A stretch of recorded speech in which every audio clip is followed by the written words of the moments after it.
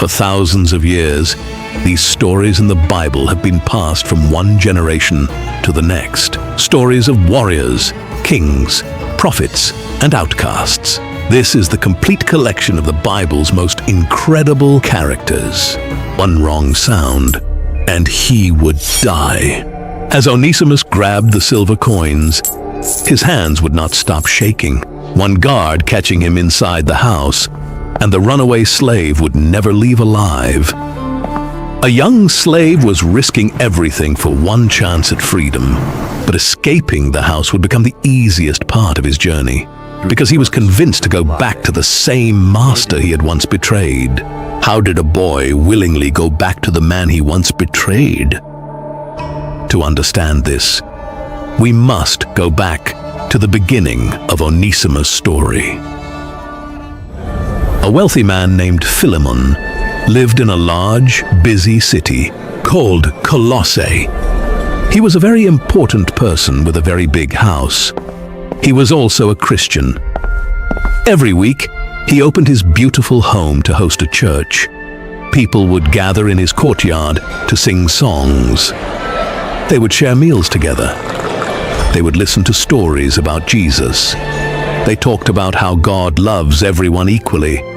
But when the church service ended, the beautiful words stopped. The guests went home, and Philemon went back to being a Roman master. And in that big house he owned a slave. His name was Onesimus. Under Roman law, Onesimus was not considered a human being. He wasn't a person with feelings, dreams, or rights. The law saw him as property. He was a living tool, just like a broom or a plow, but with a voice. In fact, his very name, Onesimus, meant useful. He was only kept around because he could work. Imagine what it must have been like for him. Every week, he would stand quietly in the corner of the room, holding a pitcher of wine or a plate of bread. He would listen to Philemon and the guests talk about how God brings freedom and love to the world. But as soon as the meeting was over, he was ordered back to the kitchens. He was yelled at. He was treated like an object.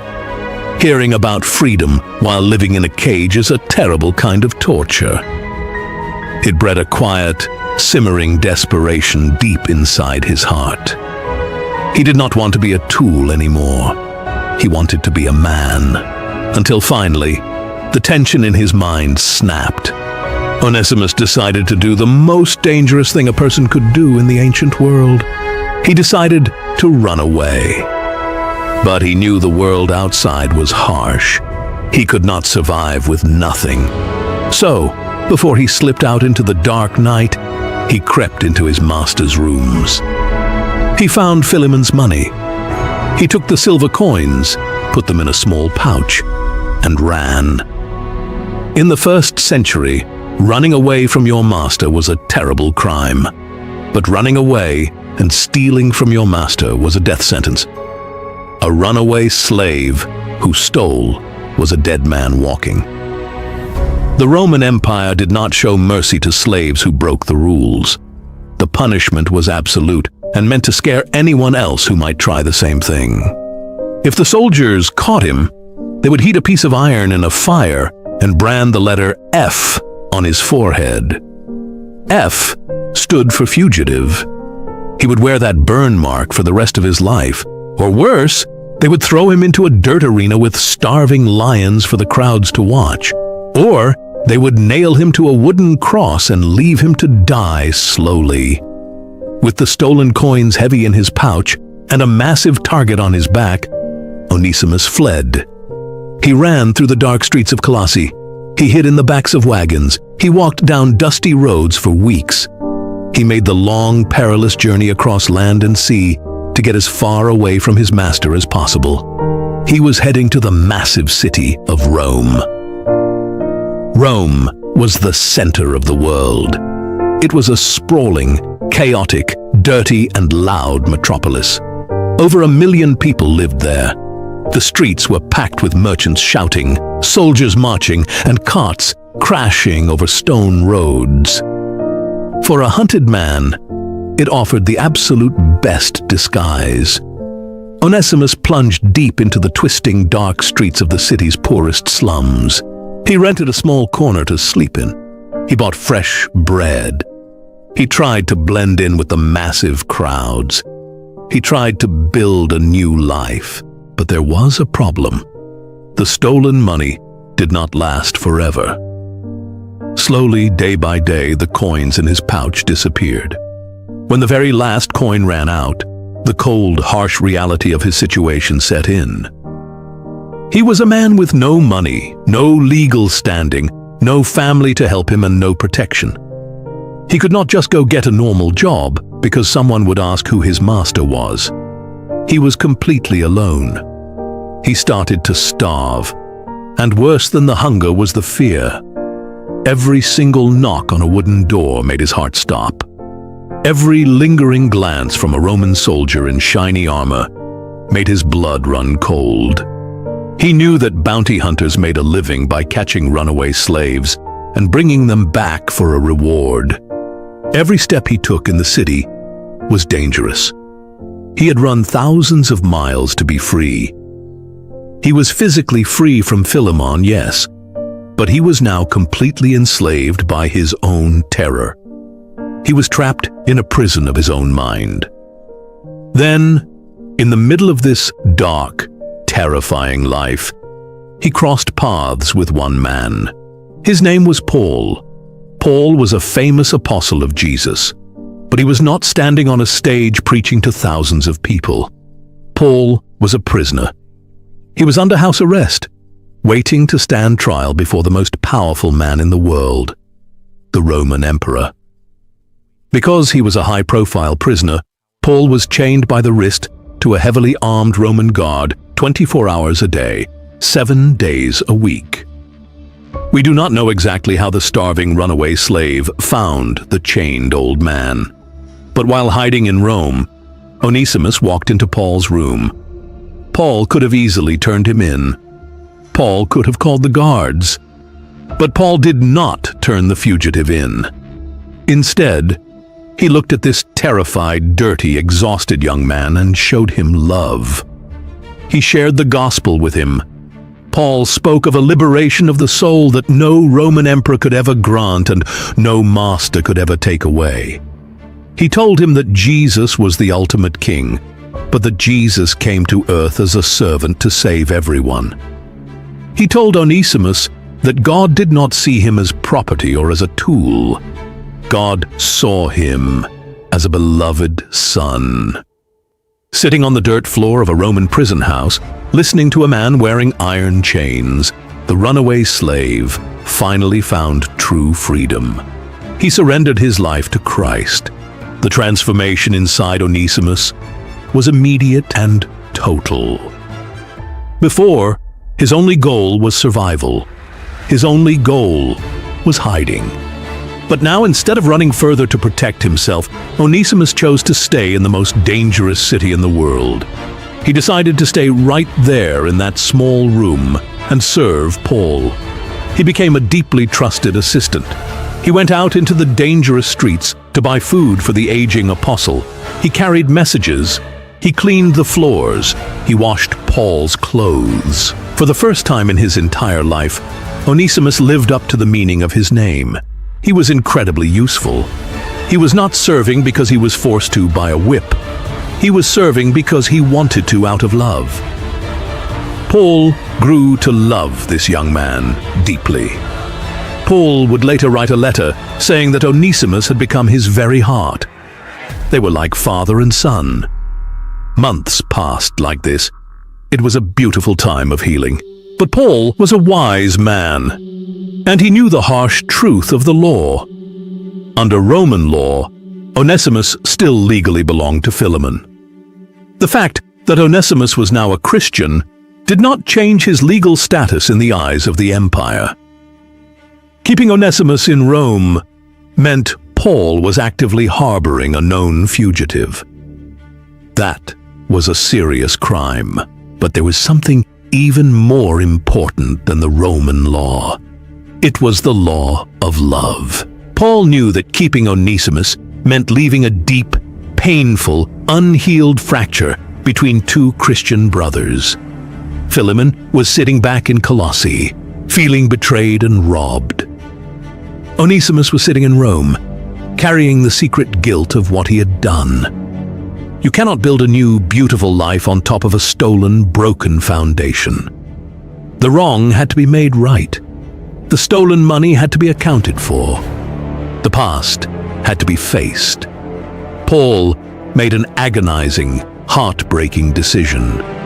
He looked at the young man he loved like a son, and he told Onesimus he had to go back. Think about how terrifying that sentence must have been. To go back to Colossae was to walk directly into the jaws of a legal system that demanded his blood. Philemon had every right to execute him on the spot. No one would stop him. In fact, the law would demand that an example be made to deter the other slaves in the city from running away. Yet, Onesimus agreed to go.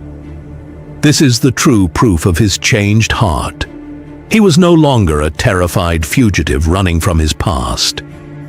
He was a brave man, filled with faith, willing to face the deadly consequences of his actions to make things right. Finally, he arrived. Onesimus walked up to the big house. The guards surely grabbed him immediately. He was brought into the courtyard to stand before the man he had robbed and abandoned. Philemon looked at his runaway property, but before the chains could be brought out, before the soldiers could be called, Onesimus reached into his clothes and handed Philemon the letter. Philemon unrolled the paper and began to read. In that letter, Paul made a radical, world-changing request. Paul did not use his power as an apostle to order Philemon to release the slave. Instead, he appealed to love. He reminded Philemon that they were all saved by grace. And then he asked Philemon to forgive Onesimus. Paul wrote, "I appeal to you for my son Onesimus, who became my son while I was in chains. He is coming back to you." Then came the line that would echo through history. Paul told Philemon to welcome Onesimus back, no longer as a slave, but better than a slave, as a dear brother. Paul was asking for the impossible. He was asking a wealthy Roman master to completely shatter the social rules of the empire right inside his own home. What about the crime? He was asking Philemon to embrace his runaway property as a spiritual equal. He was asking him to seat a criminal at the same dining table. But what about the crime? What about the silver coins that were stolen? Paul removed that barrier completely. He wrote, "If he has wronged you or owes you anything, charge that to my account. I, Paul, am writing this with my own hand. I will pay it back." Paul took the debt of a guilty man and placed it on his own shoulders. The Bible does not record the exact look on Philemon's face in the moment he finished reading those powerful words, but history tells us the outcome. We know the outcome because the letter itself was saved. It was preserved carefully. It was copied by hand over and over again. And eventually, it was bound into the sacred scriptures of the Christian faith. It is in the Bible today. That never would have happened if Philemon had torn the letter up and executed his slave. It was kept because Philemon did exactly what Paul asked. He dropped his anger. He gave up his rights. He forgave him. And so ends the true story of Onesimus, a man who had every reason in the world to keep running, but chose to turn back. One wrong move, and he would get completely destroyed by everyone. A single exhausted man stood alone against 600 Philistine soldiers with nothing but a wooden ox goad. The men looked at him and thought he was crazy. Few laughed at him, and many mocked him. But as he was swinging his ox goad, the men looked closely at his face and realized he was a complete monster with legendary strength. How did a simple man working alone in the fields become the most terrifying warrior an army had ever seen? To understand this, we must go back to the beginning of Shamgar's story. Long ago, the land of Israel groaned beneath the brutal oppression of the Philistines. Their empire spread across the region like an iron shadow, swallowing villages, controlling trade routes, and terrorizing entire communities wherever their armies marched. The Philistines were feared everywhere because they possessed something the Israelites did not: superior weapons, trained soldiers, and complete military control. Their warriors marched in heavy bronze armor that glimmered beneath the blazing sun. Long iron spears rested in their hands, curved swords hung from their sides. Entire villages would go silent the moment the sound of Philistine armor echoed through nearby hills. But the Philistines did not simply conquer Israel with armies alone. According to 1 Samuel 13, they created a cruel system designed to keep the Israelites weak forever. The Philistine rulers removed all the blacksmiths from the land, so no Israelite could forge weapons of war. No swords could be made, no spears, no shields. Even basic farming tools had to be sharpened inside Philistine territory for expensive prices. Israel became completely defenseless. The fear spread across the nation slowly at first, then consumed everything. Roads once crowded with merchants and travelers became abandoned. Trade stopped between villages because anyone traveling openly risked being attacked by Philistine raiders. Families began hiding in caves and forests just to survive another night without being discovered. At sunset, doors slammed shut across villages throughout the land. Mothers held crying children close whenever soldiers passed nearby. The Philistines seemed unstoppable. Children grew up hearing terrifying stories about them, whispered around fires late at night. Entire generations of Israelites learned how to hide instead of fight. And in the middle of this broken nation lived a man named Shamgar. Very little was known about him. He was not a king living inside fortified walls. He was not a military commander surrounded by soldiers. He had no famous reputation, no wealth, and no powerful family name. Shamgar was simply a farmer. Every morning before sunrise, he walked into the fields beneath the cold dawn air and worked until darkness covered the hills again at evening. His hands were rough and scarred from years of hard labor. Dirt permanently stained his skin. His shoulders ached constantly from guiding heavy plows through rocky ground beneath endless heat. While others hid from Philistine patrols inside caves and mountains, Shamgar remained out in the open because his family still needed food to survive. His life followed the same exhausting pattern every single day. Wake before sunrise, work until exhaustion, sleep, then wake up and repeat everything again. He owned no armor, no sword hung at his side, no shield rested inside his home. The only thing in his hands was an ox goad. The weapon that would one day terrify an army began as nothing more than a farming tool.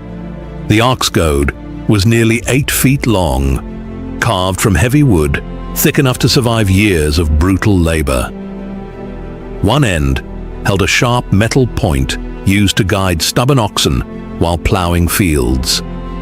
The other carried a flat iron scraper designed to clear mud from plow blades. It was heavy, awkward, and poorly balanced.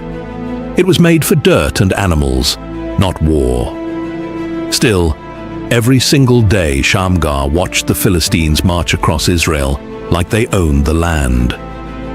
From the ridges near his farm, he could see enemy patrols moving through valleys below. Their armor reflected brightly beneath the afternoon sunlight, while swords and spears clattered against shields as they walked confidently through Israelite territory. He watched them enter villages without fear. He saw them steal food from starving families. Sometimes, smoke rose into the sky where homes had been burned. Other times, distant screaming echoed through the hills while terrified villagers fled into hiding. For years, Shamgar stayed silent like everyone else. Survival was all that mattered anymore. Keep your head down, avoid the soldiers, live another day. But something inside him slowly began changing. Every burned home, every frightened child, every hungry family. The anger buried itself deeper inside him year after year. The entire nation lived beneath fear, but inside Shamgar, fear slowly hardened into rage. Then one scorching afternoon, everything changed forever. What do you think is more powerful? Training and weapons? Or pure rage? Please comment down below. The heat that day was unbearable.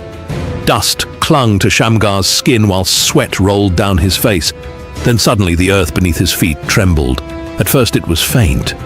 Then came the sound. Heavy marching boots, clanking armor, voices, laughter.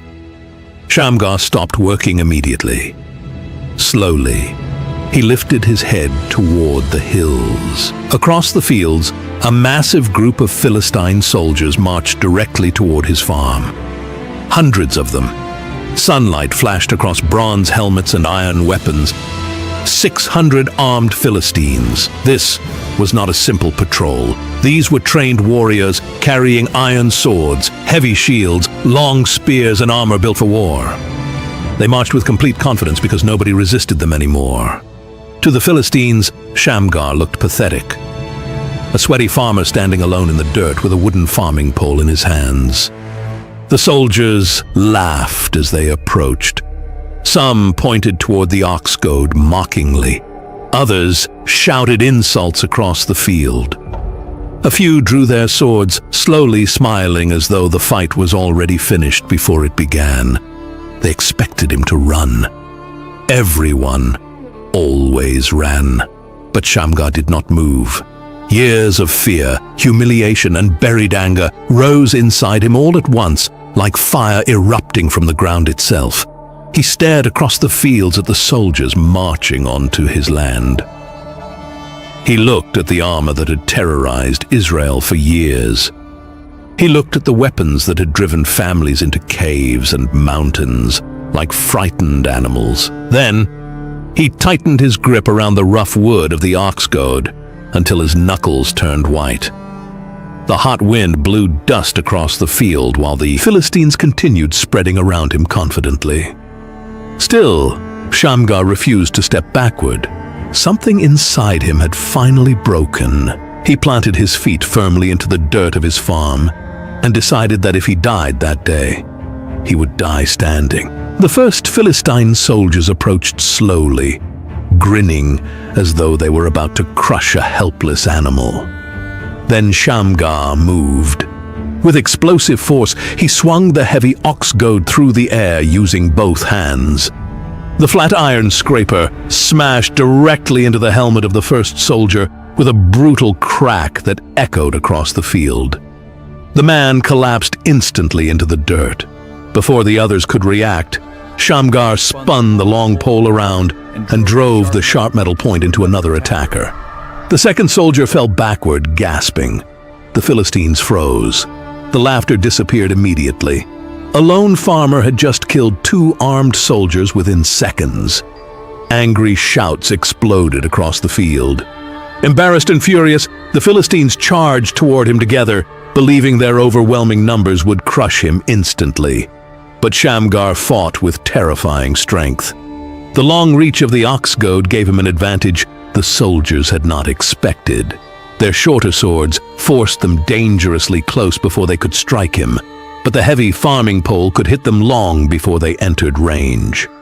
Shamgar also knew every inch of the terrain around his farm. Instead of remaining in the open fields, he backed toward narrow, rocky spaces and uneven ground, where only a few soldiers could approach him at once. The battle exploded into chaos. Wood slammed against bronze shields with deafening force. Spears scraped across stone. Dust rose violently into the sky beneath pounding boots, while soldiers shouted over one another in confusion. Shamgar swung the ox goad again and again with brutal power. The heavy iron scraper crushed helmets and shattered bones. The sharp metal point pierced armor whenever soldiers lunged too close. Every movement came from years of hard labor beneath the blazing sun. The Philistines kept attacking, and Shamgar kept fighting. A soldier lunged forward with a spear aimed directly toward Shamgar's chest. Shamgar knocked the weapon aside with the thick wooden shaft and smashed the attacker across the jaw so hard the man spun violently into the dirt. Another soldier rushed from the side, swinging a sword downward. The ox goad whipped through the air and struck him across the face before the blade could fall. More soldiers charged forward immediately afterward.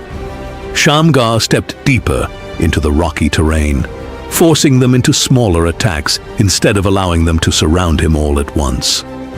Minutes turned into hours. The battlefield became a storm of dust, violence, and screaming men. Philistine soldiers stumbled over fallen bodies while others pushed forward behind them. Shields collided, spears snapped. Still, Shamgar fought. His muscles burned from exhaustion. Sweat soaked his clothes completely. His hands split open from gripping the splintering wood so tightly. Yet he refused to stop moving. The Philistines slowly realized something horrifying. They were losing. Dozens of soldiers already covered the ground. Every time they tried rushing him together, the narrow terrain trapped them into smaller groups, where the ox goad became deadly.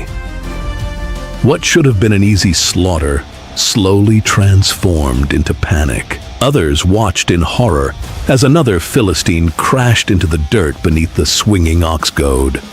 This was no longer a simple farmer defending his field. This man was destroying them. According to Judges 3:31, Shamgar struck down 600 Philistines with the ox goad and delivered Israel from oppression. Still, the battle continued.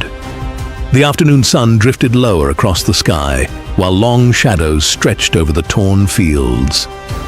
Dust covered Shamgar from head to toe. Blood stained the heavy wood in his hands. His breathing became slower and heavier with every passing moment.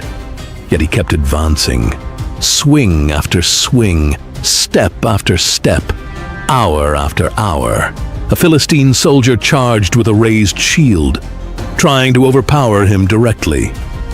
Shamgar slammed the ox goad into the shield so hard the man lost balance instantly, then drove the sharp metal point through the opening beneath the armor. Another attacker rushed immediately behind him. The iron scraper smashed into the side of the man's helmet with a sickening crash. The battlefield echoed with screams and clashing metal. The Philistines, who once marched proudly through Israel, now stumbled backward in fear before a single exhausted farmer. Their confidence vanished completely. Some soldiers shouted desperately for others to advance, while others tried pulling away from the front lines. Panic spread rapidly. Still, Shamgar refused to slow down. His arms felt heavy as stone. His lungs burned for air. Sweat mixed with blood and dirt across his face. But every time another soldier approached, the ox goad rose. The sounds of battle echoed through the hills for miles. Wood crashing against armor, men shouting in panic, spears scraping stone, boots pounding dirt. The battle stretched on beneath the blazing sky until the afternoon slowly faded toward evening. The surviving Philistines finally looked around and understood what was happening. Bodies covered the ground around them. Their soldiers were falling faster than they could replace them. The mighty conquerors who had terrorized Israel for years suddenly looked terrified themselves. And still Shamgar advanced. The evening wind slowly swept across the battlefield. The remaining Philistines finally broke. Some turned and ran across the fields. Others stumbled backward in panic, desperate to escape the exhausted farmer, still gripping the blood-stained ox goad. And then, slowly, the battlefield fell silent. The wind carried the dust away. What remained behind looked impossible. Bodies of Philistine soldiers covered the torn fields, broken shields, and dropped weapons lay scattered across the dirt. 600 Philistines had fallen, 600 trained warriors destroyed by one man. And standing in the middle of the battlefield was Shamgar, exhausted, bleeding, covered in sweat, dust, and blood, still gripping the splintered ox goad in trembling hands. The sun slowly disappeared behind the hills, while silence settled over the ruined fields. One farmer had destroyed an entire military force. The news spread across Israel faster than wildfire. Whispers traveled through caves, forests, villages, and mountain paths. A farmer defeated 600 Philistines. The enemy had looked unstoppable. Their armor, weapons, and armies made them appear invincible. But after that day, something changed across the land. People slowly stepped out from hiding. Families walked abandoned roads again. Villages began rebuilding burned homes. And throughout the hills and valleys of Israel, the story spread from mouth to mouth. The story of Shamgar. One wrong move, and the prophet would die. They lowered him slowly into the dark pit. The thick mud swallowed his body almost instantly. With every passing second, the prophet sank deeper, slowly drowning in darkness while the guards laughed, mocked him, and left him there to die. But in the middle of the chaos, a simple servant ran to save him. Ebed-Melech lived in Jerusalem peacefully, but soon a terrifying threat moved closer to Jerusalem. The Babylonians were powerful conquerors, known for their brutal armies, massive sieges, and ruthless destruction. And the only voice that could save Jerusalem from destruction was the prophet that was slowly dying. But to understand why the prophet was forced to drown in the mud, we must first go back to the beginning of Ebed-Melech's story.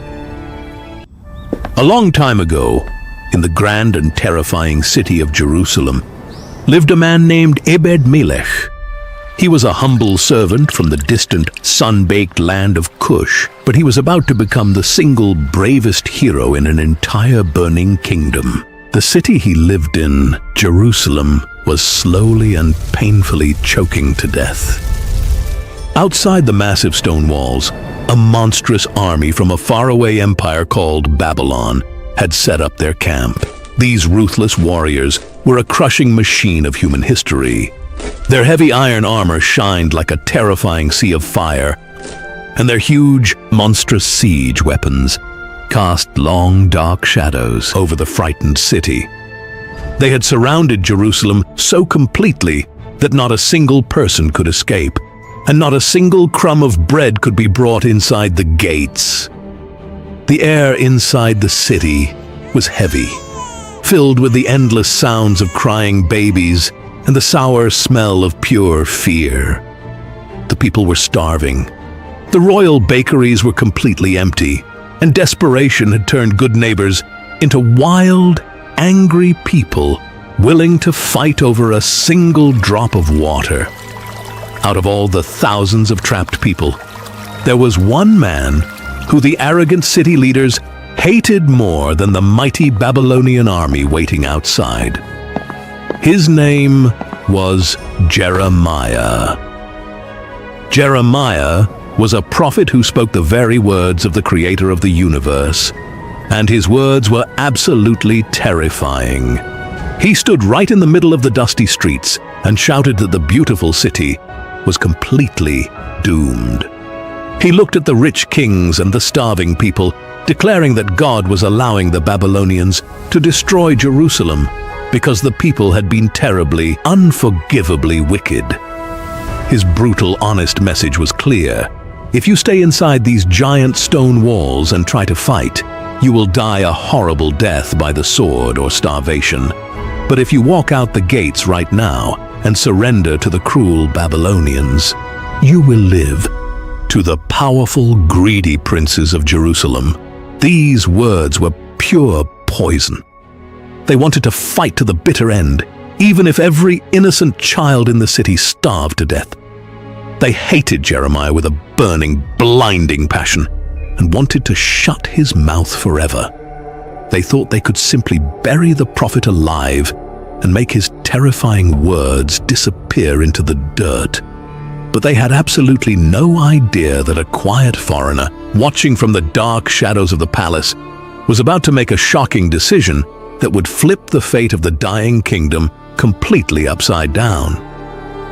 The vicious princes marched right up to King Zedekiah. The king wore a heavy, beautiful golden crown, but on the inside, he was a weak, terrified, cowardly little man. When the angry princes demanded that Jeremiah be taken away, the king just threw his hands up in the air, basically signing the great prophet's death warrant without lifting a single finger to stop them. The princes did not just want to kill Jeremiah quickly with a sharp sword. They wanted him to suffer a slow, agonizing, mind-breaking death. They dragged the old prophet violently away to a giant cistern, a massive, incredibly deep hole carved straight into the earth. Because of the horrible drought, there was no drinking water inside. But the bottom of this pitch-black pit was far worse than dry dirt. It was a thick, freezing, suffocating swamp of heavy black mud. The princes tied rough, painfully scratching ropes around Jeremiah's waist and shoved him over the edge, lowering him down into absolute pitch-black darkness. Down he went, the light of the sun disappearing above him like a dying star. When his bare feet hit the bottom, he didn't stop moving. He sank. The freezing mud sucked at his legs like a living monster, pulling him down to his waist. The sickening smell of rotting earth filled his lungs. The princes pulled the ropes back up, laughed a cruel, wicked laugh at the old man trapped in the belly of the earth, and walked away to let him starve alone. It seemed like the absolute end for the great prophet. He was completely buried alive, entirely forgotten by the world above. But before the freezing mud could completely swallow the prophet's final breath, deep inside the royal palace, Ebed-Melech was about to do something so wildly dangerous and reckless, it could easily cost him his own head before the sun came up. Ebed-Melech was walking quietly through the grand halls of the palace when he heard the awful whispers. He heard the cruel, heavily armed guards laughing about the old man sinking in the mud.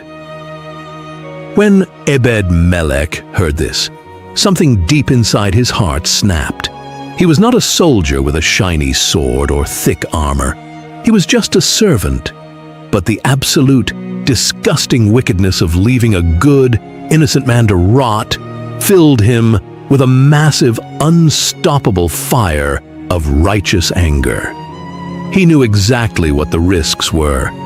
If he opened his mouth, the angry, violent princes might grab him by the throat and throw him into the hole, too. He knew Jeremiah had no food or water, and the frail prophet would be dead in a matter of hours from the crushing weight of the mud squeezing his chest. Ebed-Melech did not hide in his room. He did not wait for someone else to be the hero. He marched straight out of the palace and walked directly toward the gate of Benjamin, where King Zedekiah was sitting surrounded by his terrifying royal guard. To approach the king without an invitation, and to loudly accuse the king's most powerful friends of pure evil, was practically suicide. Ebed-Melech stood before the king, completely surrounded by giant guards carrying spears who could end his life in a single second. With a loud, booming voice that echoed off the ancient stone walls, Ebed-Melech pointed his finger right at the corruption. He looked the terrified king straight in the eyes and yelled, "My lord the king! These men have done an incredibly evil thing! They have thrown Jeremiah the prophet into the cistern. He is going to die down there in the mud right now because there is no more bread left anywhere in the entire city!" It was a breathtaking, heart-stopping moment of pure, unfiltered bravery.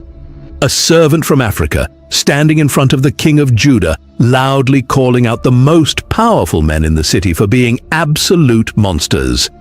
King Zedekiah, totally shocked by the explosive courage of this one servant, finally woke up and did the right thing. He ordered Ebed-Melech to take 30 strong, muscular men and pull Jeremiah out of the death pit immediately. The king gave the order, and that was a miracle in itself. But the hardest, most impossible part was yet to come. Because saving a weak, dying man from the freezing, suctioning belly of the earth required a brilliant, gentle, genius plan that absolutely no one saw coming, or else the rescue itself would quickly kill the prophet. Ebed-Melech rushed frantically back into the palace, his mind working 10 times faster than normal. He knew Jeremiah was an incredibly old, starving, frail man. If they just threw rough, heavy ropes down the terrifying hole and violently yanked the old man up with the strength of 30 men, the ropes would instantly slice right through his delicate skin, breaking his ribs and tearing his flesh. Pulling him out the wrong, careless way could kill him faster than the mud.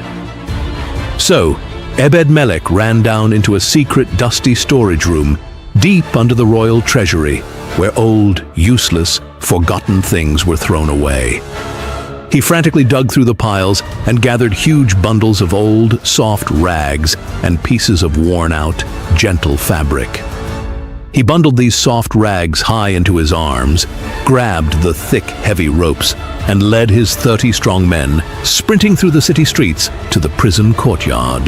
They arrived at the edge of the pit and looked down into the terrifying, pitch-black hole that smelled like death. Ebed-Melech called down, his loud voice echoing in the deep cavern. He carefully lowered the huge bundle of soft rags down on a string first, followed closely by the heavy ropes.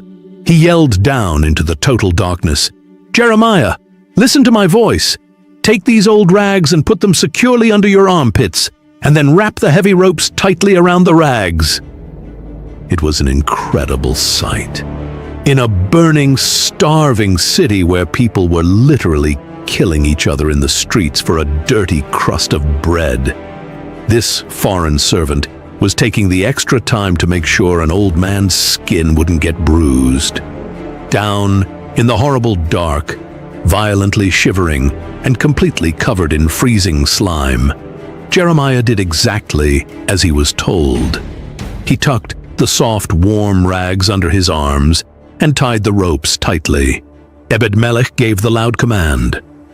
The 30 men planted their boots into the stone floor, grabbed the ropes, and pulled with all their might. The mud fought back fiercely, holding onto the prophet like a giant sticky hand. The men strained, their muscles burning until the mud made a loud, disgusting, squelching sound and finally let go. They pulled Jeremiah up, hand over hand, up the terrifying tunnel until he tumbled over the edge onto the hard stone floor.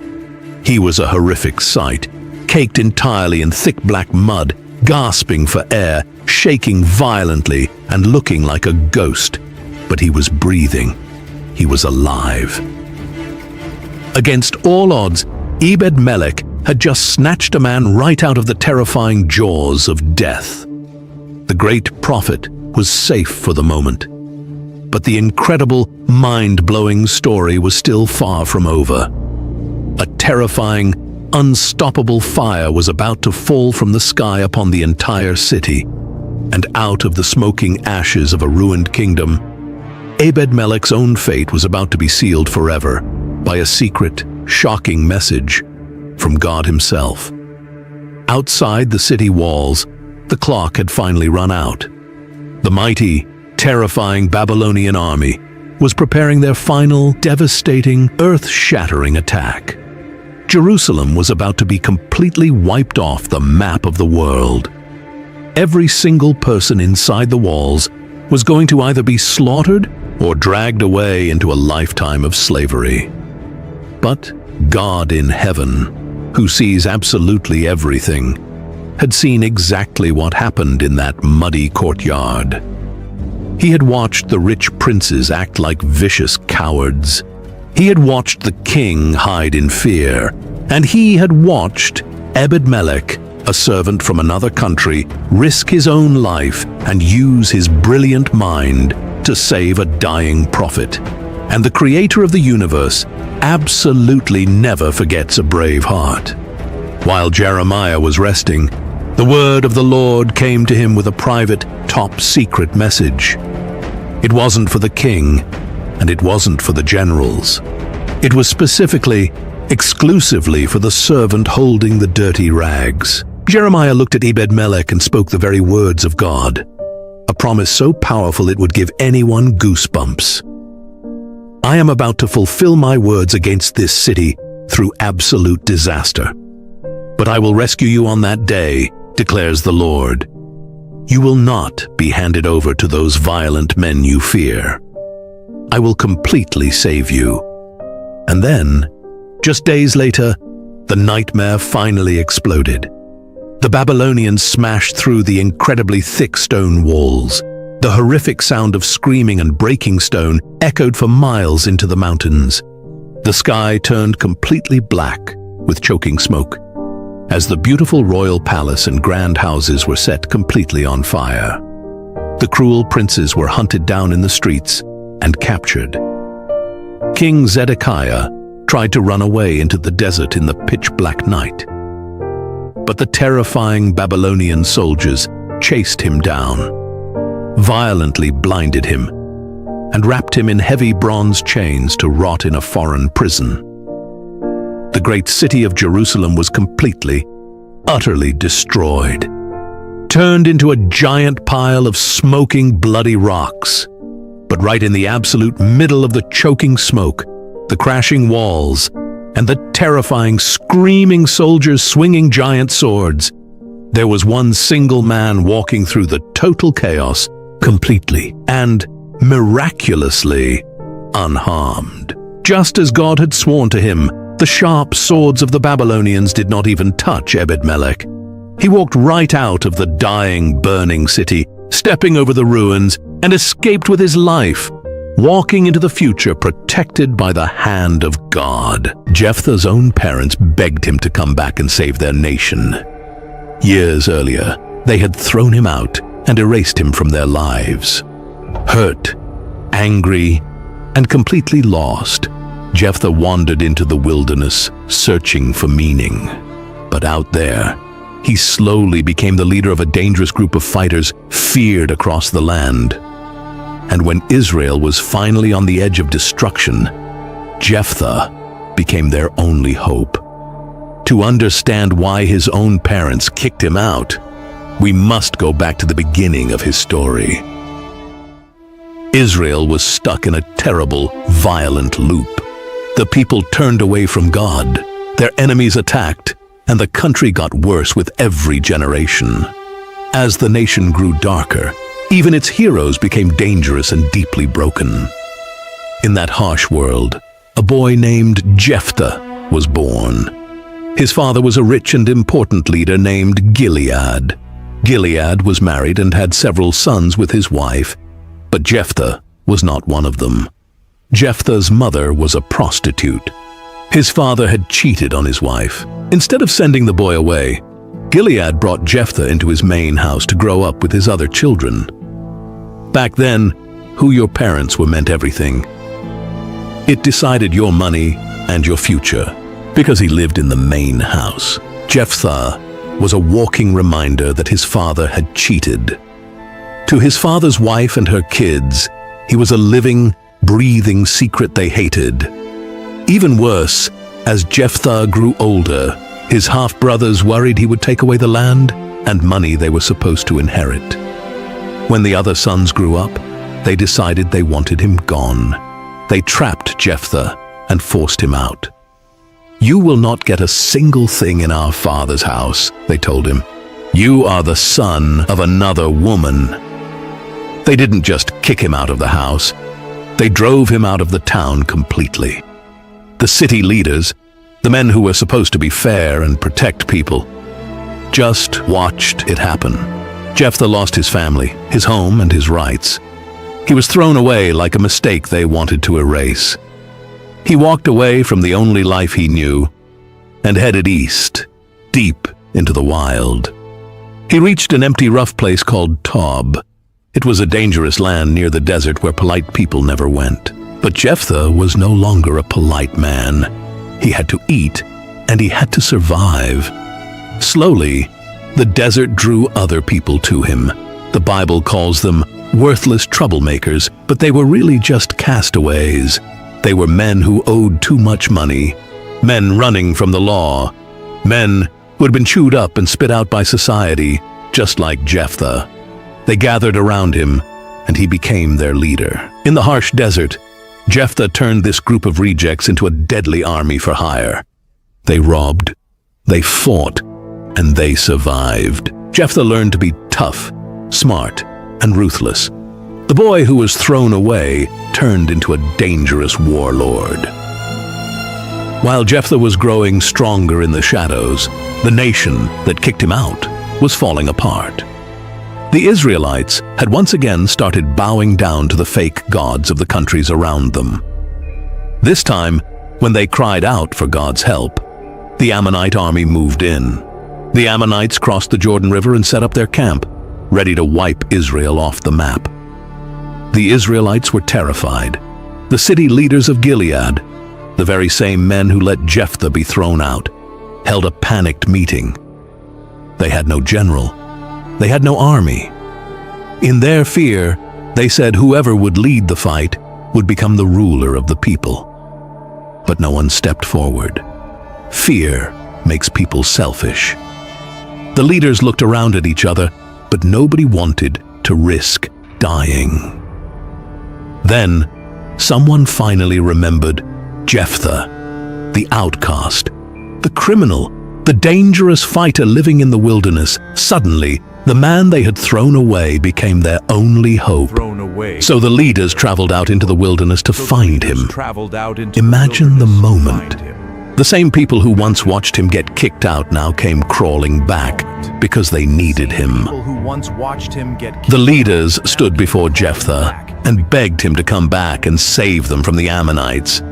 Jephthah looked at them and basically said, "Are you serious? You hated me. You threw me out. Why should I help you now?" The leaders admitted they were desperate. They promised if he saved them, he would become their permanent ruler. Jephthah agreed, but he made them swear an oath before God, before marching to war. Jephthah tried something surprising. He sent messengers to the Ammonite king, asking why they were attacking Israel. The Ammonite king claimed the Israelites had stolen his land years earlier when they came out of Egypt. Jephthah answered carefully. He explained that Israel had not stolen the land from the Ammonites. They had taken it from another nation during battle after that nation attacked them first. He reminded the king that Israel had lived there for hundreds of years already. If the land really belonged to the Ammonites, why had they waited so long to ask for it back? But the Ammonite king ignored everything Jephthah said. He wanted war. So Jephthah prepared his men and got ready to fight. Before the battle, something happened that would destroy his life forever. Jephthah prayed to God and made a vow. He promised that if God gave him victory, he would sacrifice whatever first came out of his house when he returned home safely. It was a terrible promise, but Jephthah was desperate. Then the Spirit of God came upon Jephthah. He gathered his fighters and marched toward the Ammonites. The battle exploded across the hills and cities. Jephthah and his men crushed the Ammonites. 20 cities fell before them. The enemy army collapsed, and Israel was saved. Jephthah had become exactly what the leaders needed, a brutal warrior who could win wars. But as Jephthah rode home after the victory, he saw someone running out of his house to greet him. It was his daughter, his only child, dancing with joy because her father had returned alive. Jephthah tore his clothes in horror. He told her about the vow he had made to God before the battle. The girl answered with unbelievable courage. She told her father if he had made the promise before God, he had to keep it. But she asked for 2 months first. She wanted time to go into the mountains with her friends and mourn the fact that she would never marry or have children. After the 2 months ended, she returned to her father. Jephthah did what he had promised in his vow. The Bible never really describes what happened next, and people still debate it today. Some believe he literally sacrificed his daughter. Others think she was devoted to serving God for the rest of her life. Either way, the ending is heartbreaking. The man who saved Israel lost the thing he loved most because of a reckless promise spoken in desperation. Jephthah ruled Israel for 6 years. Then he died, and they buried him in one of the towns of Gilead. His time as ruler was short, bloody, and tragic. When people think about Jephthah, they usually remember the horrible vow and the innocent daughter who paid the price for her father's mistake. But Jephthah's story is bigger than that. It is the story of what happens when a broken person gains power without healing first. Jephthah was rejected, humiliated, and thrown away by the people who should have protected him. Instead of healing from his pain, he buried it under anger, violence, and pride. His daughter became the cost of a promise that never should have been spoken. That is what makes Jephthah's story so terrifying. It is not just about one bad decision. It is about how pain can twist a person if it is never healed. In the end, the greatest victory of his life became his greatest tragedy.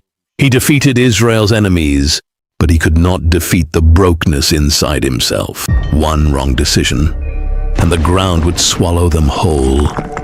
A powerful man named Korah grew jealous of Moses' power, so he gathered people to challenge him and to challenge God himself. Millions stood watching beside the tabernacle, and then suddenly, the ground began to shake. Families screamed, the earth split apart, and fire fell from heaven itself. But to understand how it all started, we must go back to the beginning of Korah's story. Long ago, in the hot, sandy desert, a massive nation called the Israelites was traveling together. There were millions of them, men, women, and children, along with all their sheep, goats, and cows. They lived in a huge, sprawling camp made of thousands of tents.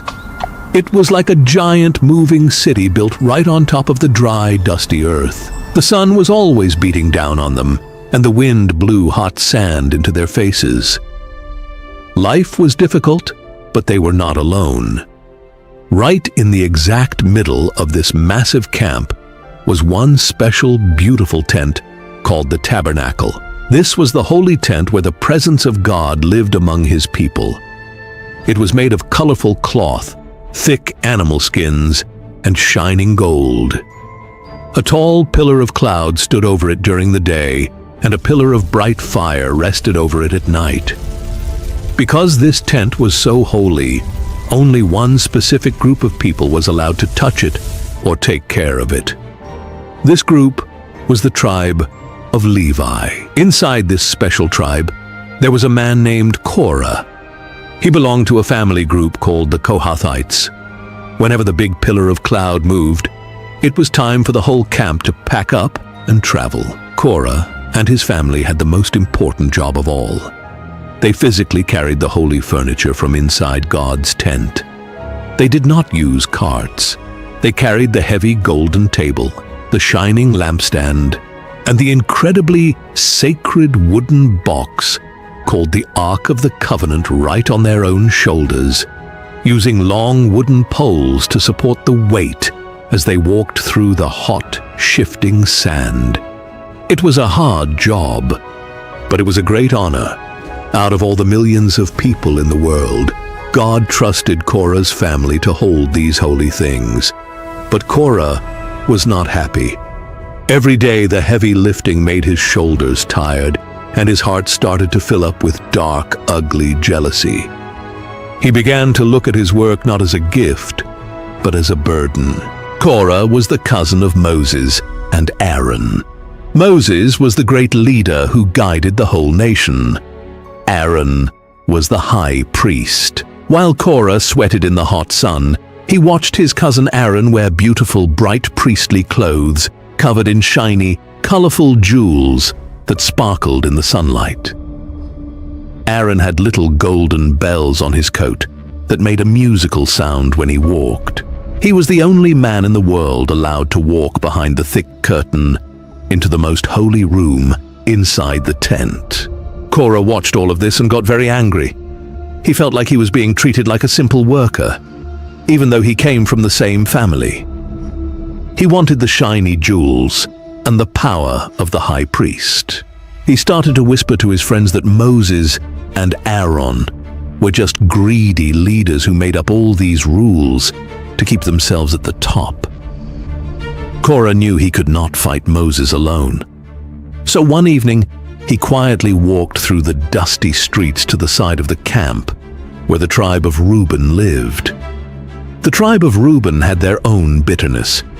A long time ago, their great-grandfather had been the oldest son, which meant their tribe was supposed to be the leaders. Because of bad things that happened in the past, they lost their chance. Many of the men there were angry, feeling they had been cheated out of their power. In this angry part of the camp, Korah found 3 men, Dathan, Abiram, and On. He sat down in their tents and told them that Moses was a bad leader, and that they deserved to be the bosses. Dathan and Abiram agreed immediately. They were the perfect partners for Korah's secret plan. Together, these men sneaked around the camp, knocking on tents and whispering in the shadows.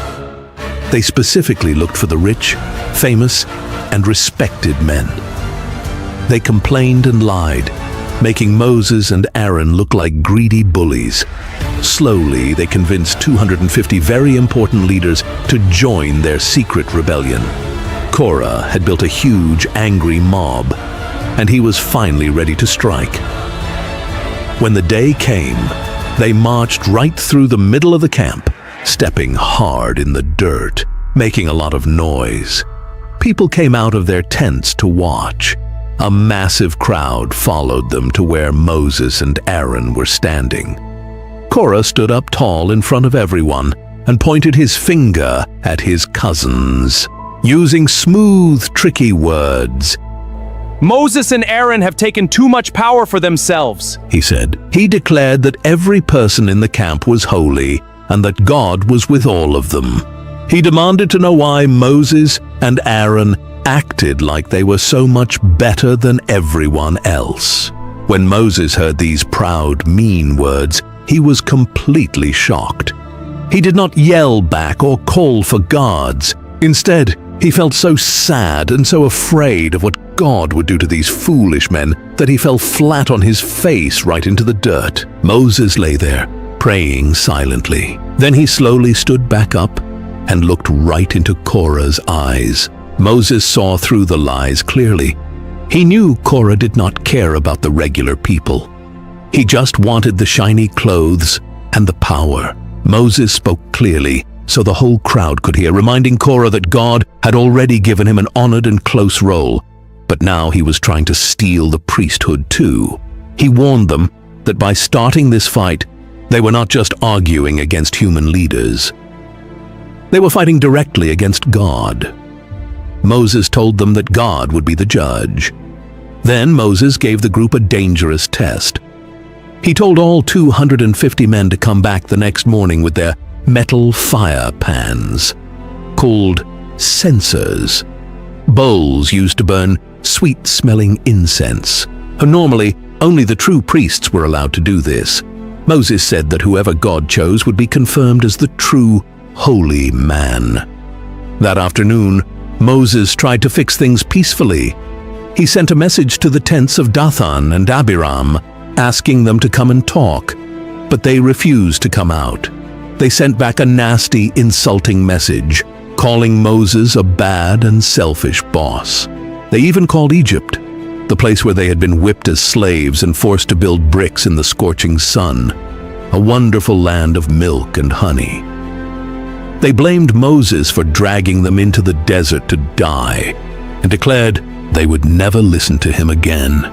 Moses was deeply hurt and very angry. He prayed and asked God not to accept any offering from these lying men. He reminded God that he had never wronged them, never taken anything from them, and had always tried to lead them honestly. The next morning, the sun rose over the huge desert camp. The air was already hot. Everyone was awake and watching. Korah stood proudly at the front of the tabernacle courtyard. Behind him stood his 250 leaders, each holding a glowing censer. Thick white smoke drifted up from the sweet incense into the morning air. They were all pretending to be priests, standing there as if they had every right to be there. Millions of Israelites stood around watching with wide, nervous eyes. Suddenly, a bright, blinding light flashed over the tabernacle. It was the glory of God, and it was so incredibly bright that people had to cover their eyes.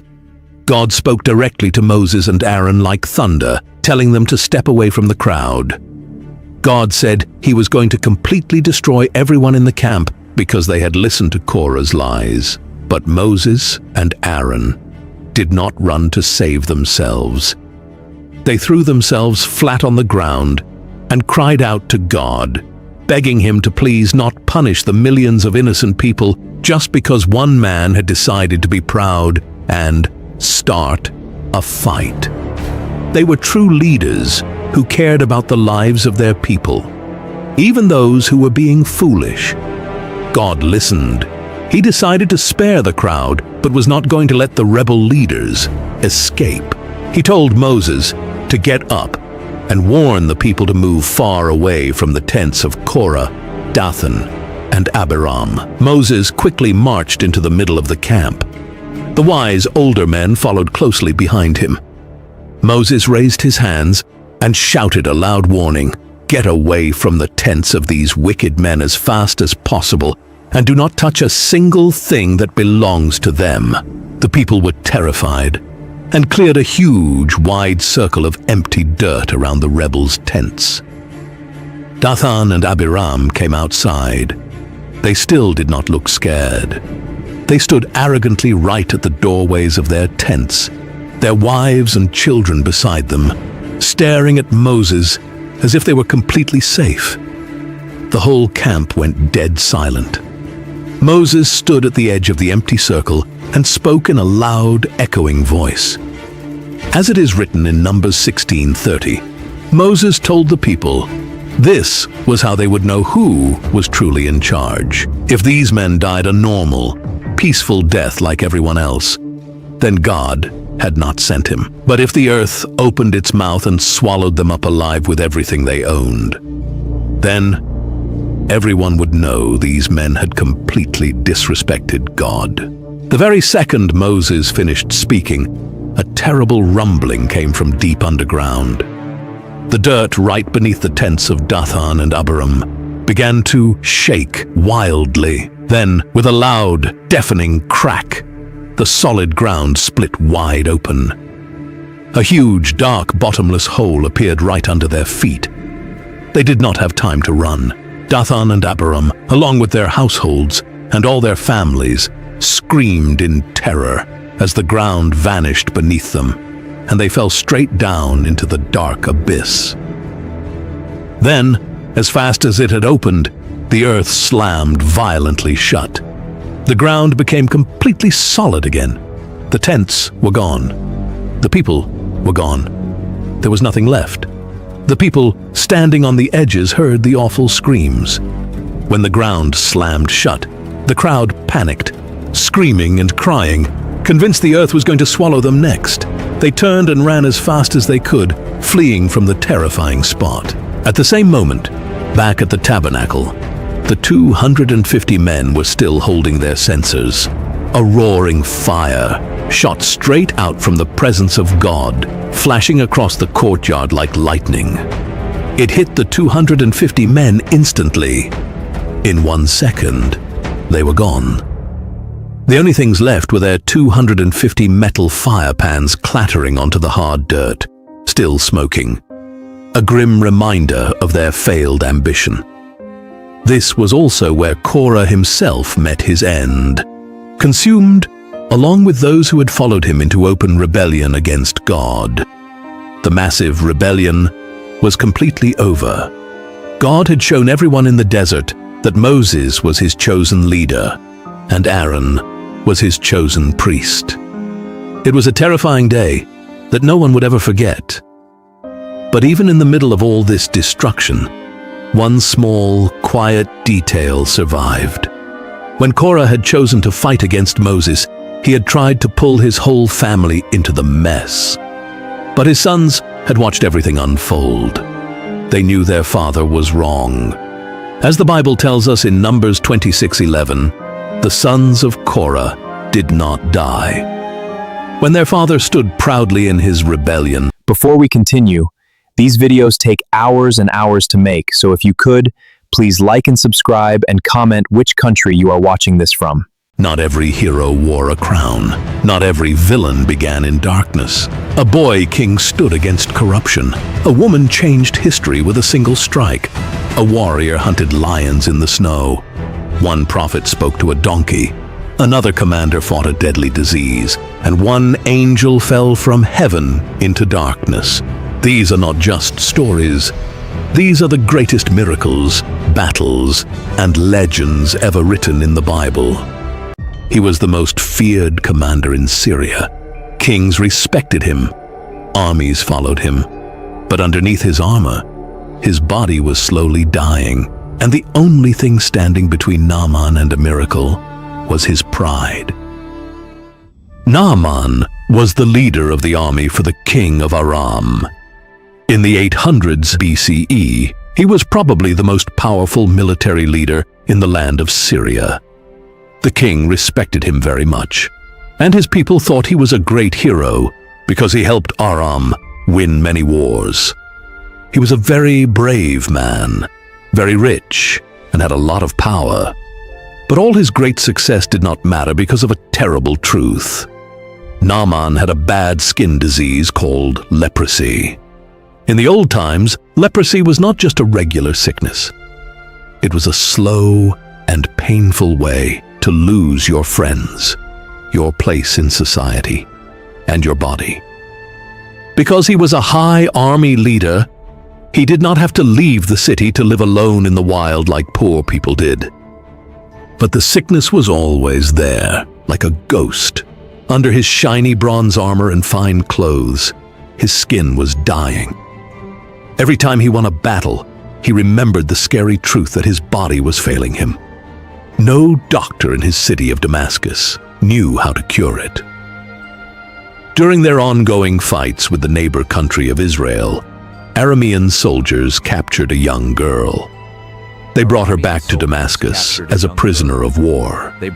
She had to work in the house of the great army leader as a helper for Naaman's wife. Even though she was taken away from her home and family, she did not hate the people who captured her. One day, she saw how sad everyone in the house was, because the leader was getting sicker. She spoke softly to Naaman's wife. "I wish my master could go see the prophet who lives in Samaria. He would heal him of his skin sickness." The words spread quickly through the palace servants until Naaman heard them. He really wanted any hope of getting better. So he went and told the king of Aram what the young captive girl said. The Aramean king saw a great chance to save his best general. He only understood kingly power and money, so he decided to write an official letter to the king of Israel. He sent Naaman with a large group of people and a huge amount of money to buy the miracle. 10 big bags of silver, 6,000 pieces of gold, and 10 sets of expensive clothing. Naaman left for Israel in a grand chariot with many soldiers riding around him. He arrived at the gates of Samaria, the main city of Israel, and gave the letter from the king of Aram to King Jehoram of Israel. The letter said, "With this letter I am sending my servant Naaman to you, so you can heal him of his skin sickness." When the king of Israel read the letter, he got very scared. He did not see a sick man looking for God's help. Instead, he thought it was a trick to start a war. The king of Syria was asking him to do an impossible miracle. If he failed, Syria would use it as an excuse to attack Israel. Jehoram tore his royal clothes because he was so upset. He yelled to his helpers, "Am I God? Can I kill people and bring them back to life? Why does this man send a sick person to me to be healed? Look, he is just trying to pick a fight with me." News about the king's scared behavior traveled down the roads of Samaria to Elisha, the prophet of God. Elisha saw that the king did not have faith and that a big political problem was starting. So Elisha sent a strong, clear message to the king's palace. "Why did you tear your clothes? Send the man to me, and he will find out that there is a true prophet in Israel."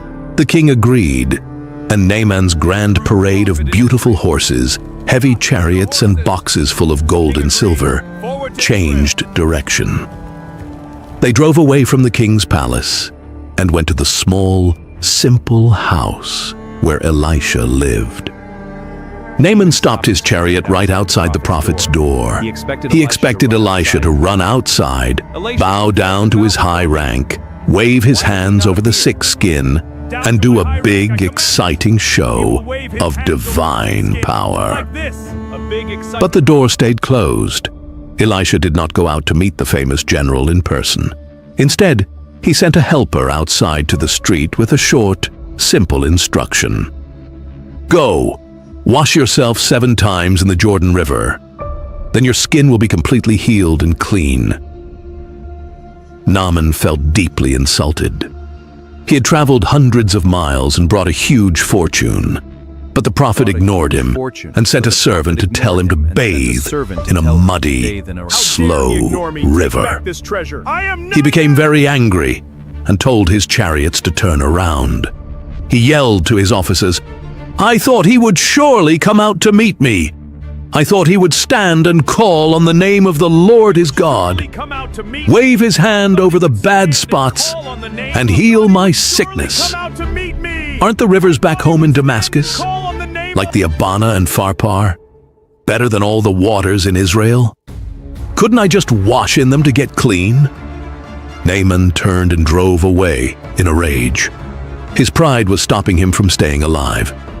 He was happy to pay lots of money or do a very hard task to earn his healing, but he did not want to humble himself to do a simple, unglamorous act of obedience. As the group of chariots drove away from Samaria, Naaman's servants stepped in. They talked to him carefully because they knew he had a bad temper, but they spoke with smart logic. "My father, if the prophet told you to do some great hard thing, wouldn't you do it? So shouldn't you listen when he tells you something so easy like wash and be clean?" The words broke through Naaman's anger. If Elisha had asked him to win another war or climb a scary mountain, Naaman would have done it immediately to keep his honor. Why let pride ruin his last chance to live when the rule was so simple? The 7 dips. Naaman told the group to stop at the edge of the Jordan River. The water was muddy and dirty, not beautiful like the clean mountain rivers back home in Damascus. In front of all his soldiers and servants, he had to do something humiliating. He started taking off his armor. He took off his golden helmet and the heavy chest plate that hid his sick body. Piece by piece, his identity fell to the ground until he stood exposed. Everyone could see his raw, pale, oozing skin sores in the bright daylight. He walked into the cold, muddy water until it reached his waist. He took a deep breath and went completely under the water for the first time. When he came up and wiped the muddy water from his face, he looked at his skin Nothing had changed. He went under a second, third, and fourth time. The riverbank was totally quiet. His servants watched him closely as he dipped a fifth and a sixth time. When he rose after the sixth time, the truth was clear. The sickness was still there. God's plan required total obedience. 6 dips meant nothing if he refused the last one. Naaman closed his eyes, let go of the last piece of his pride, and went under the water for the 7th time. When Naaman came up from the 7th dip, the change was total. The scales, the redness, and the white patches were completely gone. The old story says his skin was fully healed. It became clean, smooth, and healthy, just like a young boy's skin. The river had washed away the sickness from his body and the pride from his heart. The free gift Naaman was full of joy. He and all his men went right back to Elisha's house. This time, he didn't stay proudly in his chariot. He walked up to the door, looked at the prophet, and made a great promise. Now I know that there is no true God in the whole world except in Israel. Please accept a gift from me. Naaman begged Elisha to take the silver, gold, and fine clothes. But Elisha answered firmly, "As surely as the Lord lives whom I serve, I will not take a thing." Naaman begged him again and again, but Elisha refused. He did not want to sell God's free healing. Since the prophet would not take any payment, Naaman asked for a special favor. He asked for enough dirt from Israel to fill the bags carried by 2 mules. He wanted to take it back to Damascus, saying, "I will never again offer sacrifices to any other god except the Lord." He also asked for forgiveness for one thing. When he went back to his job in Damascus, he had to help the king of Aram walk into the temple of a fake god named Rimmon. When the king bowed down, Naaman would have to bow too. He asked the Lord to forgive him for just doing his job. Elisha looked at the healed commander and said simply, "Go in peace." Naaman turned his chariots back toward Syria as a completely healed man, carrying bags of Israelite dirt to build an altar to the true God in a land of fake gods. But the story does not end with Naaman going home in peace. A dark shadow fell on this miracle because of Gehazi, the trusted servant of Elisha. Gehazi had watched everything. As Naaman's rich chariots drove away, greed grew in Gehazi's heart. He whispered to himself, "My master was too easy on Naaman, this Syrian man, by not taking his gifts. As surely as the Lord lives, I will run after him and get something for myself." Gehazi ran fast down the dusty road, chasing the dust cloud of Naaman's chariots. Naaman looked back and saw a man running. He stopped his chariot, stepped down to meet him, and asked worriedly, "Is everything okay?" Gehazi made up a clever lie. "Everything is fine, but my master sent me to say, 2 young prophets just arrived from the hills. Please give them some silver and 2 sets of clothes." Naaman was very thankful and happy to give back. "Please, take twice as much silver," he said. Naaman made Gehazi take more, packing a large amount of silver into 2 bags, along with 2 sets of fine clothes, and hid the stolen treasure inside his room. Then he walked into the house normally and stood before his master. Elisha looked at his servant, knowing exactly what happened. "Where have you been, Gehazi?" "I didn't go anywhere." Gehazi lied. Elisha's voice became very strict, exposing the ugly truth. "My spirit was with you when the man got down from his chariot to meet you. This is not the time to take money, clothes, olive fields, sheep, or servants." Elisha showed that greed had made Gehazi blind to how holy the moment was. He had turned a free gift from God into a dirty business deal. Then Elisha told him his punishment. "Naaman's skin sickness will now stick to you and your children forever." As Gehazi turned and walked away from Elisha, the terrible sickness hit him instantly. His skin turned white as snow, rotting with the exact same disease that Naaman had left behind in the river. One wrong movement, and she would die. A simple nomad woman stood over the most dangerous man in Canaan, with a wooden tent peg in her trembling hand. Beneath her laid Sisera, the giant warlord whose armies had terrorized Israel for 20 years. Thousands feared him. Entire cities obeyed him. If he opened his eyes now, she would never leave this tent alive. Yet Jael slowly raised the heavy mallet above her head. How did a woman living in a desert tent become the person who would change the future of an entire nation? This isn't merely a story about war.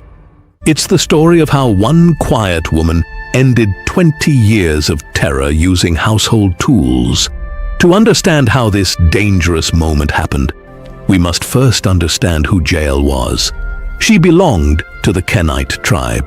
The Kenites were peaceful desert nomads who lived in tents, raised livestock, and traveled seasonally searching for water and grazing land. They belonged to no empire and avoided the wars around them. Jael's husband, Heber, had even secured peace with King Jabin. Because of that treaty, Jael's camp was considered safe. Soldiers ignored them completely, and trouble never seemed likely to arrive. Yet beyond their peaceful camp, the land was suffering. Israel had endured 20 years of oppression under King Jabin and Sisera. Sisera's cruelty was legendary. He ruled through fear, crushing freedom wherever he went.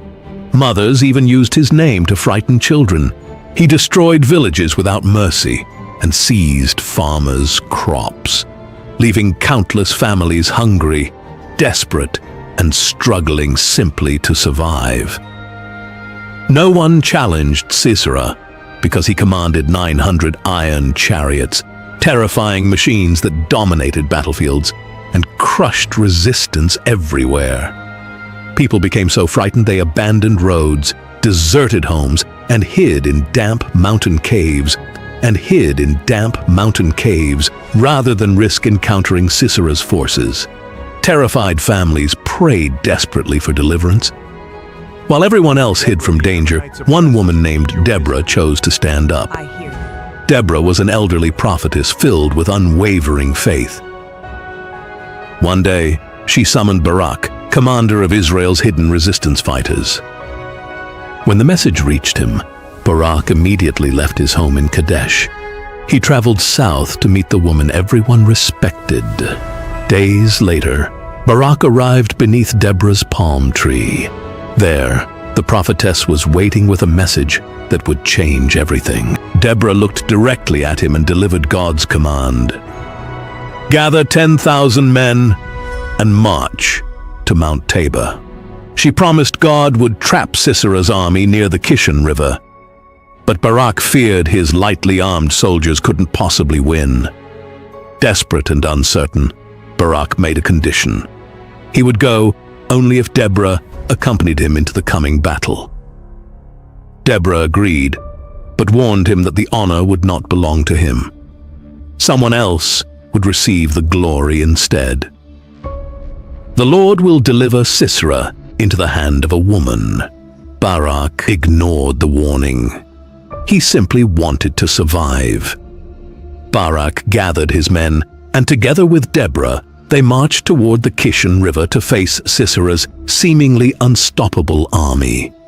When Sisera learned the Israelites were actually coming to fight, he laughed openly. To him, victory seemed completely guaranteed. Confident and arrogant, Sisera assembled all 900 iron chariots alongside thousands of trained soldiers near the Kishon Valley. He raised his spear and ordered the charge. The earth trembled beneath the weight of iron wheels and galloping horses. But as the chariots advanced, darkness swallowed the valley. A violent supernatural storm exploded overhead and transformed the battlefield. It was a monstrous wall of water that flooded the earth in seconds, accompanied by blinding flashes of lightning that struck the iron chariots. turning them into electric traps. The peaceful Kishon River instantly turned into a roaring, overflowing wall of wild water. In minutes, the dry ground turned into a deep, thick, sucking swamp of mud. The heavy iron chariots, Sisera's greatest strength, became his worst nightmare. Sisera watched his invincible army fall apart in moments. Realizing the battle was completely lost, his pride was completely shattered. The great general did something no one ever expected. He jumped down from his beautiful chariot and began running away on foot into the blinding rain, desperate to save his own skin. His feet were bleeding from the sharp stones, and every time the wind blew, he jumped, looking for any place to hide from Barak's chasing army. This brought Sisera directly to the peaceful camp of the Kenites, and straight to the tent of Jael. When Jael saw the exhausted, muddy warrior stumbling into her camp, she recognized him instantly. She knew the treaty her husband had with his king, but she also knew about his 20 years of cruelty. She did not run away. She did not scream. Instead, she walked out to meet him with a gentle, welcoming smile and said, "Thank you." "Turn aside, my lord. Turn aside to me. Do not be afraid." Sisera let out a massive sigh of relief. He thought fortune was finally smiling on him. He stumbled past her, crossing the threshold into the dark, cool safety of her tent. But what he didn't know was that this little movement was going to completely destroy his life. Sisera lay on the floor, his body shaking from pure exhaustion, and his throat burning with thirst.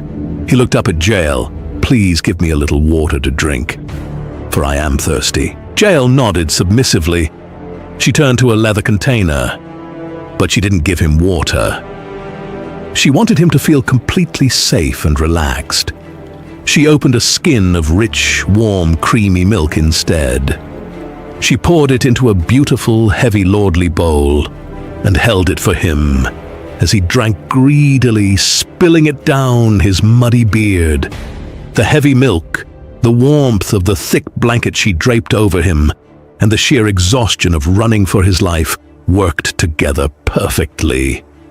Sisera's eyelids became incredibly heavy. The tension in his massive body began to melt away into the soft rugs. But right before he closed his eyes, his paranoia flared one last time. "Stand at the door of the tent," he whispered heavily. "If anyone comes and asks you, 'Is there a man here?' you must say, 'No.'" Jael looked down at him, her face completely unreadable, and gave a soft nod. "Rest, my lord. I will watch." Satisfied, Sisera closed his eyes. Within seconds, the most feared man in the world fell into a deep, heavy sleep, his loud snoring filling the small tent. Jael stood over the sleeping giant, listening to the steady rhythm of his breathing. She knew that peace with a tyrant was no real peace at all. She knew that if this man woke up rested, he would return to his king, rebuild his army, and continue murdering innocent people. She had a massive choice to make. She chose Stay silent, play the role of a good host, and protect a monster, or risk her life to free a nation. She chose bravery. She moved with absolute silence. She knelt right beside his head. Sisera was turned on his side, his temple completely exposed and defenseless. She placed the sharp point of the wooden peg directly against his skin. She raised the heavy mallet. With all the strength in her body, built from years of pitching tents in the hard desert ground, she prepared to strike. The entire universe seemed to hold its breath in that tiny tent. The heavy wooden mallet hit the top of the peg with tremendous, bone-crushing force. The sharp wood pierced clean through the warlord's temple before his brain could even register the pain. With absolute determination, she continued what she had begun. There was no hesitation left in her heart. When it was over, Jael lowered the mallet and sat beside the lamp. Dawn was beginning to touch the tent walls. Jael stood up, pulling her heavy breathing under control. Her heart was hammering against her ribs, but her hands were completely steady. She wiped a stray drop of blood from her cheek and calmly walked back to the entrance of the tent to wait. A short time later, the loud, thunderous sound of galloping horses echoed through the valley. Barak, still leading the hunt for the general, rode fiercely into Jael's camp. He was searching everywhere for his enemy, his face frantic and his sword drawn. Jael calmly stepped out from her tent into his path. She didn't look afraid or panicked. She looked at the tired warrior and spoke with quiet confidence. Come, and I will show you the man whom you are seeking. Barak quickly dismounted and followed her into the dark tent. When his eyes adjusted to the dim light, he stopped dead in his tracks, completely frozen in shock. There lay the mighty General Sisera, dead on the floor, with a wooden tent peg driven completely through his head. At that moment, Barak remembered the words of the prophetess Deborah. "The honor will not be yours, for the Lord will sell Sisera into the hand of a woman." It hadn't been a queen in a palace or a female warrior on the battlefield. It was Jael, a nomad woman with a blanket, some milk, and a tent peg. From that day on, the power of the cruel King Jabin was completely broken, and the people of Israel finally walked out of their caves and returned to their homes. The land finally enjoyed peace for 40 years. Jael's name was sung by generations as the most blessed of women, the unlikely hero who had the courage to strike when the world needed it most. Imagine walking outside alone, and suddenly a massive object crashes down right in front of you. You walk closer, expecting to see a rock, but instead, you find a man in a black robe. This is Satan, once known as Lucifer. He had everything a man could want: wisdom, beauty, and power. But Lucifer wasn't satisfied. He wanted more, a higher power, but that desire would one day cost him his own life. Before humans existed, the universe was a massive, quiet space of spirit and light. Heaven was the center of it all, crowded with millions of angels. These weren't fluffy creatures with wings. They were living spirits of intense power, speed, and intelligence. God organized them into different ranks, giving each group a specific job to keep the entire heavenly kingdom running in perfect harmony. Among all these millions of spirits, God created one angel who stood far above the rest. His name was Lucifer. Lucifer's name meant the light bearer, the morning star. When God made him, he gave him the highest and most important job a created being could ever hold. Lucifer was appointed as the main guardian angel of the throne. His job was to stand right next to the presence of God and lead the entire kingdom in worship. Because he stood so close to the ultimate light, Lucifer was completely covered in a brilliant glow and decorated with beautiful, flashing gems. Furthermore, his voice was unlike any other. When he spoke or sang, it sounded like an entire orchestra playing in perfect sync. For a very long time, heaven was completely peaceful. There was no sadness, no anger, and no jealousy. Every day followed a perfect rhythm. Lucifer would lift his voice to start a song. The millions of angels would join in. A massive wave of praise would hit the throne, and God would look upon his creation with delight. Millions of angels would join him. But then, something inside Lucifer began to change. Every time Lucifer walked by, he could see himself. He started spending more and more time looking at his own reflection. He noticed how beautifully his gems caught the light of the throne, making him flash with brilliant colors. I truly am magnificent. He listened to the incredible tone of his own voice and realized it sounded better than any other angel's voice in existence. He felt the immense power vibrating through his spirit. Instead of looking at the throne and thinking, "Look how great my Creator is." Lucifer started looking at his reflection and thinking, "Look how great I am." The beauty that was given to him as a gift became a trap. He became incredibly proud. He looked at his own wisdom and talent and used them to fuel his own ego. He started to think that the praise he was leading shouldn't go past him to the throne anymore. He thought the music should stop at him. Inside his mind, away from the eyes of the other angels, a secret ambition began to grow.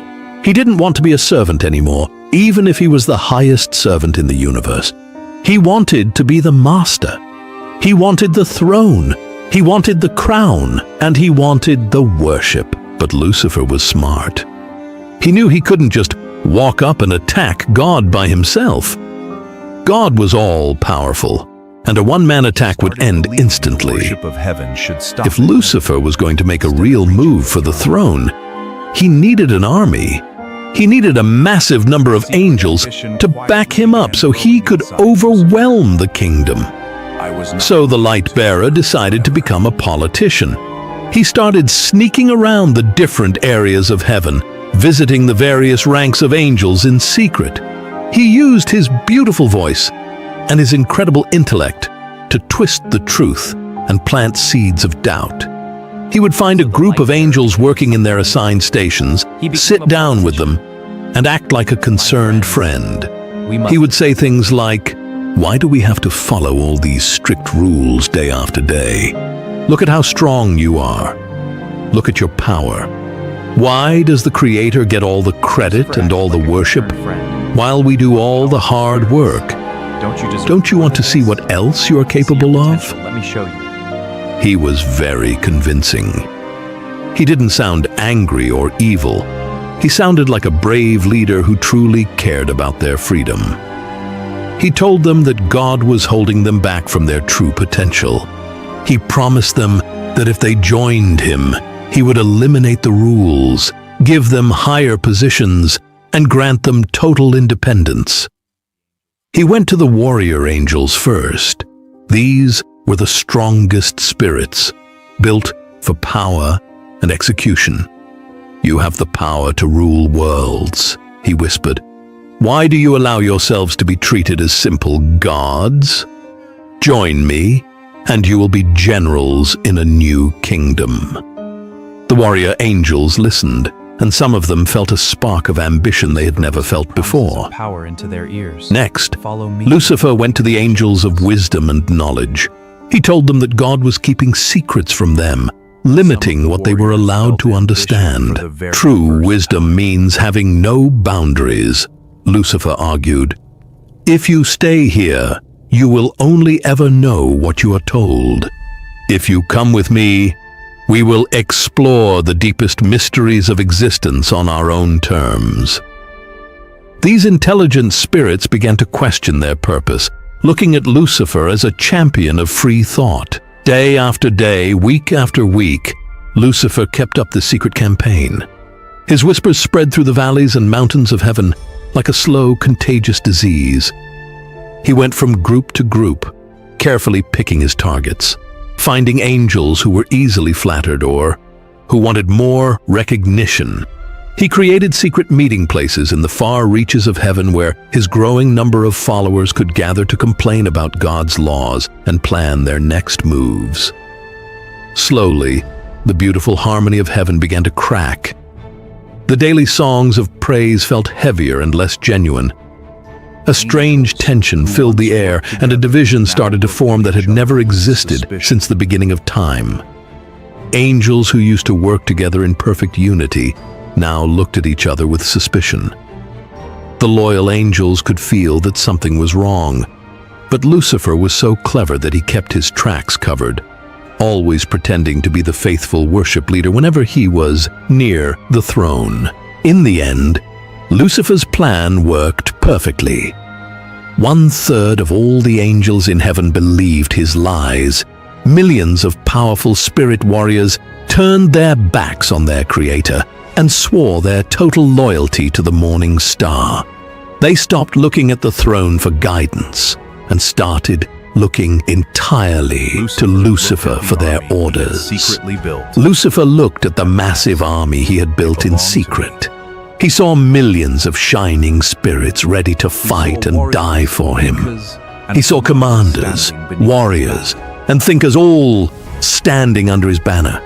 He decided he didn't need to hide in the shadows or whisper in secret corners anymore. The time for talking was over. It was time to make his move and take what he believed was rightfully his. Lucifer stepped out onto the open golden expanses of heaven.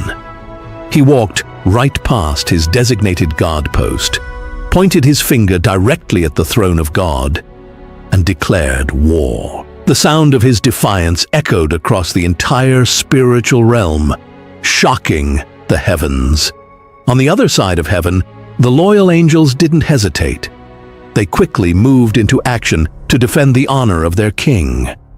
Their leader was Michael, a fierce, quiet, and completely faithful archangel. Heaven belongs to the Most High. Michael didn't have the flashy jewels that Lucifer had, but he was clothed in the unyielding power of God's justice. He blew a mighty horn that signaled the gathering of the righteous hosts. Behind Michael stood the remaining two-thirds of the heavenly host. They formed a massive sea of shining light, ready to drive the rebels out. The two sides faced each other on the grand plains of heaven. On one side stood Lucifer, full of pride and arrogance, backed by millions of rebel angels who wanted to take over the universe. On the other side stood Michael, calm and resolute, backed by a massive army of loyal servants. The contrast was sharp. One army fought for self-glory and pride, while the other fought out of pure love and loyalty to their creator. The silence broke and the two armies charged. The battle that followed was wild, chaotic, and terrifying. Because angels are spirits, they didn't fight with iron swords, shields, or wooden chariots. They fought with raw spiritual energy, pure force. Lightning crashed across the sky continuously, and the very foundations of the spiritual realm shook violently as the two massive forces collided. The sky above heaven turned into a swirling storm of bright gold and deep, dark purples as the opposing energies slammed into one another. Lucifer fought with a desperation fueled by pure rage. He truly believed his own hype. He believed he was smart enough and strong enough to win. He tore through the lines of the loyal angels, desperately trying to cut a path straight to the throne so he could rip the crown away from God. His fallen angels fought right beside him, striking out against their former brothers with dark, twisted energy. Lucifer himself was a whirlwind of destruction, using his immense power to blast away anyone who stood in his path. But Michael and his army stood like a solid, unbreakable wall of fire. They didn't move for fame or power. They moved with the weight of absolute truth behind them. No matter how hard Lucifer pushed, no matter how much rage he poured into his attacks, he could not force them to give ground. Every time a rebel angel struck, the loyal angels answered with a counterattack that was fueled by the very strength of God. Michael was fighting with the direct authority of the Creator, and that power was impossible to beat. The simple truth of the universe was asserting itself. A created being can never defeat the mind that created him. The war raged on across the heavenly plains, lasting for what felt like ages in the spiritual realm. The ground was torn apart by the sheer force of the clashing spirits. But slowly, the tide began to turn. Lucifer's immense strength began to run out. His brilliant mind turned to confusion as his strategies failed, one by one. Lucifer's rebel army started to realize they were losing, and panic began to spread through their ranks under the steady, crushing advance of Michael's forces. The confidence they had when they were listening to Lucifer's whispers vanished when they faced the raw reality of God's justice. The rebel lines began to fracture. Warriors turned and ran, looking for a place to hide. But there was nowhere to hide in the open light of heaven. Finally, Finally, Michael found Lucifer in the middle of the chaos. The two greatest angels of heaven faced each other directly. Lucifer lunged forward with all the anger and hatred left in his spirit, but Michael bypassed the attack with ease. With the authority given to him by the king, Michael delivered the decisive, crushing blow. Lucifer was completely defeated. His rebellion was broken, his weapons were shattered, and his lines completely collapsed. The gates of heaven flew open, and Michael drove the rebels toward the edge. Lucifer was physically thrown out of the kingdom. The entire universe watched in absolute silence as the highest angel fell from the sky like a bright flash of lightning. As he fell farther and farther away from the throne and the presence of God, his appearance began to change drastically. The beautiful gems that decorated his body cracked, shattered, and turned into dull, black coal. The musical instruments built into his voice broke, turning his beautiful melodies into a twisted, screeching wail of eternal hatred and regret. Once made him beautiful. He was stripped of everything that made him beautiful, leaving behind only the ugly reality of his pride. A heavy, suffocating darkness wrapped around him as he tumbled through the stars, crashing down into a deep, empty abyss, completely separated from the glory of heaven. Like dying stars. His millions of rebel angels rained down right behind him, falling like a shower of dying stars into the dark void below. The fall felt endless, a physical representation of how far they had dropped from grace. Up in heaven, the air instantly became pure, clean, and peaceful again. The dark storm clouds of rebellion cleared away, and the golden light of the throne shone brightly across the landscape once more. From the heavens. The tension vanished entirely. The loyal angels cheered, celebrated, and burst into magnificent songs of victory. The harmony returned, sweeter and more powerful than ever before, because the prideful distraction was gone. The ranks were closed, and heaven was made whole again. But deep down in the dark, empty places of the lower universe, Lucifer landed. He was no longer the light-bearer. He was now Satan, the adversary. He was the devil. He sat in the darkness of the pit, bruised, battered, and completely stripped of his glory. He looked up at the distant, unreachable light of heaven, and his heart filled with a deep, permanent hatred. He knew his beauty was gone forever. He knew his power was limited, and he knew his final destination was total destruction. The realization of his failure drove him insane with bitter anger, but he wasn't going to stop fighting. His pride wouldn't let him admit defeat even now when he was broken and cast out. He gathered his fallen angels around him in the dark, organizing them into a new kingdom of shadows. Since he knew he could never go back to heaven and could never defeat God directly in a physical fight, he formulated a new, wicked plan. He decided he would look for God's next creation, the human beings made of dust and earth. He knew how much God loved them, and he knew that God had special plans for them to rule over the physical world. Lucifer decided he would target them. If he couldn't hurt God's throne, he would hurt God's heart by tricking his human children into falling into the darkness with him. He swore an oath in the dark that he would destroy everything good that God made.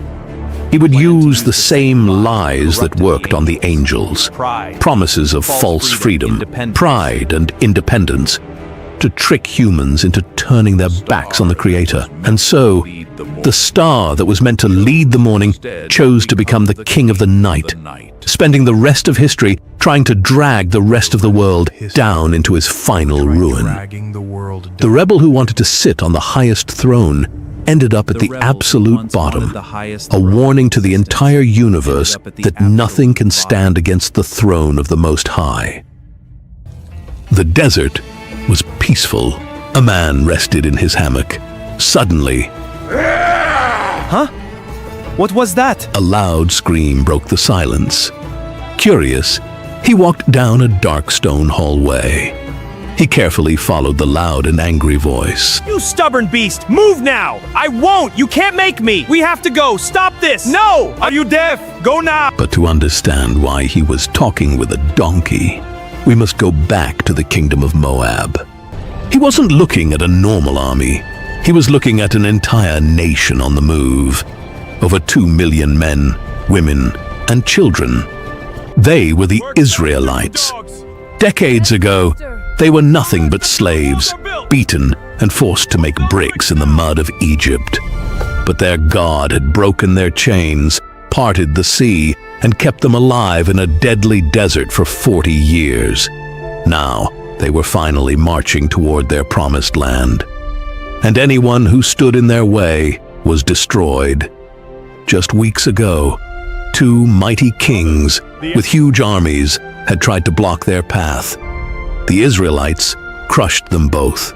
They swept through their lands, turning their great walled cities into dust. They took no prisoners. They left nothing behind. And now, this unstoppable flood of people had parked right on the edge of Balak's home, the land of Moab. King Balak stared down at the millions of campfires starting to light up the valley. His heart pounded with cold terror. He knew his soldiers did not stand a chance. If he tried to fight this massive crowd with normal swords and spears, his kingdom would be swallowed whole. He needed something far stronger than iron or horses. He needed a dark, spiritual power. He needed a curse. Because he could not win on the battlefield, Balak sent his top leaders to find a man named Balaam. Balaam was a famous prophet and sorcerer. Kings from all over the world knew his name. People believed that if Balaam blessed you, you would win every battle. But if he cursed you, your life was over. The leaders from Moab laid a fortune at Balaam's feet. They gave him a desperate plea from King Balak. Please, come right now. Curse this giant crowd for me. They are too strong. If you curse them, maybe I can defeat them. This was the exact moment the trap was set. The gold was beautiful, and Balaam loved wealth. He wanted that treasure more than anything. But he also knew he had to ask God first. So, he told the men to stay the night while he prayed. That night, God came to Balaam in the dark, and God's voice was perfectly clear, leaving no room for questions. You must not go with them. You must not curse those people because I have blessed them. The next morning, Balaam looked at the gold with a heavy heart. He looked at the men and sighed. Go back to your home, he said. God has refused to let me go with you. But King Balak was too afraid to take no for an answer. When his men returned empty-handed, he just sent more. He sent richer men. He sent his most powerful princes, and they brought a promise of so much wealth and honor that Balaam would never have to work another day in his life. When these new, important men found Balaam, they told him, King Balak says, do not let anything stop you from coming. I will give you anything you want. I will make you rich and famous. Just come and curse these people. Balaam knew the rules. He knew God had already given him a firm no. He even told the men out loud, even if King Balak gave me a house full of silver and gold, I cannot do anything against the command of my God. But Balaam did not send them away. Instead of telling them to leave, he stared at their fine clothes. He thought about the power. He thought about the huge reward. He wanted God to change his mind so badly. So, he told the men to stay one more night. He wanted to try and bend God's rules to fit his own greed. That night, God saw that Balaam's heart was already gone. He was obsessed with the money. So God told him, if these men came to get you, go with them. But you will only speak the exact words I give you. Balaam did not waste a single second. He saddled his donkey the next morning and rode out with the rich men of Moab. In his mind, he was already spending the gold. He felt smart. He felt important. He thought he had played the game perfectly. But what he didn't know was that this greedy little journey was going to completely destroy his pride, put a flaming sword to his throat, and embarrass him in front of the entire world. God was angry that Balaam was going with such a selfish, greedy heart. Balaam was supposed to be a man of God, but he was acting like a man of gold. So God sent him an angel that only the donkey could see. The donkey saw the huge angel blocking the road. She saw the deadly sword shining in the sun. She knew that if she took one more step forward, she and her master would be killed instantly. So, to save Balaam's life, the brave donkey quickly turned off the road and walked into a rough dirt field. Balaam was furious. He was in a hurry to get his treasure. He did not see the angel. He just saw a stupid, stubborn animal ruining his grand journey scene. Balaam's face turns red with anger. He grabs his heavy wooden walking stick and hits the donkey hard on the back. He beat the donkey loudly and violently. He forced her out of the field and pushed her back onto the road. The donkey suffered the pain, but she kept walking to protect him. A little while later, the path grew very tight. They were walking through a narrow space between two vineyards, trapped between two hard stone walls. Suddenly, the donkey stopped again. The angel of the Lord had returned. He was standing right in the narrow path, holding the same deadly sword. This time, the donkey panicked. There was no open field to run into. To avoid the terrifying angel, she pressed her body hard against the stone wall on the side. But Balaam's leg was hanging down, and the donkey accidentally crushed his foot against the rough, jagged stones. "You useless beast!" Balaam yelled. He raised his stick and beat her again, even harder this time. Think about how crazy this was. Balaam was famous for being a spiritual man. He was a man who claimed to see the unseen world. Yet he was completely blind to the giant flaming angel standing right in front of his face. He only cared about his crushed foot and getting to his gold. Again, the loyal donkey took the beating. She saved the blind man's life a second time. The angel of the Lord moved ahead for a third time. He stood in a place so narrow, there was absolutely no room to turn. The path was completely, totally blocked. The donkey saw the angel. She looked to the right. She looked to the left. There was nowhere to run. She couldn't go into a field. She couldn't press against a wall. The sword was pointing right at them. So she simply folded her legs and lay down on the dusty ground underneath Balaam. Balaam completely lost his mind. His anger burned hotter than ever before. He stood over the poor, helpless donkey and beat her ruthlessly. He wanted to kill her right there on the road. But God was about to do something that had never happened before.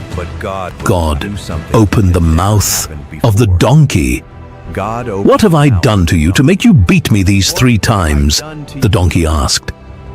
Balaam was so blinded by his rage, he didn't even stop to realize how crazy this was. He was arguing with his pet. "You have made a fool out of me!" Balaam screamed back at the animal. "If I had a sword in my hand, I would kill you right now." The donkey just looked at him calmly. "Am I not your own donkey? The one you have always ridden your whole life? Have I ever done anything like this to you before?" Balaam stopped. He froze. The anger slowly drained from his face, replaced by a sudden, quiet confusion. "No," he admitted softly. Then the Lord opened Balaam's eyes. Suddenly, the great prophet could actually see. He saw the angel blocking the road. Balaam's legs gave out. He fell flat on his face into the dirt, shaking with absolute terror. The angel's voice boomed over him. "Why have you beaten your donkey these 3 times? I came here to stop you because your journey is selfish."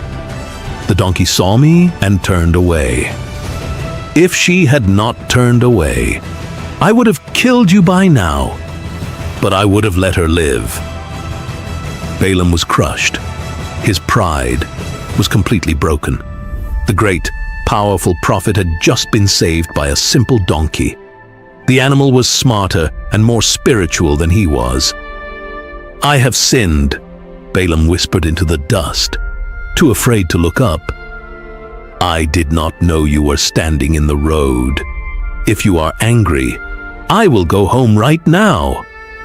But the angel said to Balaam, "Go with the men, but you will only speak the exact words that I tell you to speak." Balaam finally arrived in the land of Moab. King Balak was thrilled. He quickly built 7 stone altars, sacrificed animals to his gods, and waited for Balaam to curse the Israelites. Balak was ready to watch his enemies suffer. Balaam stood on the high cliff. He took a deep breath. He opened his mouth to speak the curse, but God took complete control of his tongue. Balaam didn't speak words of death. He spoke words of beautiful life. "How can I curse a people? The God is not cursed," Balaam shouted loudly over the valley. "How can I attack those whom the Lord protects? I see a strong, beautiful people. Who could possibly count them all? They are blessed." Balak was furious. "What are you doing?" he cried. "I brought you here to curse my enemies, but you just blessed them." Balaam simply looked at him and replied, "I can only speak the words God puts in my mouth." But King Balak refused to give up. He thought maybe the magic would work better from a different spot. He took Balaam to a different mountain. He built 7 more altars. He made more sacrifices. He pointed down at the tents again. But again, Balaam opened his mouth, and a second, even stronger blessing poured out. "God is not a human. He does not lie," Balaam declared, his voice ringing with absolute power. "He does not change his mind. When he makes a promise, he keeps it. He has commanded me to bless these people. He has blessed them, and I cannot reverse it." Balak was pulling his hair out. "If you won't curse them, then at least don't bless them," he begged. But in his desperation, he tried one last time. He dragged Balaam to a 3rd mountain peak. For the 3rd time, God's Spirit came upon Balaam. He looked down at the millions of tents of Israel. They looked so peaceful. They spread out like beautiful green valleys, like rich gardens planted beside a gentle river. "How beautiful are your tents, Israel!" Balaam cried out in a loud, joyful voice. King Balak's anger exploded. He clapped his hands together and yelled, "I called you here to curse my enemies, but you have blessed them 3 times. Get out of my sight and go home. I was going to make you rich, but your God has stolen your reward." Balak's evil plan was totally ruined. He tried to buy a dark curse with heavy chests of gold. But God's protection is not for sale. Down in the valley, the Israelites had absolutely no idea this intense drama was happening. They were just going about their normal day. Mothers were cooking dinner, fathers were resting, children were playing in the dirt. They did not know that high up on the mountain, an evil king and a greedy sorcerer were trying to destroy their entire future. They didn't know that God was fighting a massive spiritual battle for them in the unseen world. The story of Balaam and the talking donkey is a wild, beautiful reminder. God is completely in control of the story. No amount of money, no dark magic, and no evil king can ever reverse the blessing of God. God can use anything to protect his people. He can use an invisible angel with a flaming sword. He can take control of a corrupt, greedy man's mouth. He can even make a simple, tired donkey speak just to wake someone up to the truth. And sometimes, while you are simply resting quietly in the valley, God is high up on the mountain, silencing the enemies you didn't even know were there. What happens when a king chooses pride over God? 400 prophets begged the king to go to war, for they thought God would protect him. But one man, sitting alone in a prison cell, had a completely different answer. And the king was about to make the mistake of asking him. He wasn't famous. He wasn't powerful. He didn't have followers or a platform or anyone cheering his name. No crowds gathered when he spoke. No nobles invited him to dinner. No king gave him a seat at the table. He was just one man, alone in a prison cell, waiting to be called before two kings who sat in royal robes on golden thrones, waiting to walk into a room already filled with 400 men who had given their answer, waiting to do the one thing that everyone around him was begging him not to do: tell the truth. And when they finally came for him, the messenger who walked him to the court leaned in close on the way. His voice dropped to a whisper. He said, "Look, every single prophet in there has already told the king he's going to win. Just say the same thing. Agree with them. Say what they want to hear. Walk out of there and go home." Micaiah kept walking. Then he stopped, turned, and looked the messenger in the eye. "I will only say what God tells me to say." To understand why this moment mattered so much, you have to understand the world Micaiah was walking into. King Ahab of Israel had it all. A palace built from ivory and cedar. A powerful army. A kingdom that stretched across the northern territory of Israel. Ahab had married a woman named Jezebel. She was a Phoenician princess, the daughter of a pagan king, and she had brought with her something far more dangerous than foreign customs or expensive jewelry.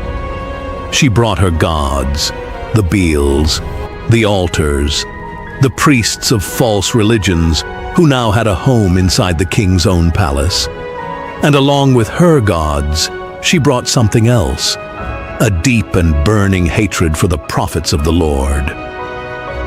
Under Jezebel's influence, the true prophets of God in Israel were not just ignored, they were hunted.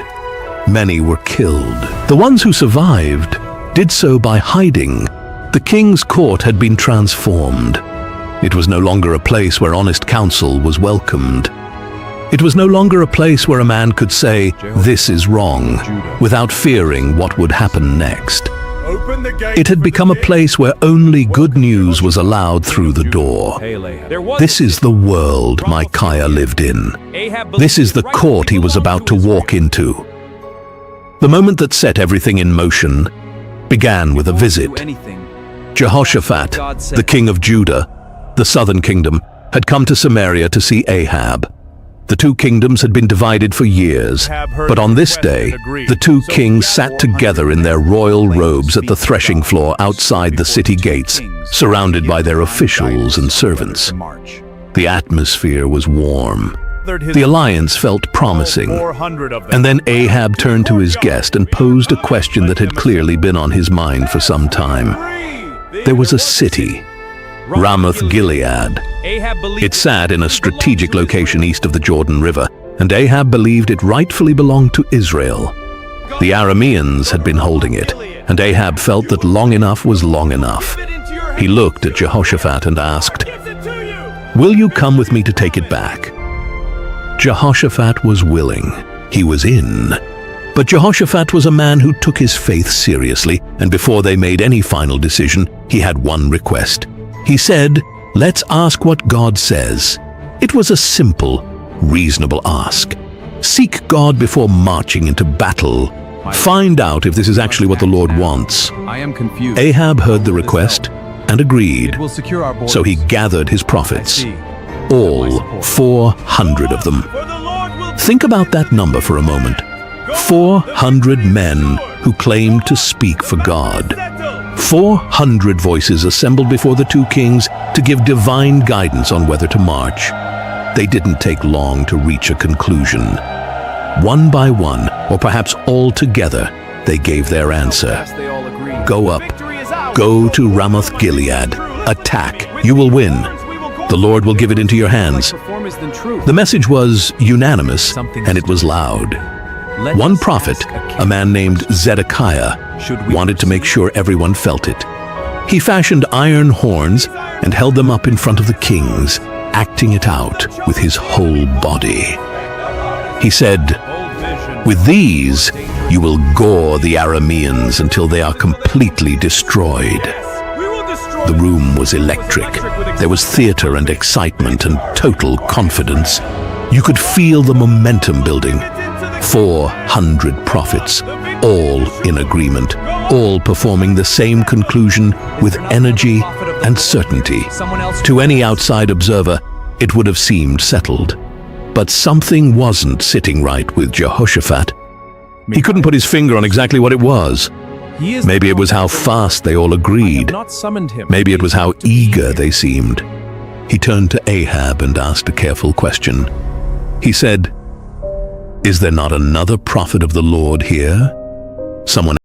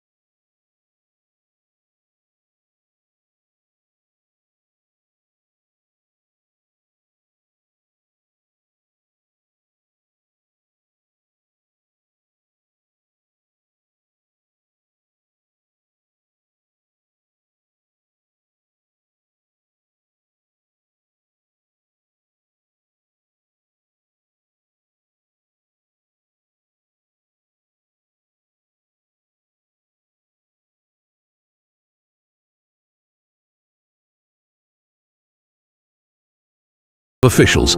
Ahab asked his question straight. Should we go to Ramoth-Gilead to fight or hold back? And Micaiah told him to go. He used almost the exact words the 400 had used. Go up, attack. The Lord will give it into the king's hand. The room exhaled, but something was wrong, and that question revealed everything. Ahab already knew something was wrong. That's why he had kept Micaiah out of the room.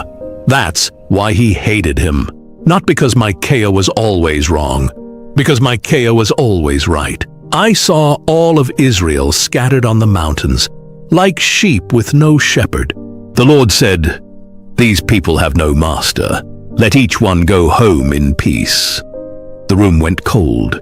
The king was going to die. The army would fall apart.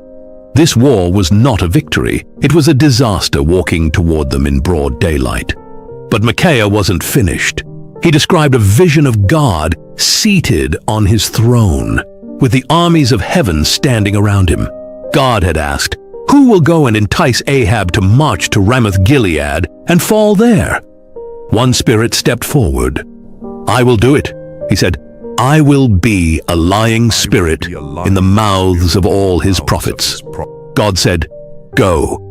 You will succeed." Micaiah looked across at the 400 men who had declared victory so confidently.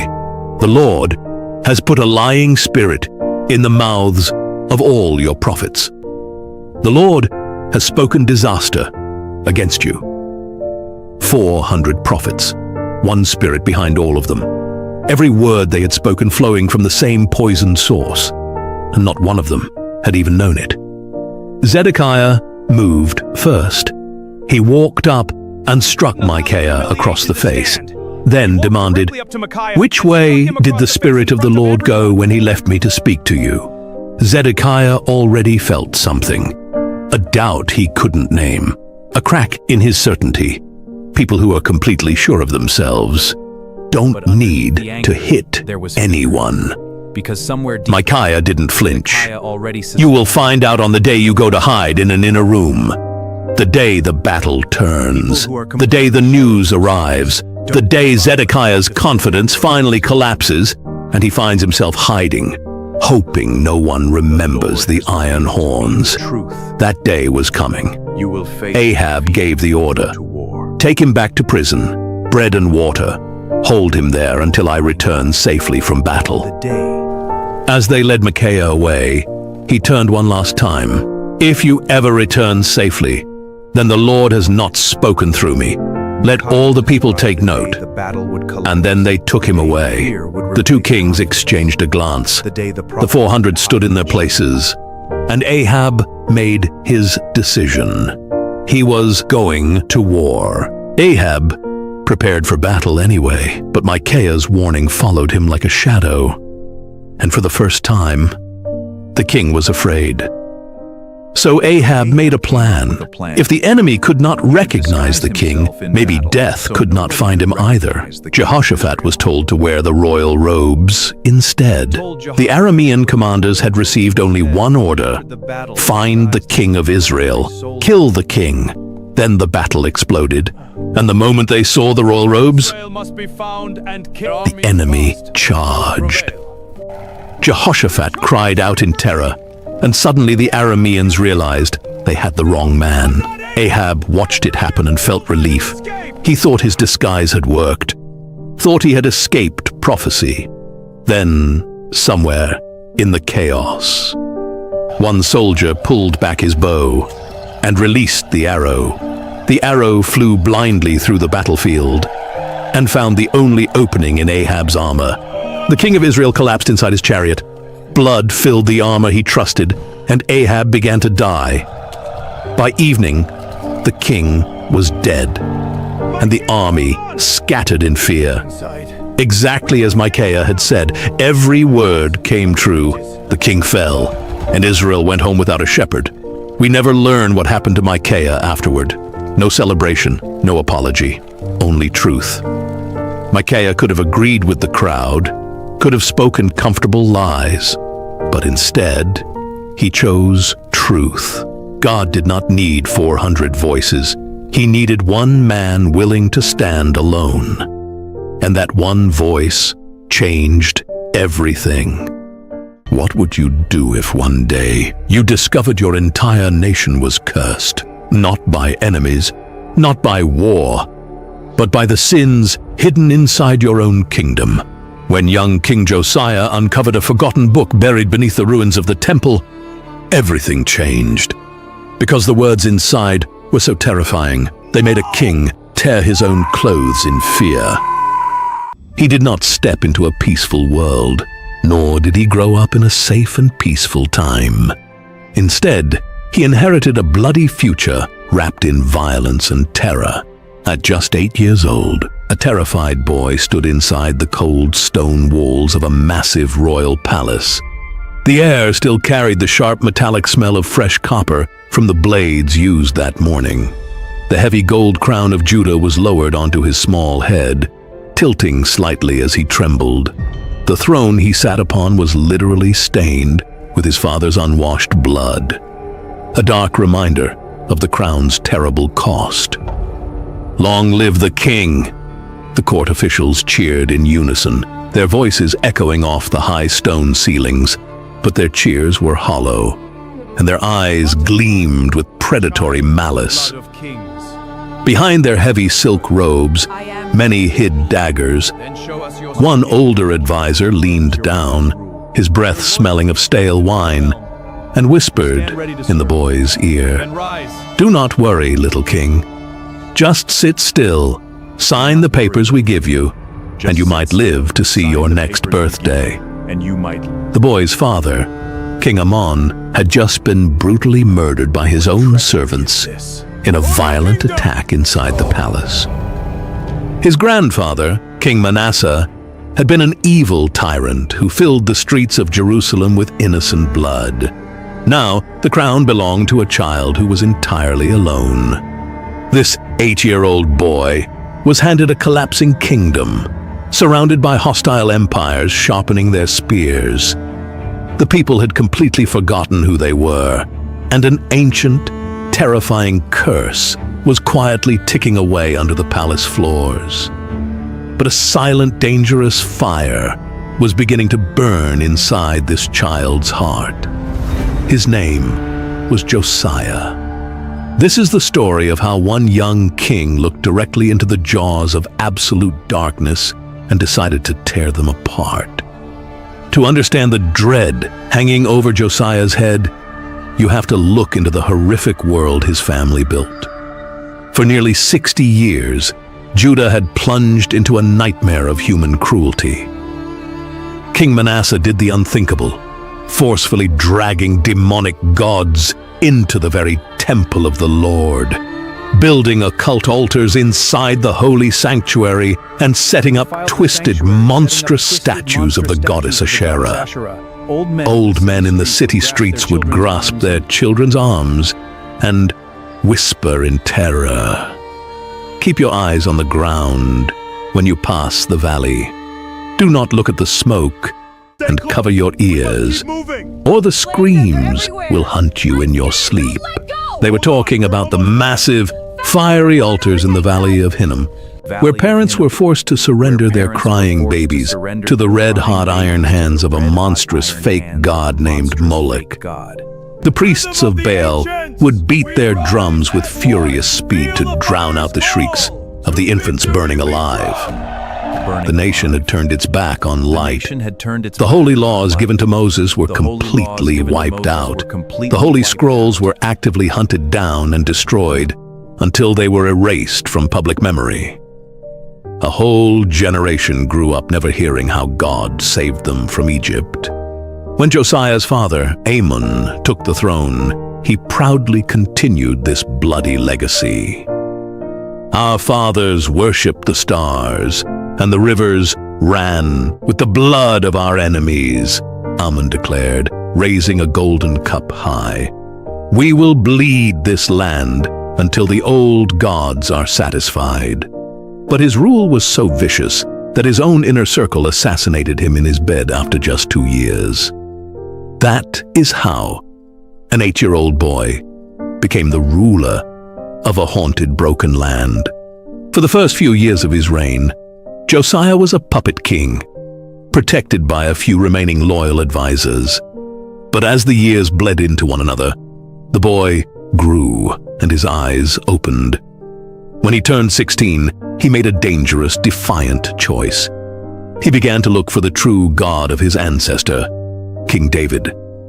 He had no scriptures to guide him, only the quiet, forbidden whispers of a forgotten history. Late at night, Josiah would stand on the royal balcony, staring out at the pagan altars gleaming under the moonlight.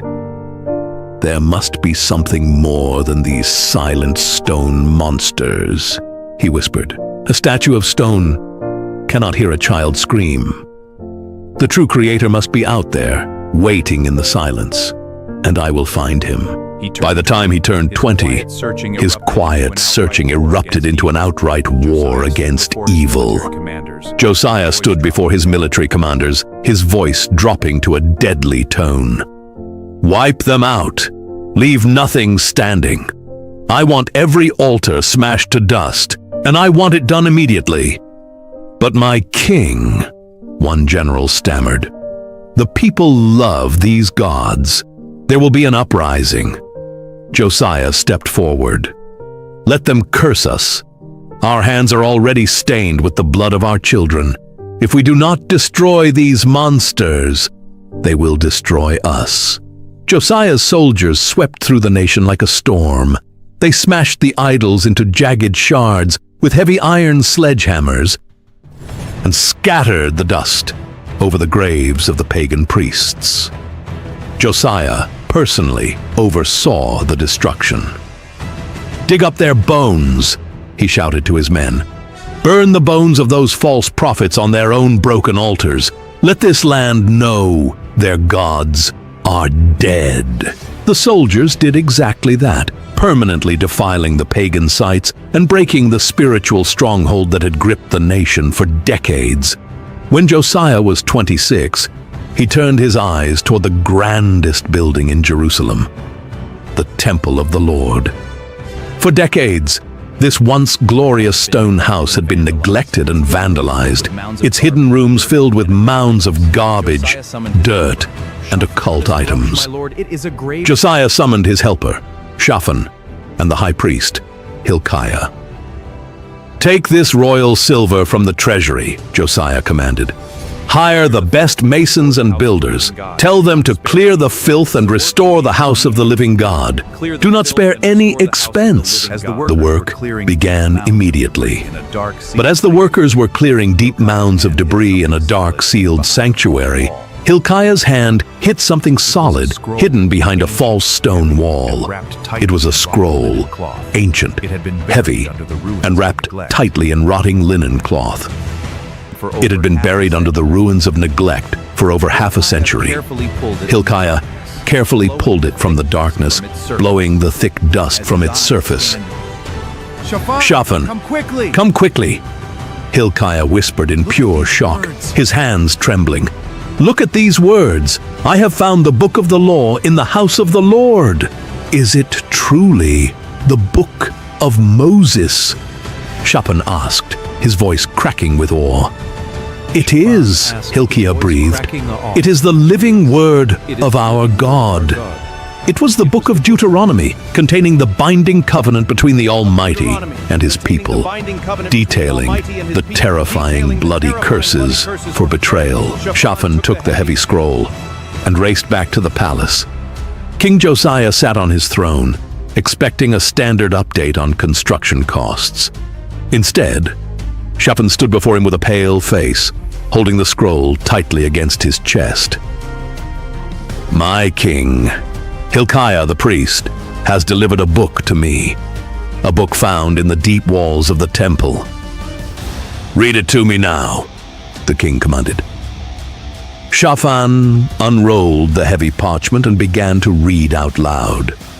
As the ancient words echoed through the cold stone halls, a suffocating weight filled the room. The book spoke of a jealous God who would unleash a furious, unquenchable judgment on those who abandoned him. Shaphan's voice shook. "The Lord will bring a nation against you from far away, a nation whose language you will not understand. They will devour your crops until you are destroyed. You will become an object of horror." Josiah listened intently, every word piercing his soul. He saw the child sacrifices of his grandfather and realized they were a condemned people standing on the edge of absolute ruin. Josiah did not make excuses. With a sharp cry of agony, the most powerful man in Judah grabbed the collar of his royal robes and ripped them straight down the middle to his waist. "No!" he screamed, falling to his knees on the cold marble floor, weeping in pure terror. Tearing your clothes was the ultimate sign of absolute horror. "Go!" Josiah commanded his officials, his voice cracking with panic. "Find a way to ask the Lord what we should do. Pray for me and for the survivors.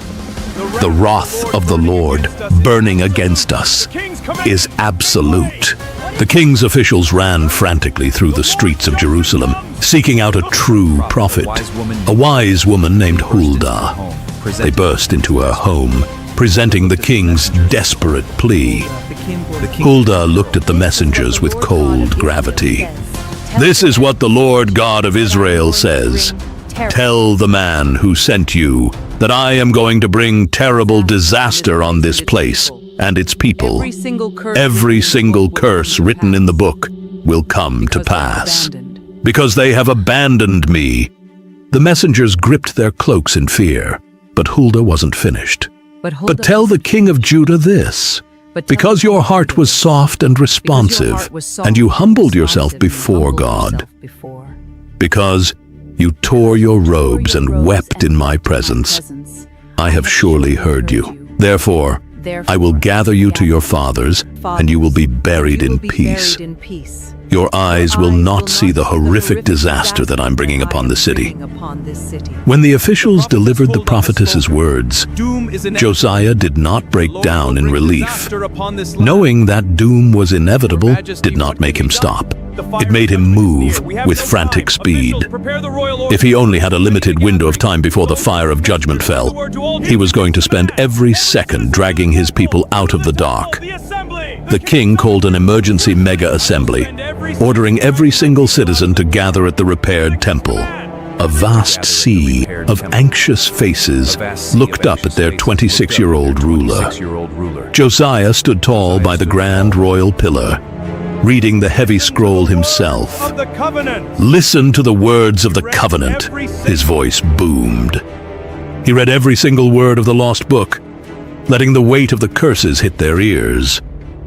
When he finished, the king raised his hand toward heaven. I promise, before the living God, to follow him with all my heart and all my soul. I swear to obey every commandment written in this book with all my might. Who stands with me? The high priest stepped forward, followed by the elders, and then the entire crowd stood to their feet, their voices rising like thunder. We swear to keep the covenant. We stand with the king. Then, the ultimate purge began, a brutal, scorched earth campaign against the occult forces.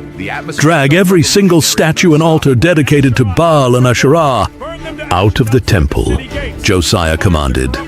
Burn them to ashes outside the city gates!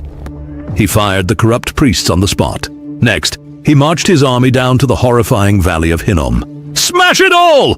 Josiah roared, swinging a hammer himself. Shatter the bronze statues of Molech! Fill this entire valley with human bones! Let this place be defiled forever, so that no man or woman can ever murder a child in the name of a god again! The soldiers tore into the pagan shrines with aggressive fury. He destroyed the occult houses operating inside the temple gates and ground the altars built by his grandfather into fine dust, throwing the debris into the valley to be washed away. He even marched his troops north into enemy territory to the ancient occult center of Bethel. Shatter that golden calf, he ordered. A local priest ran out screaming, You cannot touch this altar! It is protected by ancient curses! Josiah walked right past him, struck the altar with his iron weapon, and ordered his men to tear down the high place. He burned the bones of dead false priests on their own ruined altars to permanently erase the spiritual stain from the earth. When the land was clean, Josiah issued a final command. Celebrate the Passover to the Lord your God, exactly as it is written in this book of the covenant. For centuries, the Passover had been completely neglected or celebrated half-heartedly, but not this time. The king personally provided 30,000 lambs and goats from his own royal herds. Massive fires were lit across Jerusalem, casting a warm glow over the stone walls. The Levites and the singers screamed praises into the dark night sky. Old men wept as they ate, passing the meat to their grandchildren and whispering, This is what the light feels like. We were dead in the dark, but the king brought us back. The ancient scriptures record a bone-chilling summary of that night. Josiah ruled with iron righteousness for 31 years, holding back the storm of judgment through the sheer force of his own devotion. His life ended tragically on a blood-soaked battlefield at Megiddo, trying to stop an invading Egyptian army from marching through his territory. As he lay dying from an arrow wound, his servants wept around him. "What will become of us now, my king?" his servant wept. Josiah looked up at the sky, his breathing shallow. "Keep the book," he whispered. "Do not let the darkness back in." And the prophet Jeremiah. His death was mourned by the entire nation, and the prophet Jeremiah wrote songs of grief for him. When the ancient historians looked back at the long line of rulers, they penned these immortal words about him. "Before him, there was no king like him, who turned to the Lord with all his heart and with all his soul and with all his might, according to all the law of Moses." Josiah's story shows us a powerful truth. You cannot kill the truth. People can try to bury it under years of garbage. But all it takes is one person willing to dig through the rubble, look directly into the eyes of the darkness and say, "This ends now." You're never defined by the scars of your past. Stand up, seek the truth, break the generational curses, and let the light back in. Samuel. A young boy named Samuel wakes up in fear as he hears his name called in the night. He runs through the dark temple, thinking the old priest Eli is calling him. Who called me? Lord, give me a son. I will dedicate him to you. Hannah cries deeply as she prays to God for a child. She promises that if God gives her a son, she will give him back to serve him. I was pouring out my soul to the Lord. Go in peace. Eli sees Hannah praying and thinks something is wrong with her. Hannah goes home with hope, and soon she has a baby boy. She names him Samuel and thanks God for answering her prayer. Eli, I bring my son Samuel, as I vowed. The Lord bless you, Hannah. He will serve here. Hannah brings Samuel to the temple. She leaves him there to serve God. Samuel grows up helping in the house of God every day. He learns to obey, serve, and listen carefully. These offerings are for us, the priests. Yes, why should we not enjoy them? This is sacrilege. You dishonor God. Eli's sons do evil things. They take from people. Eli, your son's sins profane this house. Judgment comes for your family. You knew and did not restrain them. Now a sign, your sons will die. Eli, I heard my name again. Samuel, what is it? It is the Lord calling you. Say, "Speak, Lord." Speak, Lord. Samuel. Speak, Lord. I will judge Eli's house forever for the iniquity he knows. Eli, I am afraid to tell you. You must not hide it from me, Samuel. God said your house will be judged forever. He is the Lord. Let him do what is good. Samuel grows up and becomes a trusted prophet in Israel. People travel far to hear God's word through him. Repent and turn to him. The people of Israel go to war, hoping the ark will save them. But they lose badly, and the ark is taken by their enemies.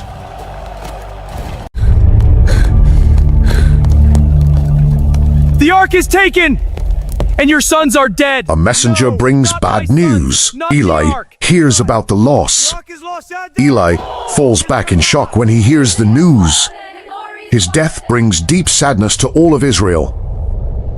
People of Israel, return to the Lord with all your heart. We confess our sins, we turn from idols. Cast them away. Samuel calls the people back to God. They repent and pray together. Lord, hear our cry. We are lost. The enemy comes again, and the people are afraid. Samuel prays, and God sends thunder to confuse the enemy. Israel wins the battle because God helps them. Samuel sets up a stone to remember God's power. My sons Joel and Abijah, you will be judges over Israel. We will judge as we see fit. Justice is ours to decide. Samuel's sons become judges. They do wrong and become corrupt. The leaders ask Samuel to give them a king. Samuel feels hurt, but God tells him to listen. Listen to them. Heed my warning. A king will take your sons, your daughters, your lands, and your freedom. Samuel warns them that a king will take many things from them. But the people still demand a king to lead them. Saul is a strong young man searching for lost donkeys. He does not know that God is leading him to something bigger. Saul meets Samuel, and Samuel knows God chose him. He honors Saul in front of the people. Saul, the Lord has chosen you to be king over Israel. I see it now. You are the one. Rise, Saul, and take your place of honor. Hail to the king! He is here! Bring him forth! Long live the king! Behold, the Lord's chosen! Hail Saul! Victory! The Lord has delivered us! All glory to Israel! Samuel pours oil on Saul and makes him king. What is this? You disobeyed the Lord's command. You have disobeyed the Lord. I have done as you said. The Lord has rejected you as king. The kingdom is taken. Saul becomes proud and disobeys God. Samuel tells Saul that he has done wrong. God sends Samuel to find a new king. He learns that God cares about the heart, not looks. The Lord has chosen you, David. David, a young shepherd boy, is brought in from the fields. God shows Samuel that David is the chosen one. The Lord has chosen you, David. Rise and lead. I am ready to serve. Samuel's journey ends as he faithfully follows God's voice. In a kingdom of power, one queen rises above all. Her will cannot be challenged, but a lone prophet rises to stand against her. The Queen's rule begins tonight! Fire fills the palace as soldiers fight. A new queen begins her rule in chaos. A great ship moves across the sea, carrying a powerful woman toward a new land. Jezebel stands strong, knowing she is about to take her place in history. Jezebel walks into the palace, and everyone becomes silent as she passes. Her presence is strong, and she shows she is ready to take control. Together we will rule stronger than ever. King Ahab welcomes her with respect, seeing strength and beauty in her. Let Baal be worshipped across Israel! Priests worship as fire and smoke rise. Jezebel commands the people to follow Baal. The Lord will answer this corruption. Far away, a prophet walks alone through the desert with strong faith. There will be no rain except by my word. Elijah stands boldly before the king. He declares that no rain will fall, leaving the king and the queen in shock. The skies have turned dry. The crop is wither! The drought is a curse. I subaway. Kill every prophet of the Lord! The land dries, and crops begin to die. Jezebel believes it's formed the prophets. Stay alive, help is coming. A brave servant hides the prophets in secret caves to protect them. He keeps them alive with food and hope. Call on your God, land answer! Just! On Mount Carmel, Elijah stands alone against many false prophets. He challenges the false prophets. The prophets shout and cry, trying to get their God to answer. But nothing happens, and Elijah calmly shows their failure. Elijah kneels and prays with quiet faith and trust in God.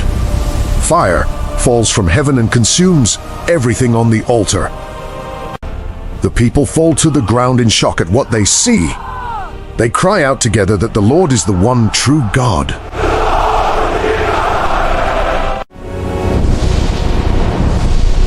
The rain returns. After years of drought, dark clouds begin to fill the sky and brings life back to the land. Elijah will die now for tomorrow! Jezebel hears what happened and becomes filled with rage. She promises that Elijah will not live another day.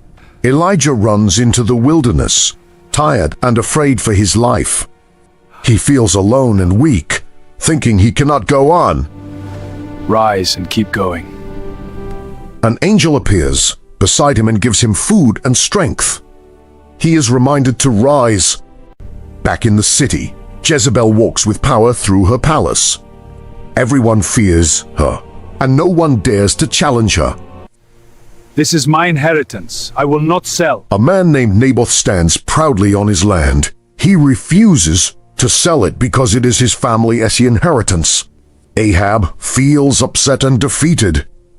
Jezebel steps in to help him. Leave this to me. Jezebel makes a secret plan using lies and deception. Deliver these with She uses the king's authority to take what she wants. Naboth has blasphemed the God and the king!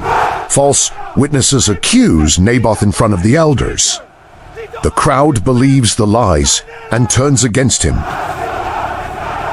Naboth stands surrounded as the crowd raises their voices. They throw stones at him endlessly. It is yours now. Jezebel calmly gives the vineyard to Ahab, as if nothing happened. He accepts it, ignoring the truth behind it. Dogs will devour Jezebel. Elijah returns and confronts Ahab with powerful words. He warns that judgment will come for this evil. Onward, Jephthah! Fall back! Years pass, and a new king rises in the land. Jehu moves quickly toward the city. Jezebel prepares herself and looks out from the palace window. She speaks with pride, still believing she is in control. Throw down! Jehu arrives and shouts upward with authority and power. The servants hesitate. Jezebel falls on the ground. Silence fills the air as her story finally closes. Jehu stands still as the dust settles in the quiet courtyard. The soldiers step back, knowing her reign is over. Jezebel has fallen! The queen is dead! Can it be true? The messengers say so. Our suffering ends, Ambi. Whispers Presley, whole hate rises with the news. Make way! The day has come, and a new king stands before his people. All eyes are on him, waiting for what he will do. The Lord will guide you. He is only a boy, yet the crown is already on his head. The weight of a nation now rests on him. He looks over the city, thinking about his people. He knows he must lead them the right way, but soon everything changed.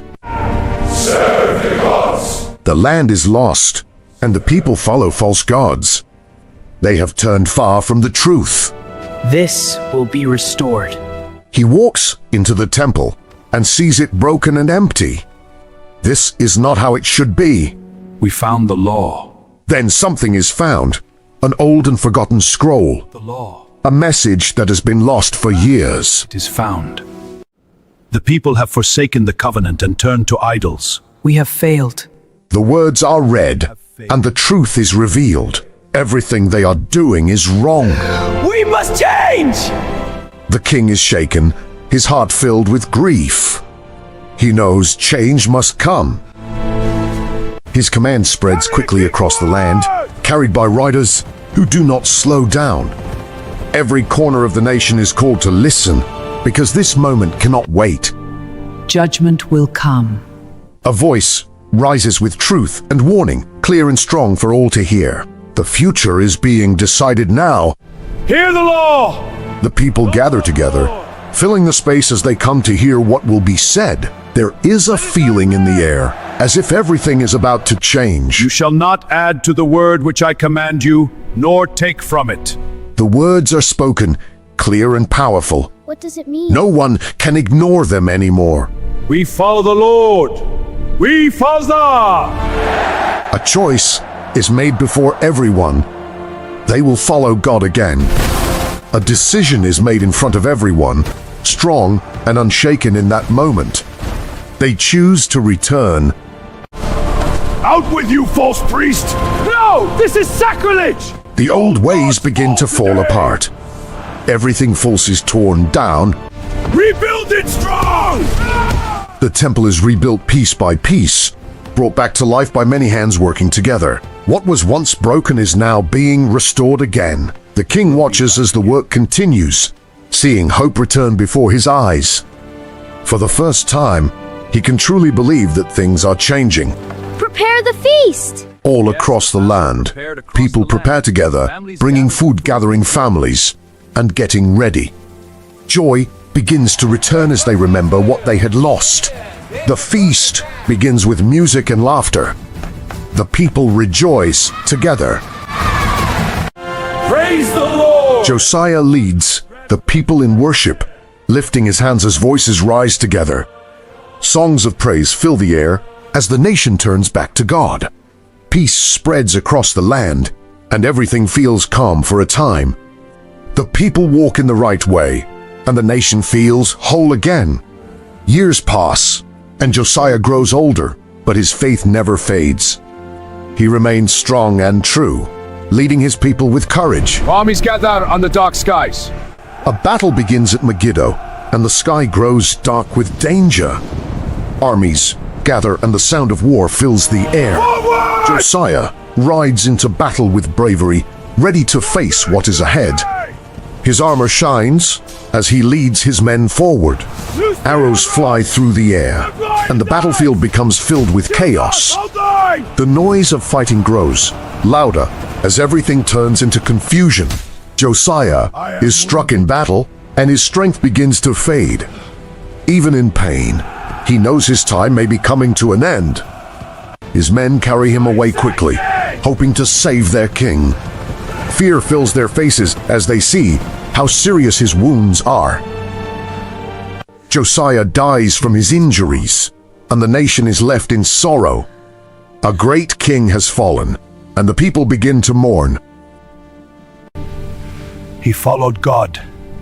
He was a good king. The people cry deeply, remembering the good he had done for them. Even after his death, Josiah's story continues to be told. His faith, courage, and choices are remembered for generations. Imagine being outnumbered, surrounded, and staring at an army too big to count. With only 300 men, it looks like the end. But this is the moment fear turns into victory. Ambush! The raiders are upon us! The Midianites attack suddenly and destroy the farmers' work. People run in fear as fire and cries fill the land. Gideon hides in fear, trying to save a little wheat while staying out of sight from the enemy. He works quietly. Gideon, mighty warrior. An angel appears and calls Gideon a mighty warrior. Gideon is surprised and does not understand. Angel, why does Israel suffer while God remains silent? Gideon asks why his people are suffering. He wonders where God has been all this time. Gideon, you are to save Israel from the hand of Midian. But Lord, how can I save Israel? My clan is the weakest. I am the least in my family. Gideon brings an offering, hoping to be sure that this message truly comes from God. When fire suddenly consumes it, he realizes something powerful is happening. I have seen an angel of God! Gideon becomes afraid after seeing the angel. But a voice tells him to have peace. This altar to Baal must fall! That night, Gideon takes a bold step and destroys the false altar of Baal. He builds a new altar to God. Morning reveals the destroyed idol! Gideon's work! He must pay! He defiled our God! Townspeople demand his life! Gideon's life! He dies for this! Baal, if you are a god, strike me down! Gideon's father speaks, wisely, telling the people to let Baal defend himself if he is real. The crowd begins to calm down and slowly steps The back. Spirit of the Lord is upon me! We are with you, Gideon! Rise up! The Lord fights for us!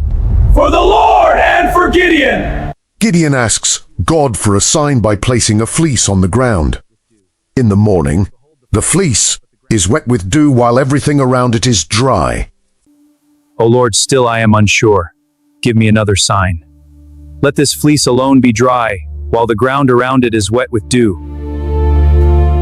A large army gathers with Gideon, and their numbers seem strong, but overwhelming. But Gideon still feels the weight of the battle ahead. God tells Gideon that the army is too big and sends many men home. The group becomes much smaller, making the challenge seem even harder. But the Lord is with us. At the water, the men drink in different ways as God chooses who will stay. Only 300 men remain, set apart for a special purpose. The enemy is countless. We are only 300. How can we prevail? but faith will be our strength. At night, Gideon quietly moves near the enemy camp to listen. Scattered like dust. He hears a dream that shows the enemy will be defeated. We cannot win. Men of Israel, I have seen the sign. Victory is certain. Yes, Gideon. With faith, we will triumph. Let your hearts burn bright. For victory, for Gideon!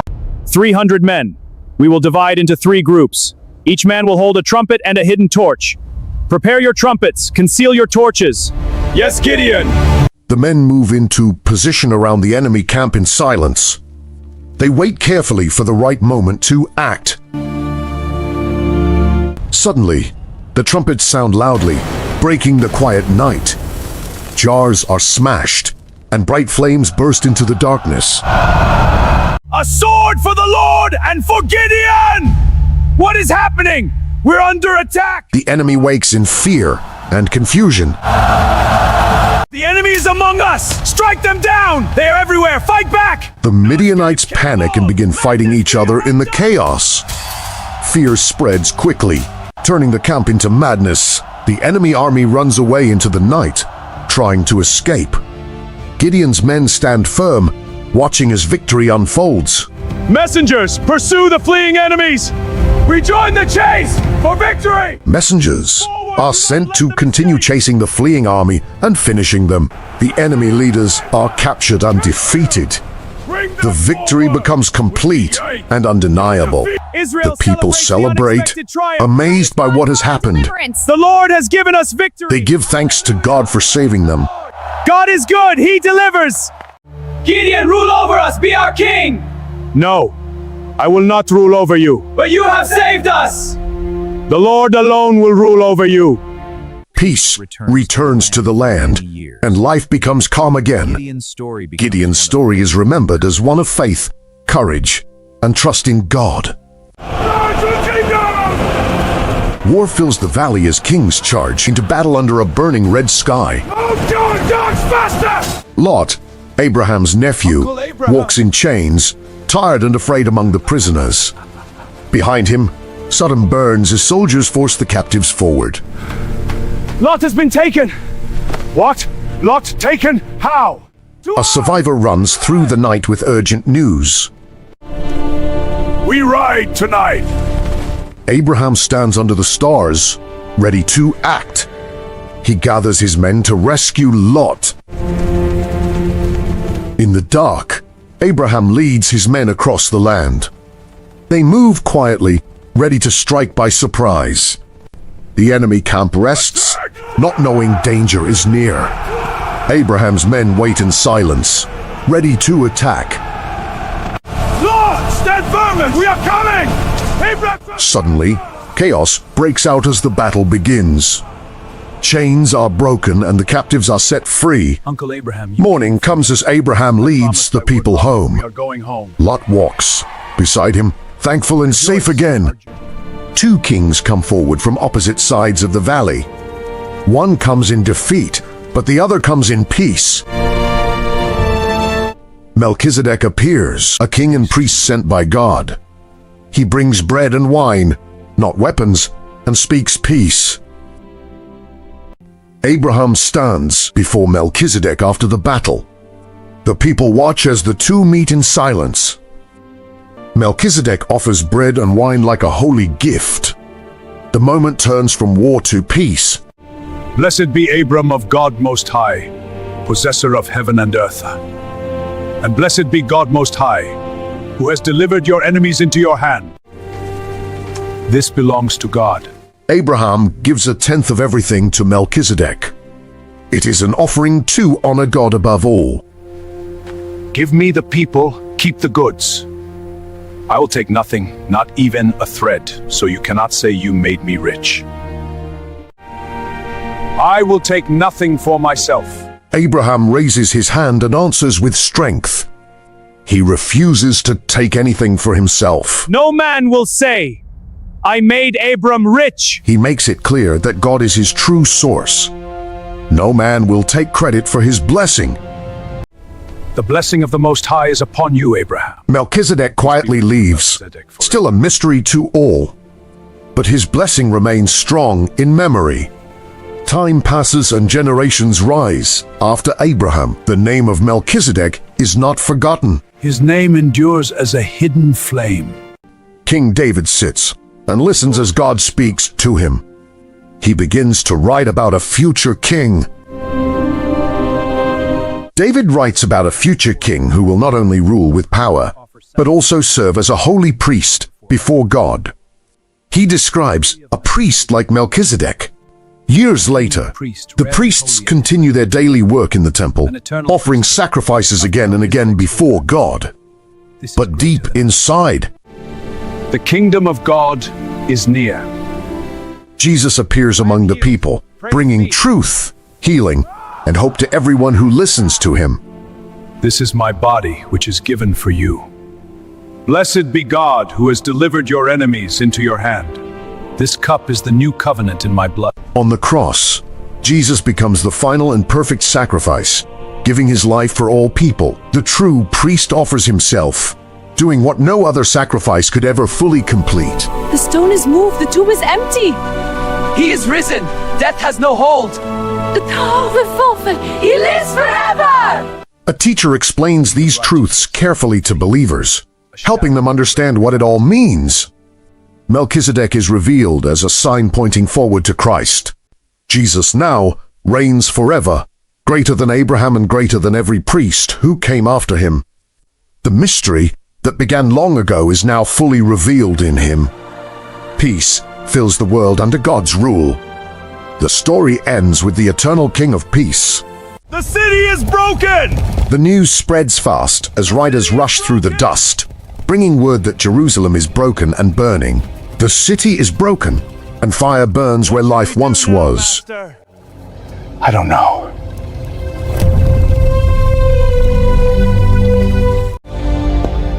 My lord Nehemiah! The walls are breached. The enemy is upon us. A messenger arrives with urgent and heavy news. Nehemiah serves the king faithfully, hiding his pain behind a calm face and steady hands. Something is wrong. Nehemiah, Jerusalem's walls are broken, its gates burned.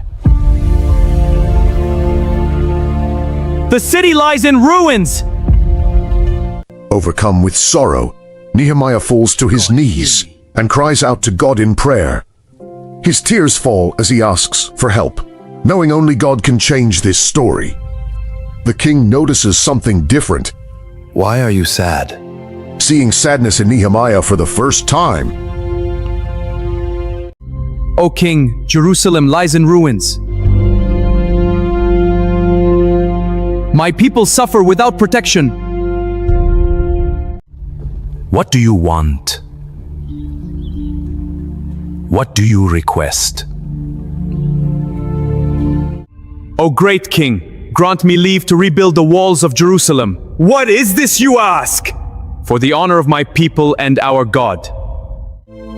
Nehemiah, you have my permission. Take these letters for your safe passage. The king agrees and gives Nehemiah everything he needs for the journey ahead.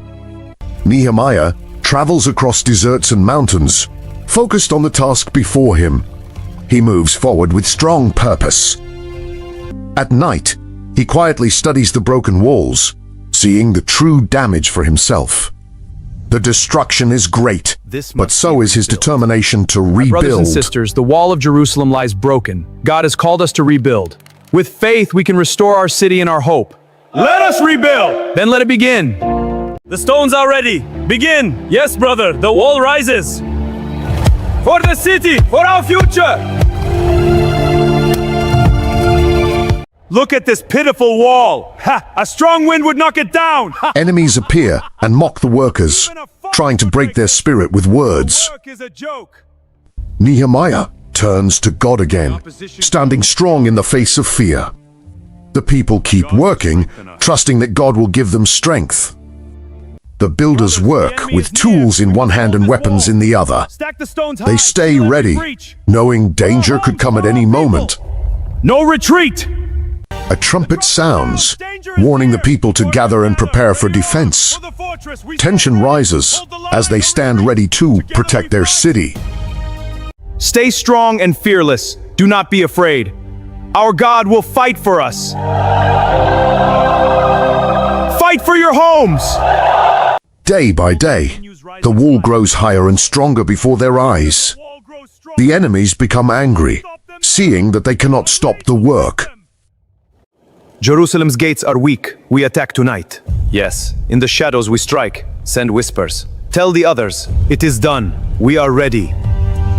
Set guards day and night around the city. We are ready and alert. The people must remain alert. We watch, ready for any threat. We stay ready. Do not remove your clothes. Yes, even at rest we remain prepared. Good, now, grip your weapons. Eyes alert, we are ready. At last, the final stones are placed and the wall stands complete. What once was broken is now strong again. The enemies look on in fear, realizing they have been defeated. My people, the time has come to rise. The walls of our ancestors call to us. Together we will claim our destiny. The wall is complete. Let the celebration begin. Hooray! Joy fills the city as the people celebrate their victory together. Music, laughter, and hope return to Jerusalem. Ezra reads God's law to the people, reminding them of His truth. They listen closely, understanding the importance of His words. The people bow in humility, turning back to God with sincere hearts. They renew their promise to follow Him faithfully. Nehemiah looks over the city, knowing the mission is complete. A great kingdom once stood strong under a powerful king. But behind the glory, a story was unfolding that would change everything. King David is old and weak, and something urgent is happening in the city. Guards rush in as news spreads quickly through Jerusalem in fear. You made a promise. Bathsheba comes before David to remind him of his promise about the next king. She stands strong and calm. Adonijah has made himself king! Nathan brings news that Adonijah has taken the throne. David realizes the kingdom is in danger. I am king! Adonijah celebrates and claims he is king. But fear hides behind the smiles of his guests. Solomon is chosen and anointed as the true king by God's command. The people begin to accept him as their new ruler with joy and hope. Solomon enters the city in peace, not with war, but with quiet authority. The people celebrate, believing a new and better time is beginning. Adonijah hears the celebration and realizes his plan has failed. Fear spreads among his followers as everything begins to fall apart. Solomon takes his place on the throne as the rightful king of Israel. The people bow before him, recognizing his authority and power. Give me wisdom. Solomon humbly prays to God, knowing he cannot lead alone. He asks not for riches. God speaks to Solomon in a dream, offering him anything he desires. This moment will shape the future of his life and kingdom. Give me wisdom to lead. It will be given. Solomon chooses wisdom over power, or God promises to bless him greatly. The child is mine! No, he is mine! Liar! Two women come, both claiming the same child. No one knows who is telling the truth. Solomon listens carefully and thinks deeply before making a decision. The entire room waits in silence for his judgment. She is the true mother. Solomon declares the true mother and restores the child to her. His wisdom amazes everyone who witnesses the moment. The king is wise! The people begin to respect Solomon deeply for his wisdom and justice. His name spreads across the land as a wise and powerful king. Solomon begins building a great temple to honor God. The work is massive and shows the strength of his kingdom. Build for the Lord! The temple is filled with beauty, gold, and careful design. Everything reflects honor, skill, and dedication to God. The ark is brought into the temple with great care and respect. The people watch in silence, knowing this moment is sacred. God is here. O Lord, God of Israel, There is no God like you in heaven above or on earth below. Solomon prays before the people, dedicating the temple to God. The Queen of Sheba arrives to test Solomon's wisdom for herself. I came to test you. She brings great riches and questions to challenge him. Let us begin. Wisdom begins with reverence for the eternal.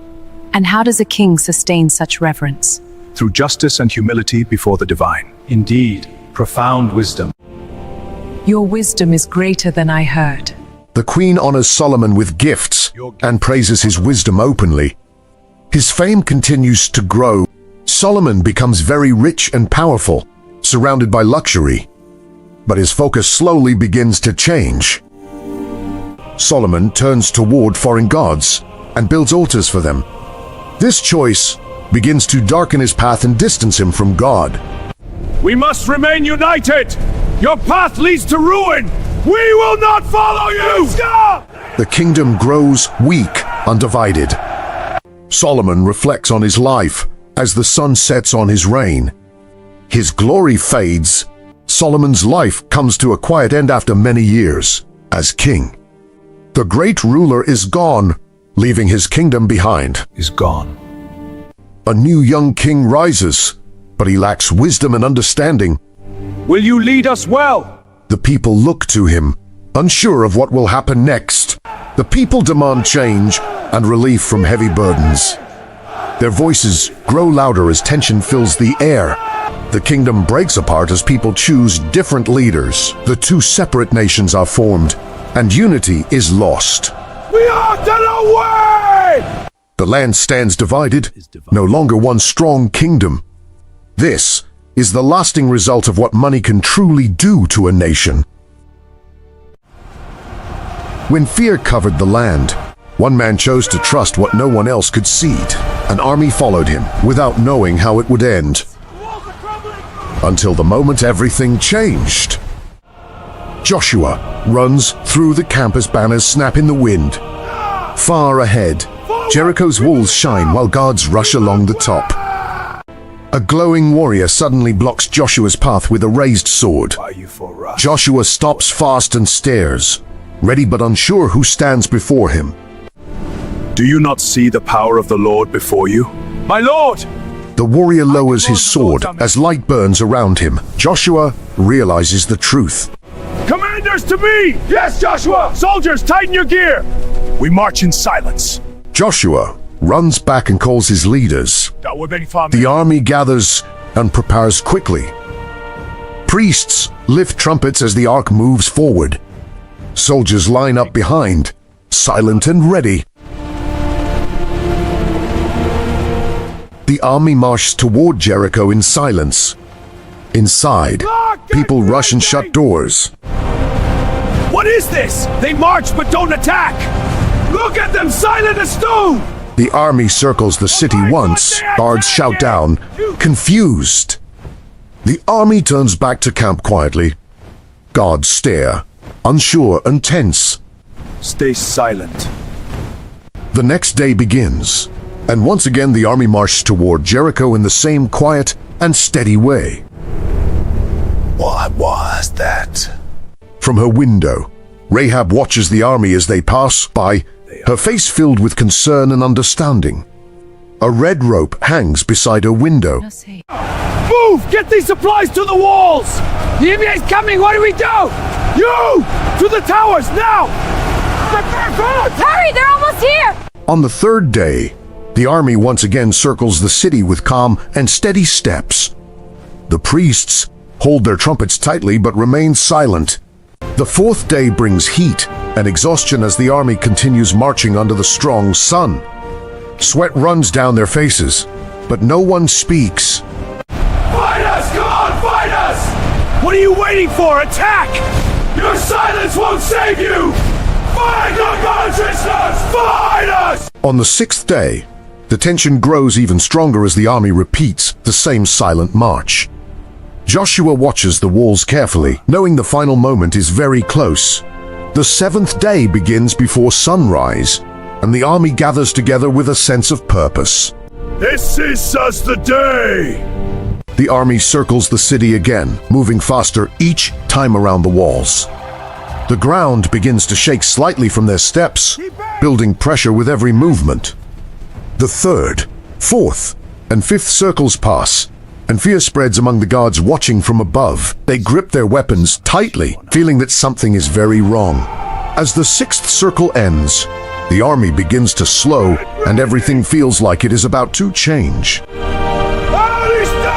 The seventh circle begins, and the priests lift their trumpets high, ready to act.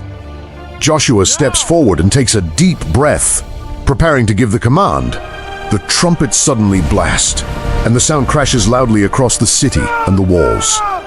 Joshua throws his arm forward and gives the command for the people to shout. The army shouts together with full power, their voices shaking the air around them. The walls of Jericho begin to crack and break. Go, stop!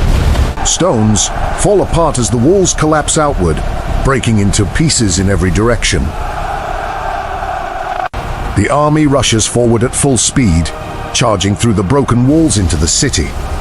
The defenders panic and run in confusion, unable to stop the sudden attack. Fighting spreads quickly through the streets as soldiers move fast and push deeper into the city.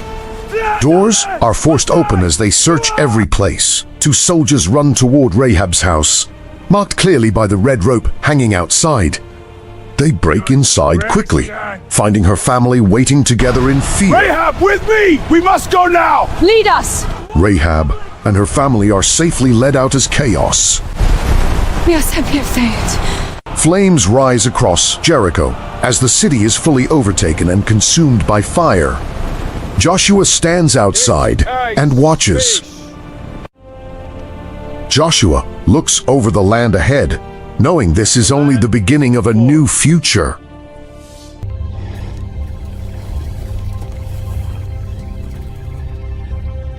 I must keep going. Rachel turns and sees Jacob coming closer. Who are you, stranger? Something about this moment feels meant to happen. I have come a long way from my father's house. I seek my uncle Laban and his family. My mother Rebekah sent me. You are from my family?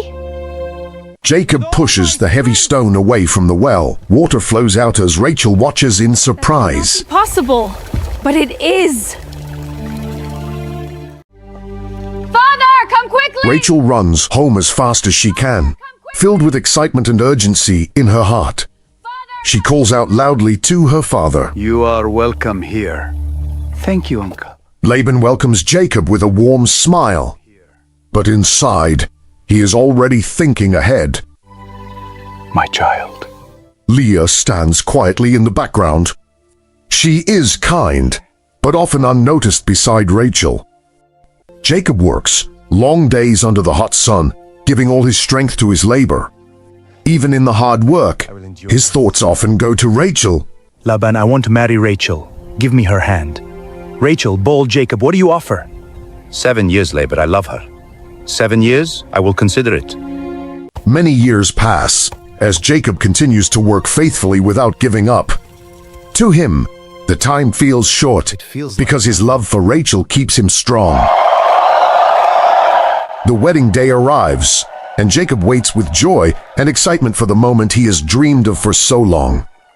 In the darkness of night, Leah is brought to Jacob instead of Rachel. Forgive me. She remains silent, carrying the heavy weight of a secret she cannot reveal.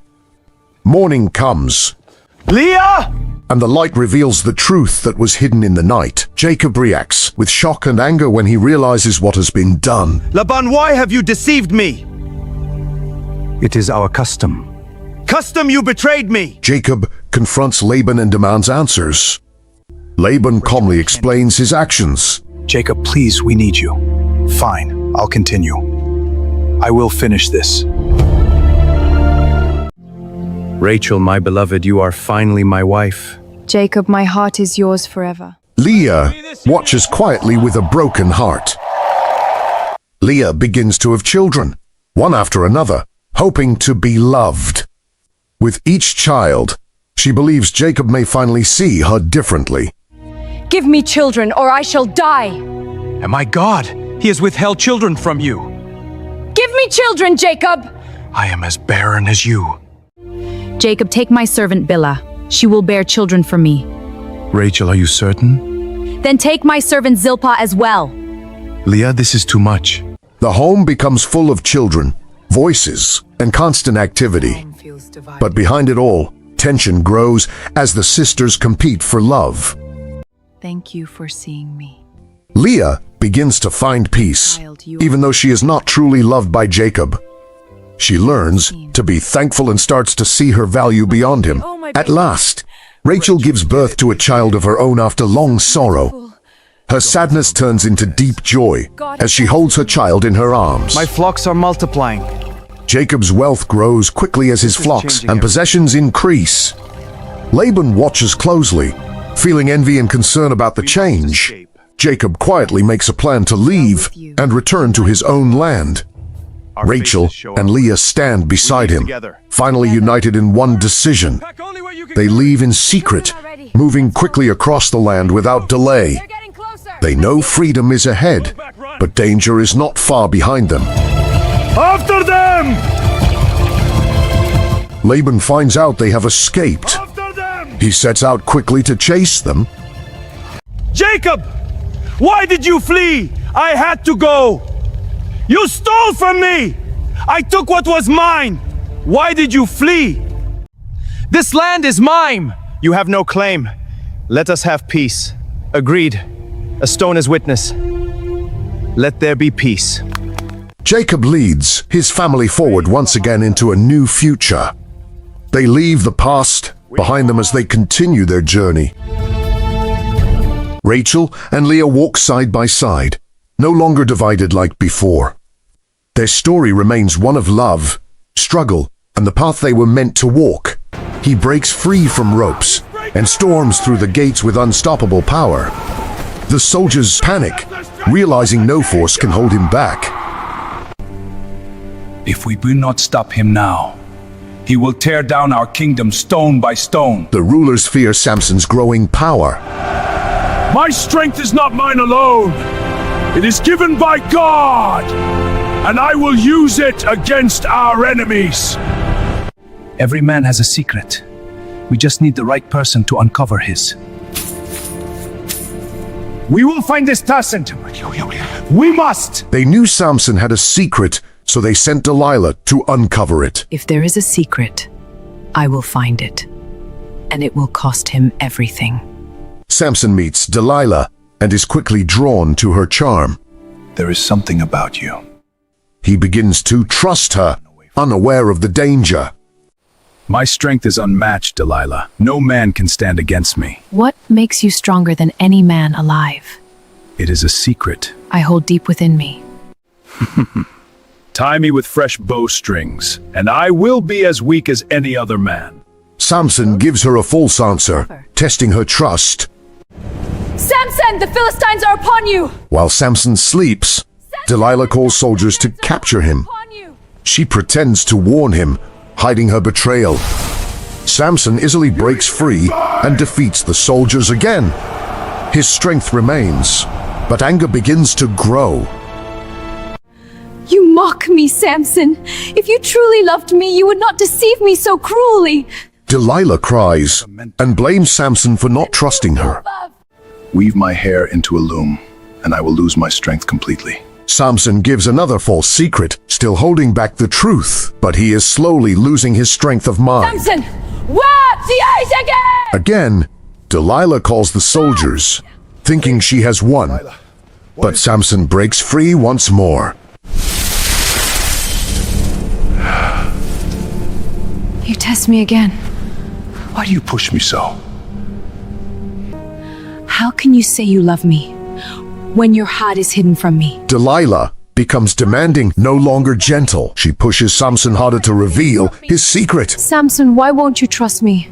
Please tell me your secret. I beg you, share your burden. You leave me no peace.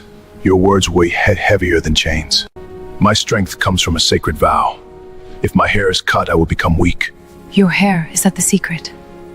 Yes, for my vow will be broken. At last, Samson reveals the truth about his strength.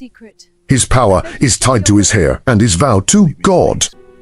Delilah realizes she has the answer. It is finished. Her decision is final, and betrayal is certain. While Samson sleeps, his hair is cut, and with it, his strength fades away. The powerful warrior becomes just a man, weak and unaware of what has happened. My strength that is left me! The soldiers return and capture Samson easily this time. He tries to fight, but his strength is gone. Where is your God now, strong man? Samson is blinded and chained, losing both his sight and his freedom. Lord, remember me. Give me strength once more, just once. Oh God! Meanwhile, the Philistines celebrate, believing they have won forever. They give credit to their own god, thinking Samson is finished. Samson is brought into a large temple so the people can laugh at him. Behold the man who once terrified us! The rulers proudly show him off as a defeated and broken man. Samson asks to stand between the pillars, hiding his true plan. Though weak on the outside, something inside him is changing. Lord God, remember, strengthen me. He prays one final time, asking God to remember him. He asks for strength. Strength begins to return as Samson grips the pillars tightly. He prepares for his final act, ready to give everything. The pillars begin to crack as the temple shakes violently. Fear spreads through the crowd as they realize something is wrong. Samson's story ends in both tragedy and redemption. Even after failure, he is remembered for finding strength in his final moment. Stop running, dreamer! Joseph runs fast through the golden fields, his heart pounding as his brothers chase him with anger.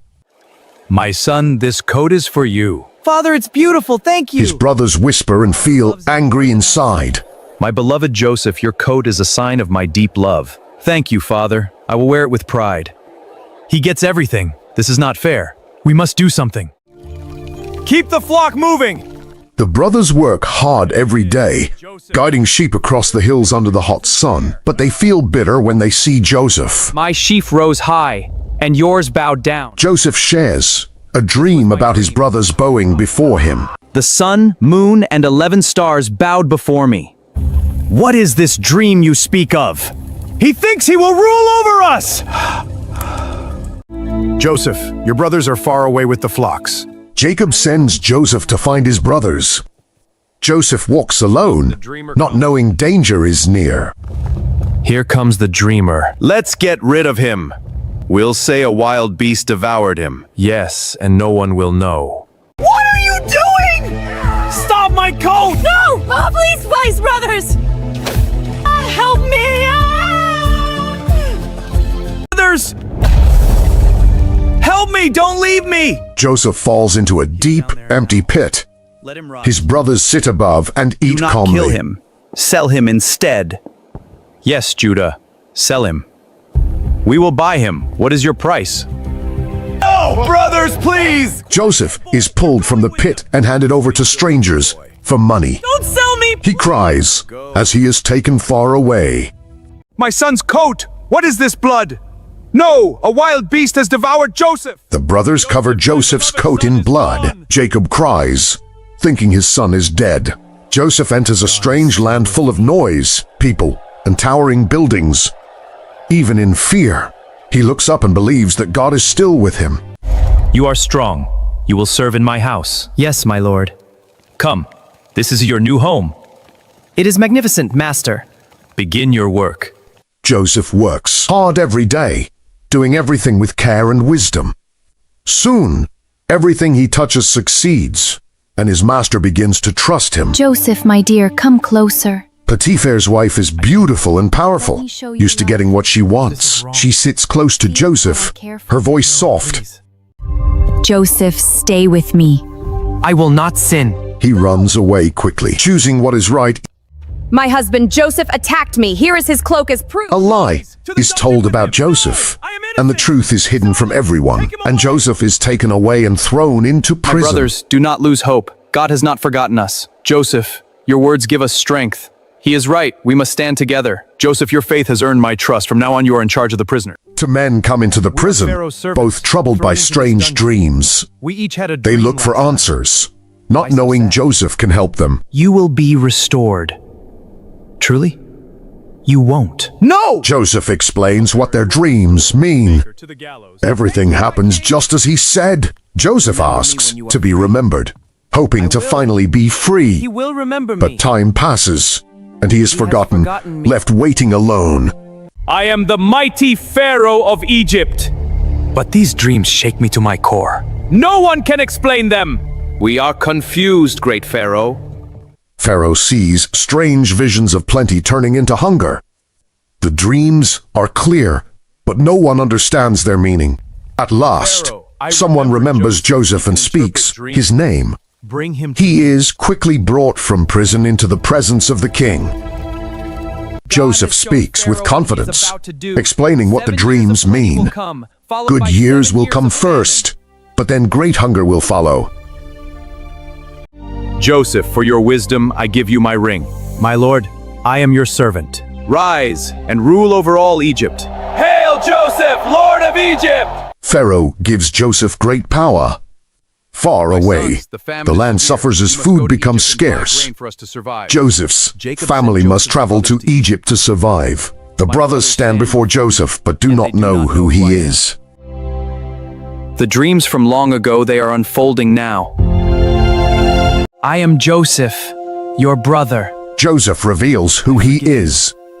Instead of anger, he shows love, forgives them, and brings his family together again. Empires collapsed, kings lost their minds, and darkness spread across the land. Some men faced armies so large, survival seemed impossible. Others crossed forbidden lines, chasing power, revenge, or desperate answers. These are the greatest miracles and the darkest stories ever written. Israel no longer slept in peace beneath the darkening skies. Beyond the hills, enemy fires burned closer with every passing night. Inside the palaces, fear spread faster than wisdom ever could. Kings argued through the night while whispers of judgment haunted the throne rooms. Across Israel, one name returned again and again through fearful whispers. Elijah walked the wilderness like a prophet, followed by storms and heavenly fire. Some feared Elijah more than armies or kings themselves. Wherever the prophet walked, idols shattered and silence swallowed entire cities. But even prophets grow weary beneath the weight of heaven. Far from the kingdoms, Elijah walked alone toward the final road awaiting him. In a distant field, Elisha worked quietly beside 12 powerful oxen. He did not know destiny was already walking through the storm toward him. Then Elijah appeared through the blowing dust without warning or explanation. Even the workers fell silent as the atmosphere itself suddenly changed. Without speaking, Elijah placed his mantle across Elisha's shoulders. In one silent moment, the farmer's ordinary life disappeared forever. Elisha looked into Elijah's eyes and saw something terrifyingly heavy. The old prophet carried sorrow, judgment, power, and heaven itself within him. Then Elijah simply turned and walked away into the storm. Elisha already knew the old life behind him would never feel whole again. Elisha hurried home for one final goodbye before following the prophet.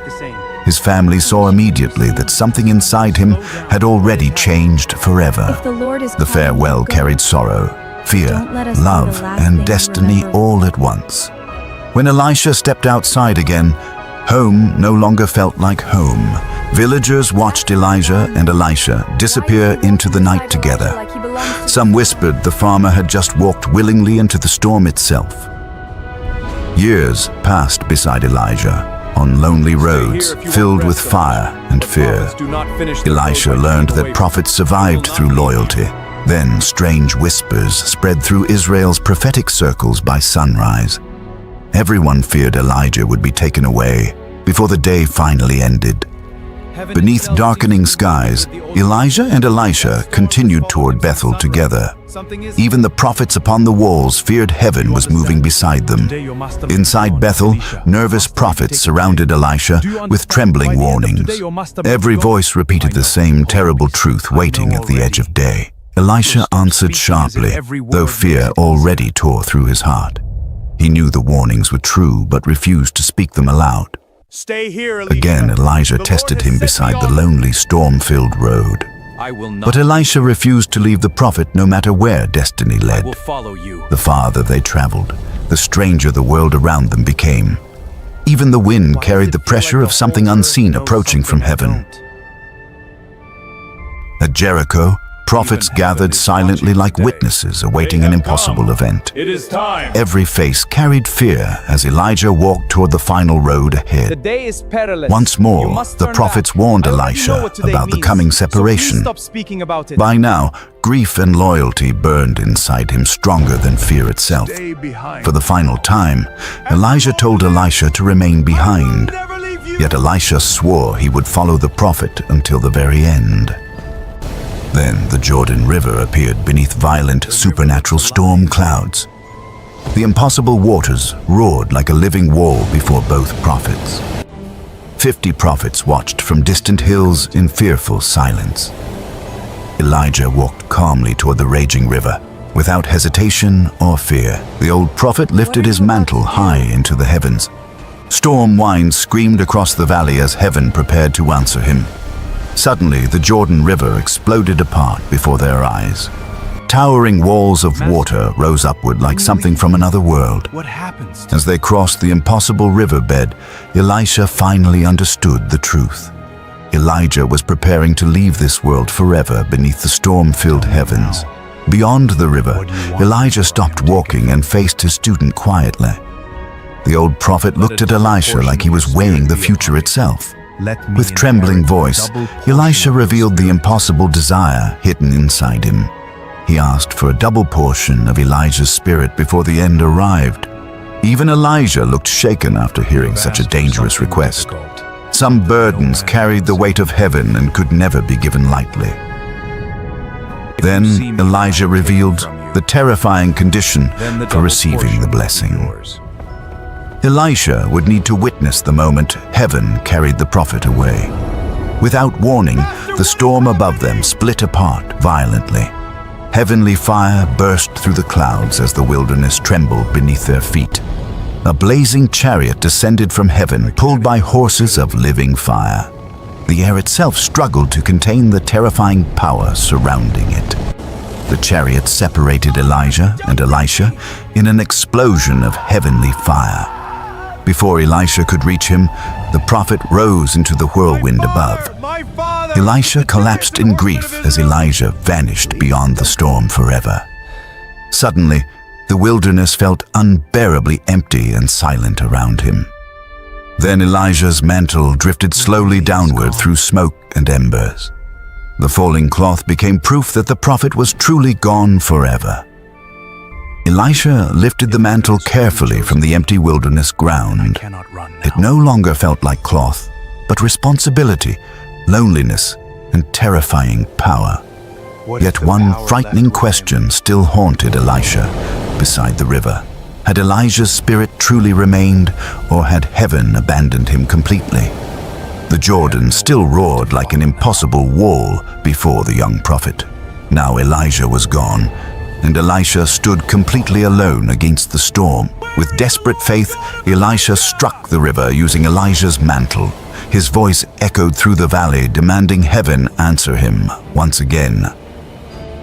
For one terrible moment, absolutely nothing happened beside the roaring waters. Fear wrapped tightly around Elisha's heart as silence filled the valley. Then the Jordan River exploded apart exactly as it had before. The watching prophets realized Elijah's spirit truly rested upon Elisha now. Elisha crossed through the impossible river, while prophets bowed in fear. From that moment, nobody saw him merely as Elijah's servant anymore.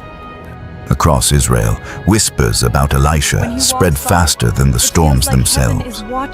People feared the prophet carried the unseen power of heaven upon him. But in Bethel, reckless young men mocked the prophet openly. They laughed loudly while nervous villagers stepped away from the growing tension. The insults became crueler as the youths followed Elisha through the streets. Their laughter echoed through Bethel, while fear quietly spread among the people. Then Elisha turned and faced the mocking crowd in silence. The moment they saw his eyes, the laughter weakened into fear. Elisha spoke a curse calmly in the name of the Lord. Immediately, the nearby forest fell into an unnatural and terrifying silence. Then 2 massive bears burst violently from the dark forest. Chaos exploded through the streets as the mocking crowd fled in terror. After that day, fear followed Elisha's name across all Israel. People no longer spoke of the prophet with curiosity, but trembling caution. Soon, kings began seeking Elisha whenever war threatened the kingdom. Enemy armies surrounded Israel while panic spread once more through the palace. The king demanded Elisha immediately as fear consumed the royal court. No army or fortress seemed powerful enough to save Israel anymore. But Elisha already knew every enemy trap before armies even marched. Set the traps here. Again and again, Israel escaped disasters waiting hidden within the hills. The king of Aram became furious as every ambush mysteriously failed. Suspicion poisoned the royal war chamber like smoke filling the palace. At last, a servant revealed the truth nobody wished to hear. Elisha somehow knew even the king's secret words spoken behind closed doors. The king of Aram decided the prophet must be hunted down personally. Massive armies prepared through the night beneath storm-darkened skies. Before sunrise, enemy horses and chariots completely surrounded Elisha's city. The hills disappeared beneath soldiers, steel, and endless flickering torchlight. At dawn, Elisha's servant stepped outside and froze in absolute terror. Every mountain surrounding the city was covered with enemy armies. The terrified servant rushed inside while war horns echoed outside the walls. Yet Elisha remained completely calm beside the flickering morning fire. The prophet looked calmly at the servant, trembling with fear. Elisha promised greater forces stood beside them than against them. Still, the servant could only see the endless enemy armies outside. Fear overwhelmed him as the city waited helplessly beneath the siege.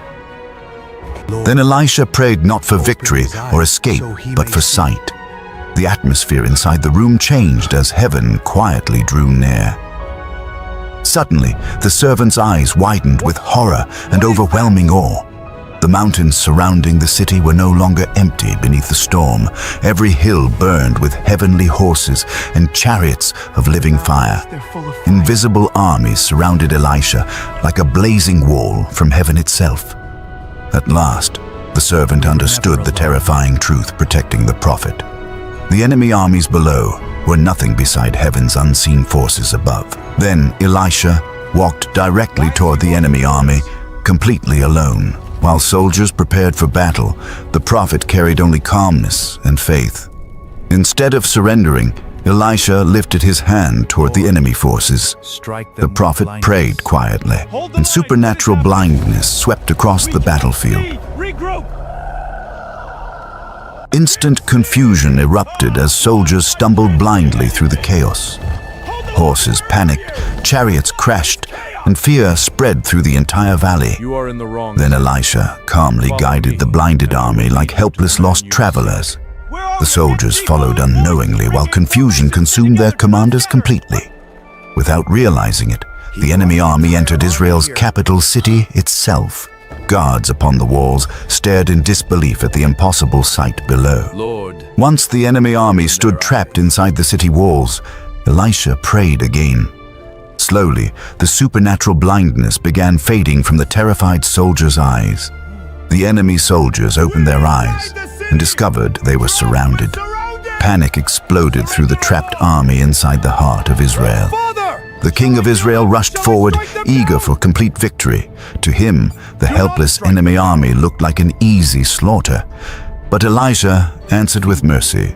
instead of bloodshed and revenge. let them return to The enemy soldiers were fed, released, and sent home in peace. Years later, stories about Elisha spread far beyond Israel's borders.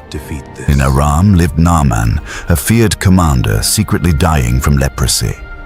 Inside Naaman's home, a captured servant girl quietly offered hope. She spoke of a prophet in Israel who could heal impossible sickness. Desperate for healing, Naaman traveled toward Israel with treasures and soldiers.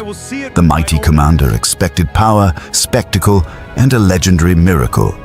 But when Naaman arrived, Elisha never even stepped outside to greet him. The proud commander waited angrily before the prophet's simple little house. Instead of ceremony, only a servant delivered Elisha's strange instruction. Naaman was told to wash 7 times within the Jordan River. Fury exploded inside Naaman as pride battled desperation within his heart. The mighty commander could not understand such a humiliating command. Then, one humble servant spoke carefully beside the halted caravan. His simple words pierced deeper than the prophet's command itself. At last, Naaman humbled himself and entered the muddy Jordan waters. Again and again he dipped beneath the river while nothing seemed different. On the 7th time, Naaman disappeared completely beneath the silent water. Even the wind stopped moving as everyone waited in fearful suspense. Then Naaman rose from the river, completely healed before everyone. The leprosy was gone, and his skin looked clean like a child's. Overwhelmed with gratitude, Naaman fell to his knees beside the river. The proud commander finally declared the God of Israel alone was real. But while Naaman departed transformed, greed quietly poisoned another heart nearby. Elisha's servant Gehazi watched the treasures disappear with restless eyes. Secretly, Gehazi chased after Naaman and lied in Elisha's name. Take these gifts. The commander generously handed over silver and garments without suspicion. Nothing remained hidden from Elisha's terrifying prophetic sight. Judgment fell instantly as Gehazi's skin turned pale with leprosy. And so the legend of Elisha spread across nations and kingdoms. He became the prophet who carried the terrifying unseen power of heaven itself. What if one day, without warning, the people meant to protect you abandoned you completely? Your future destroyed. Your name whispered in shame. Your life forgotten by everyone around you. Alone beneath the silent hills of Israel, Tamar watched everything she hoped for slowly disappear into darkness. But hidden inside her suffering was a story that would one day shape generations of kings. Grab your popcorn and get ready for the legendary story of Tamar. Israel hid a secret no family dared mention. And deep inside Judah's house, quiet darkness was already growing. Her name was Tamar, and nobody noticed her pain. While others celebrated, she silently carried heartbreak completely alone.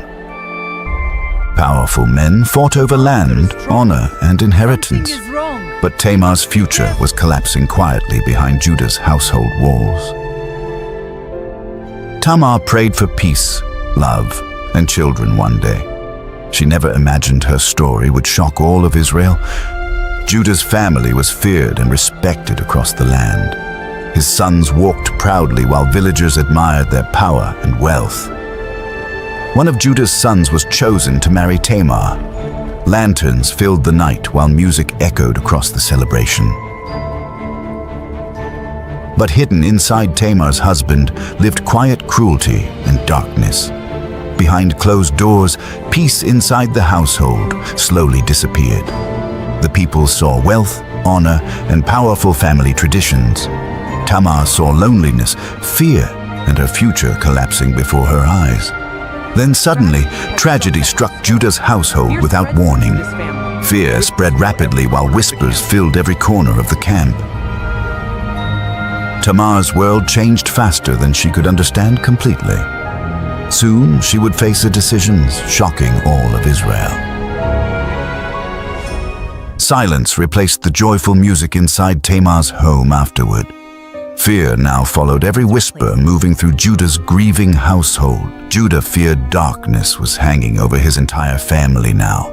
Instead of comforting Tamar, he pushed her deeper into loneliness. Another son was chosen to marry Tamar according to custom, but selfishness and hidden darkness still lived inside Judah's household. Tamar hoped this second marriage would finally bring peace someday. Instead, sorrow inside the household only continued growing deeper.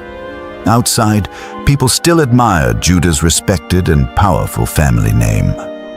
Only Tamar understood the darkness hiding behind their reputation completely.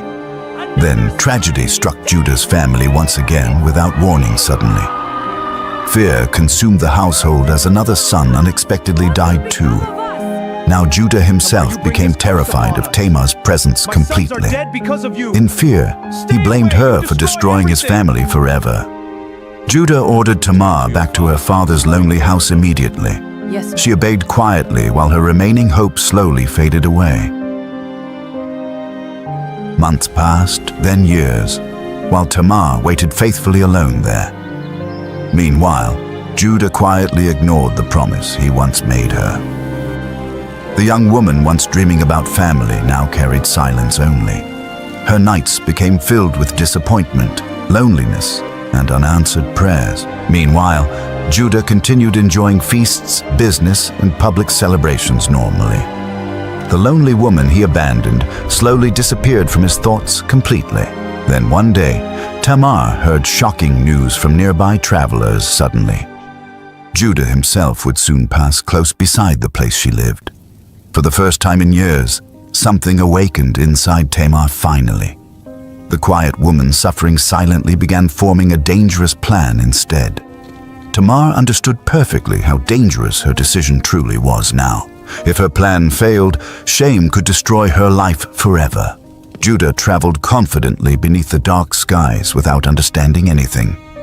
Ahead in the darkness, Tamar silently waited beside the lonely road. Heavy veils completely hid Tamar's identity from passing travelers nearby.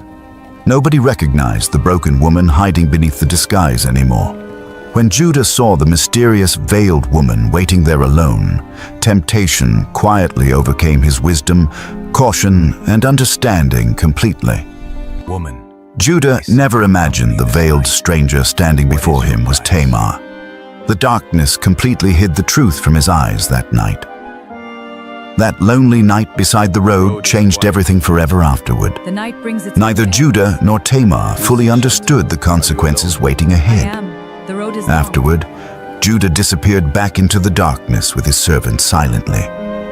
Meanwhile, Tamar remained beside the road carrying a dangerous secret, alone. The next morning, Tamar quietly removed the disguise forever inside. The dangerous plan was complete, but uncertainty still surrounded her. At first, life continued peacefully across Judah's household and villages normally. Judah never realized the truth hidden behind that mysterious night. Then whispers suddenly spread rapidly through every crowded village street again. Tamar was carrying a child, and people immediately judged her. Judah exploded with anger the moment he heard the shocking news. Without questions, he immediately demanded punishment against Tamar publicly. Tamar stood silently while accusations surrounded her from every direction completely. Yet hidden beneath her calm expression lived an unexpected truth. At the final moment, Tamar revealed Judah's personal belongings publicly there. The shocked crowd immediately realized something impossible had happened that night. The powerful man judging Tamar suddenly understood the terrible truth completely. Before the entire crowd, shame and realization filled Judah's face. For the first time, Tamar was finally seen differently by people. No longer cursed, but deeply wronged by Judah's fearful actions instead. The forgotten woman abandoned beside lonely roads would shape history someday. Her bloodline would continue through generations remembered forever afterward. Months quietly passed after the shocking night revealing Tamar's truth publicly. Inside her home, new life slowly began growing peacefully now. The same villagers once whispering against Tamar now watched respectfully instead. Everywhere she walked, quiet curiosity followed closely behind her footsteps. Judah could no longer escape the guilt haunting him every day. Whenever he saw Tamar, regret filled his thoughts completely again. But Tamar no longer lived trapped beneath fear and rejection anymore. Every hardship she survived slowly transformed her into someone stronger. As seasons changed, Tamar prepared herself for childbirth, patiently and quietly. Meanwhile, the household waited anxiously for the approaching night ahead. The night Tamar gave birth, tension filled every room inside completely. Even the wind outside seemed frozen beneath the stormy skies. After hours of suffering, Tamar finally gave birth to twin sons. Those children would change Judah's bloodline forever through future generations. One child reached outward first, confusing everyone inside the room immediately. The strange birth filled the women watching with shock and wonder. Then something completely unexpected suddenly happened inside the lantern-lit room there.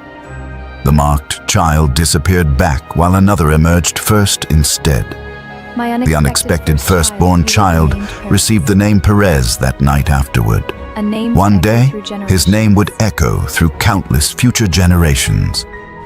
Years slowly passed, and Tamar's painful memories began fading quietly away. Israel continued growing while the history slowly moved forward beyond her suffering. Few people understood the importance hidden within Tamar's sons completely then. Her pain, loneliness, and courage would shape future generations forever. Generations rose and fell long after Tamar's story quietly ended completely. Kingdoms appeared, wars spread, and mighty rulers shaped Israel's future. Yet hidden inside those generations remained Tamar's impossible bloodline forever there. Her story quietly continued through the future of Israel itself. The forgotten woman abandoned beside lonely roads became part of royalty. History would eventually remember Tamar within one of Israel's greatest lineages. Long after Tamar's lifetime, Israel remembered powerful kings and rulers everywhere. But hidden beneath their bloodline remained Tamar's forgotten story. Hidden beneath generations of kings remained Tamar's lasting legacy forever there. The woman nobody expected history remembering could never be erased again. Those judging Tamar never imagined her story surviving beyond their own lives. Meanwhile, their names slowly disappeared into forgotten history. Tamar's life carried sorrow, fear, silence, and painful, difficult choices constantly. Yet every painful moment quietly moved her toward greater purpose instead. Though Israel once saw Tamar as forgotten and abandoned completely forever, heaven had quietly written her story into history. Years continued passing quietly across the land of Israel afterward. Children became parents while Tamar's story slowly faded from memory. Yet Perez's bloodline quietly continued growing stronger through generations afterward. Hidden family roots stretched deeper across Israel's future with time. Long after Tamar's suffering ended, Israel entered seasons of war and kingship. New rulers, armies, and cities began shaping the nation's future forever. Among those generations rose a shepherd boy named David one day. His story would echo across nations far beyond Israel itself. Few people realized Tamar's hidden connection to King David's bloodline completely. Her impossible journey quietly lived beneath Israel's future royal family. The lonely woman abandoned beside the road became part of royalty. Without realizing it, Tamar helped shape Israel's greatest royal legacy. Yet Tamar's story was never truly about power or kings entirely. It was about surviving pain nobody else could fully understand. Israel remembered kings, battles, victories, and mighty rulers across generations constantly. But heaven also remembered Tamar's silent tears beneath the darkness. Generations after David, Israel slowly drifted into fear and division again. Darkness quietly spread across the kingdom beneath gathering storm clouds. Kings proudly ruled from massive thrones surrounded by wealth and power everywhere. Many forgot the suffering and humility shaping their bloodline long before. But heaven never forgot Tamar's story or her hidden legacy completely. Her name remained woven quietly into Israel's future through generations. Many years later, storytellers across Israel still whispered Tamar's name quietly. Her story survived through generations, speaking about Judah's family line forever. Some remembered Tamar only for scandal and public shame throughout history. Others remembered the courage carrying her through impossible suffering and loneliness. No matter how people remembered Tamar, history could never erase her. Her place within Israel's future remained permanently written forever afterward. The woman, believing her future destroyed, became part of something far greater. Through betrayal, fear, loneliness, and painful memories, Tamar kept moving forward faithfully. Every hardship carried her closer toward heaven's hidden purpose for her. Though the world once saw Tamar as forgotten and abandoned forever, her story continued shining quietly through generations long after her life ended.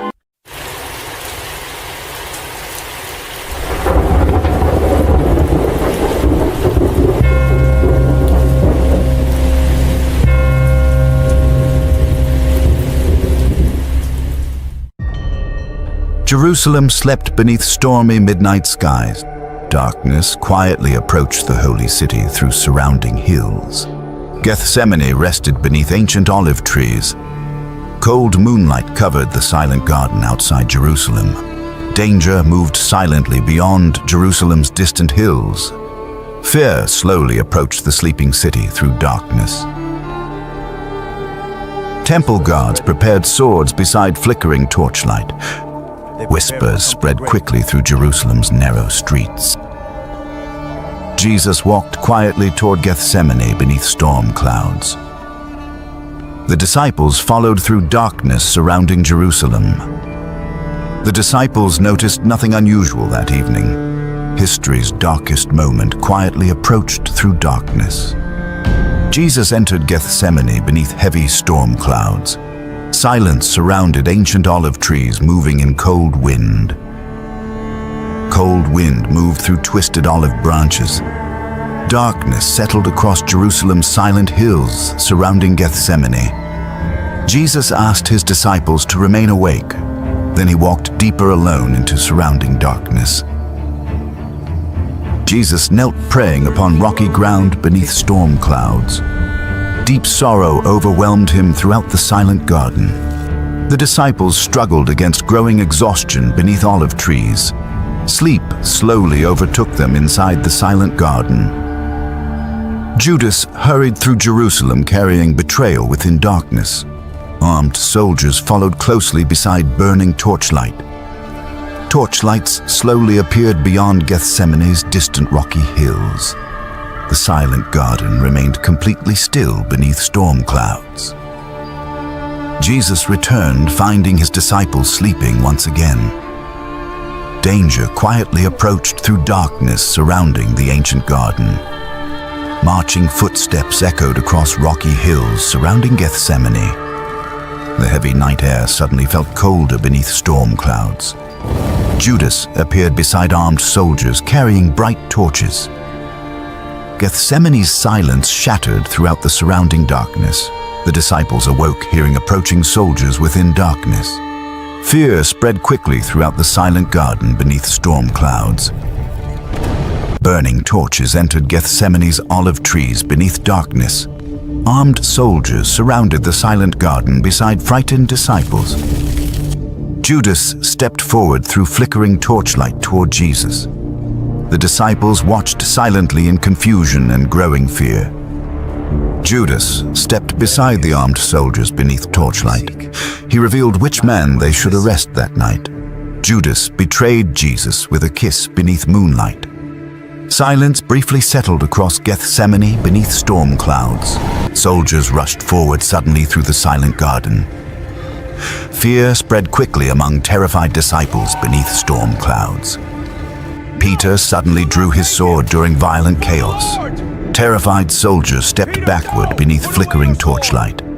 Jesus immediately stopped the violence surrounding everyone there. Fear and confusion filled soldiers and frightened disciples. Jesus remained completely calm among frightened surrounding crowds. Soldiers and disciples slowly panicked beneath gathering darkness. Roman soldiers grabbed Jesus tightly beneath flickering torchlight. Frightened disciples stood frozen beneath cold, moving winds. Fear overwhelmed the disciples completely throughout Gethsemane. They fled into darkness surrounding Jerusalem's rocky hills. Jesus stood alone among surrounding Roman soldiers beneath darkness. The silent garden slowly emptied beneath violent storm clouds. Soldiers led Jesus away from Gethsemane, but distant Jerusalem glowed faintly ahead beyond rocky hills. Peter quietly followed behind the crowd beneath darkness. Fear and regret slowly filled his heart completely.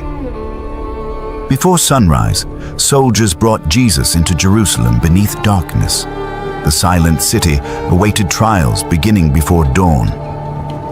Cold Jerusalem streets remained silent before sunrise arrived. Soldiers escorted Jesus beneath flickering torchlight through darkness.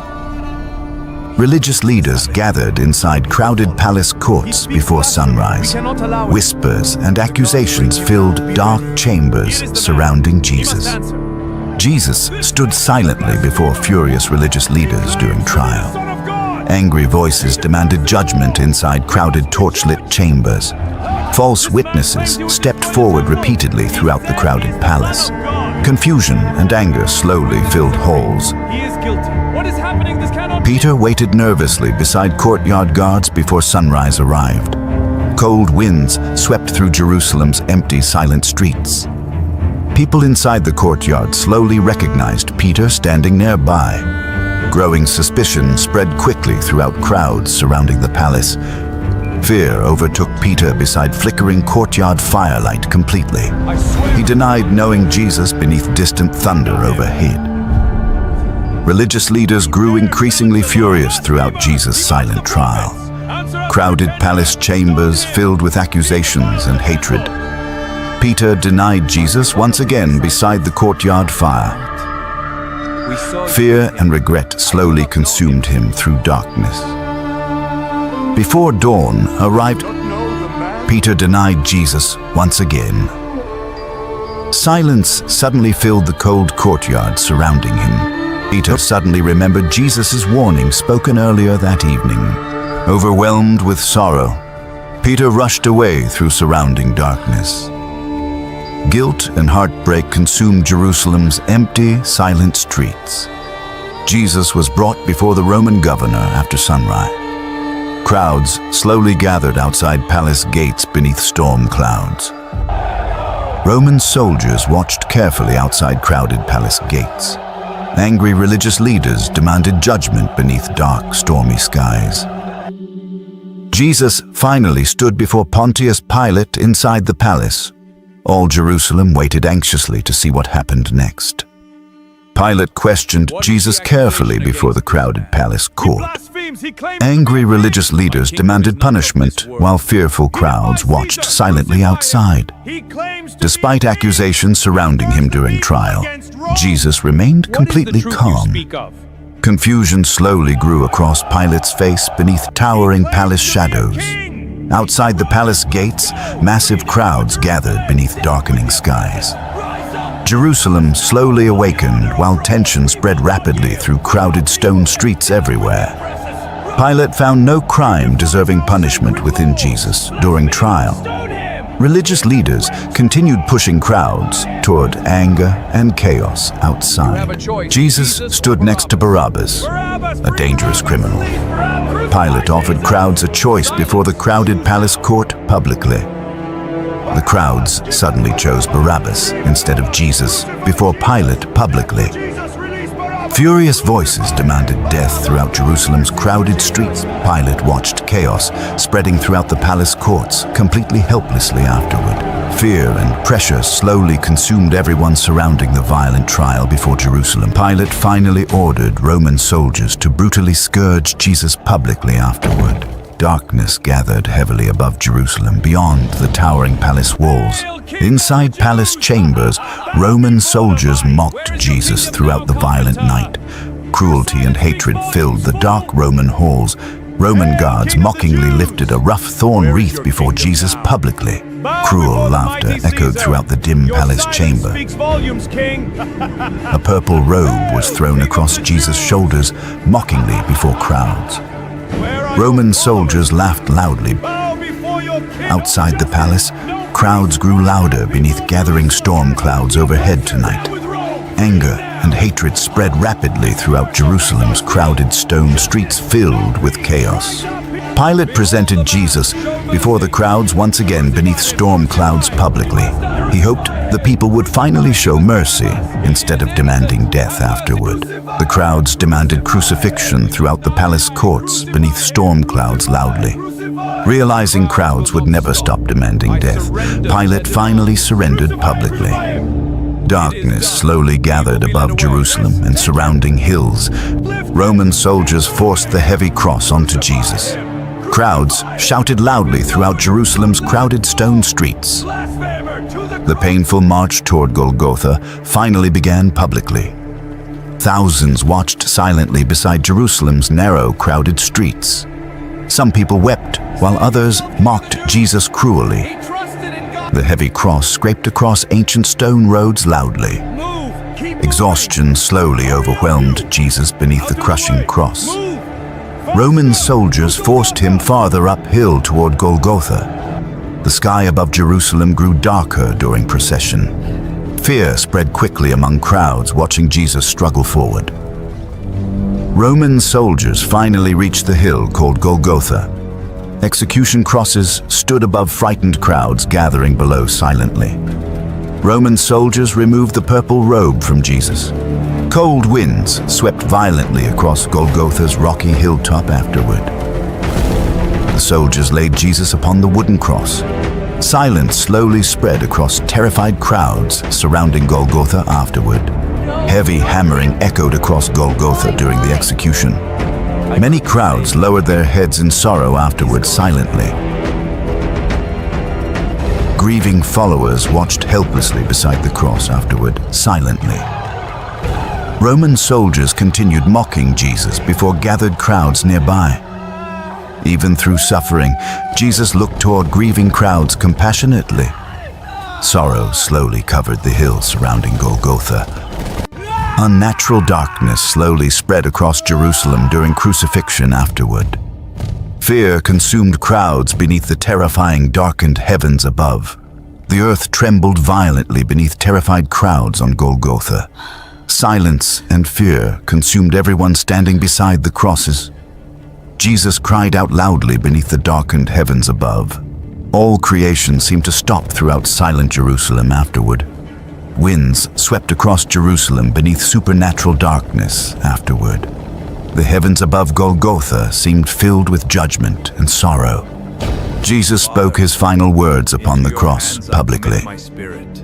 Silence slowly overtook terrified crowds listening beneath the darkness. Jesus bowed his head and gave up his spirit.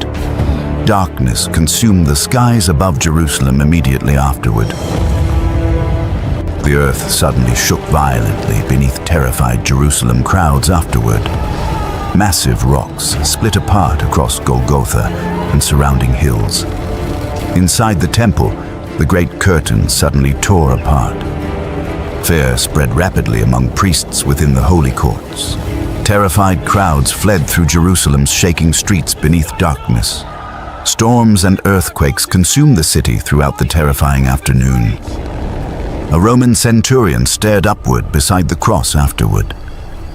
Fear filled soldiers standing beneath Golgotha, watching the darkness. Roman soldiers slowly approached the crosses before evening finally arrived. Silence spread across Golgotha, while frightened crowds watched quietly afterward. One Roman soldier lifted a long spear beside Jesus. Uneasy silence settled heavily across the hills. Many realized something greater than execution happened that day. Shocked crowds stared silently toward Golgotha beneath fading darkness.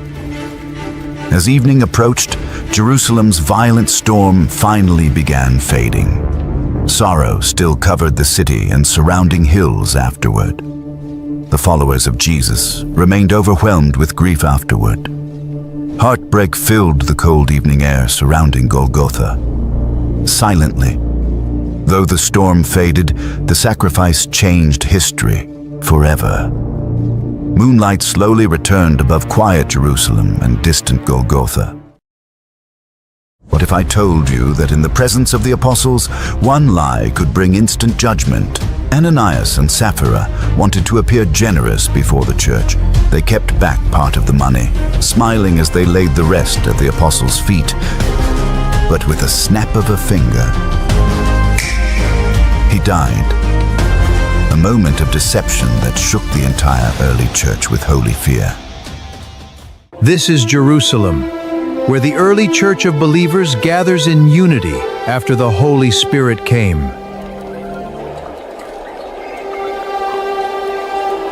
The Holy Spirit came like fire, everything changed. Yes, the Spirit's fire is among us. We must share this good news. Signs and wonders are happening among us through the power of the risen Jesus.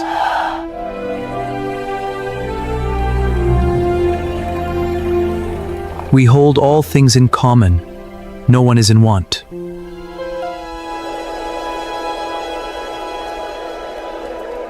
The apostles ruled the church with the Holy Spirit, but Rome still watches. Let me help with that. Thank you, brother. United in faith, we are strong. Look at how generously they give everything they own. Sapphira, perhaps we should sell our field too and support the church like this. Yes, let us sell the land outside the city walls. We can give most of the money and keep a portion quietly for ourselves. Yes, quietly for ourselves. Once the money is in our hands, we will decide exactly how much to keep back. No one needs to know the full amount. We have sold the land for a good price. Let us keep this portion hidden and bring only the rest to the apostles. I will take only this amount now and lay it at their feet as if it is the full price. They will never suspect anything. This will appear generous to everyone.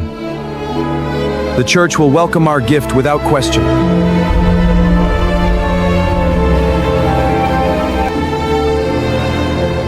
Here is the full price from the sale of our land. I lay it at your feet for the needs of the church. We wanted to give everything we could to support the work of the Lord among us.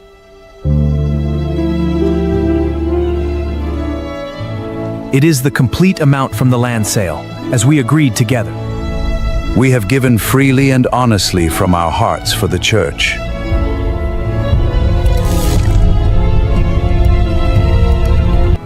Ananias, did you keep part of the money?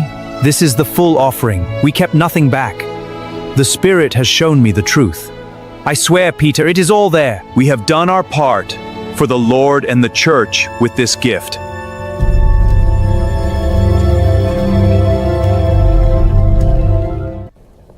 Ananias, why has Satan filled your heart to lie to the Holy Spirit and keep back part of the money from the land?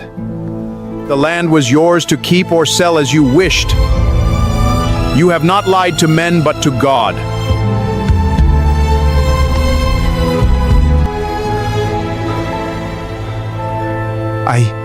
I only wanted to help the church.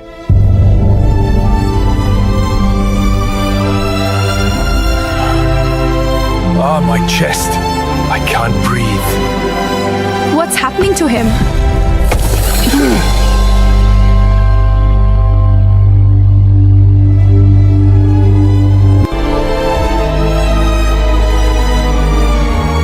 He is gone. Let us carry him out with respect.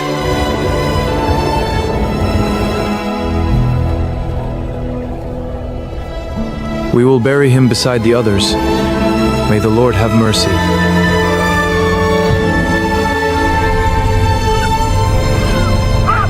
Great fear came upon the whole church. What have we seen today?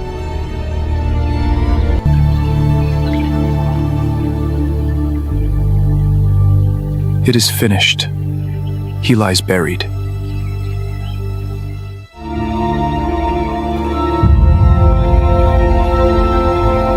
This is a solemn warning to us all.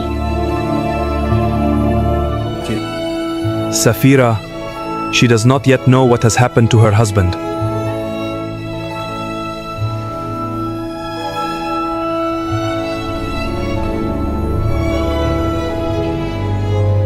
The Lord has shown us today that he will not be mocked. No one will dare to lie to the Holy Spirit after today.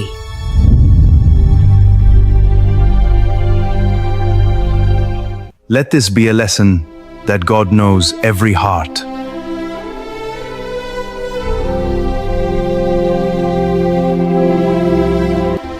Sapphira will be here soon. She still believes her husband is alive. The judgment is sealed. She comes unaware. I wonder how Ananias is doing. He should have returned by now.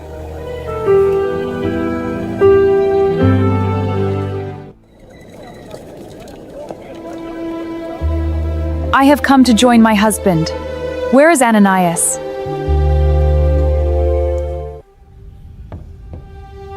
Tell me, Sapphira, was the price you and your husband received for the land this amount? Yes, that was the full price we received for the land.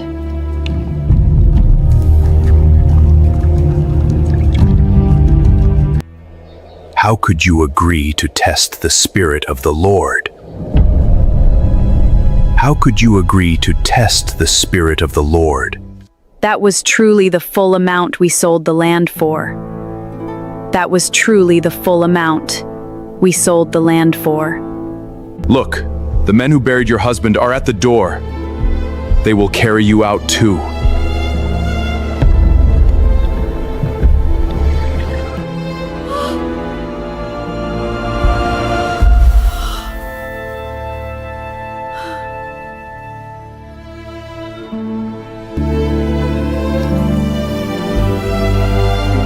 She is gone as well. Let us carry her out.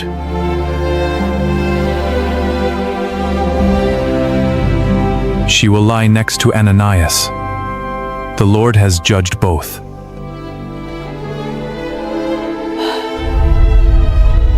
The fear of the Lord has come upon us all.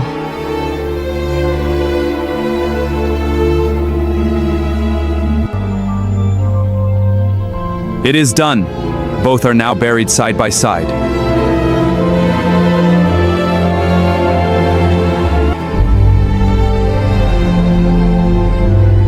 The Lord has shown us clearly that he knows every heart. The story is spreading. Ananias and Sapphira lied to the Holy Spirit and paid with their lives. Everyone who hears it trembles. The Lord will not be mocked. The fear of God is spreading through the church. The fear remains. We must walk carefully before God today. Let us continue in the teaching of the apostles with honesty and fear of the Lord.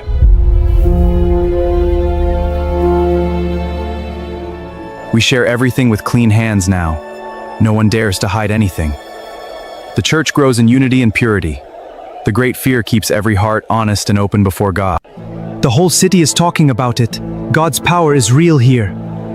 Ananias and Sapphira, they were struck down. God's power is real. In the name of Jesus, rise and walk. The Lord has healed him. The apostles prayed, and I can walk again. The Lord is truly among us. The Lord healed me. But I will never forget what happened to Ananias and Sapphira. The church continues to grow daily. I want to be part of this church that fears the Lord. Welcome, brother. We are all one in faith. Lord, keep this holy fear in our hearts forever. The church continues to grow daily in numbers and in the holy fear of the Lord, as the sun climbs higher over Jerusalem. The fear that began with Ananias and Sapphira now guards the purity of the church. We give with open and honest hearts now. The lesson remains with us. The Lord heals us, and the fear of Him keeps us clean before His eyes. We give openly and honestly. The lesson of Ananias and Sapphira remains alive in us. In the name of Jesus Christ, rise up and walk. I can walk. Praise be to God. A miracle. God be praised. This is by the power of Jesus. Walk in purity and fear of the Lord. The Lord has shown His power. Praise God. His power is great. Even we have heard what happened, that God is not to be taken lightly. If this video touched your heart, please like the video and subscribe to my channel to see more exciting videos. This is the church that fears God. Join us and walk in truth. We share everything in unity and generosity. This is our holy community. What happened to that couple has changed everything. God is truly in their midst. We rejoice in the Lord. We will never forget Ananias and Sapphira. Their story keeps us pure. Amen. Holy fear protects us. Thank you, Lord, for the lesson of Ananias and Sapphira. May we never forget.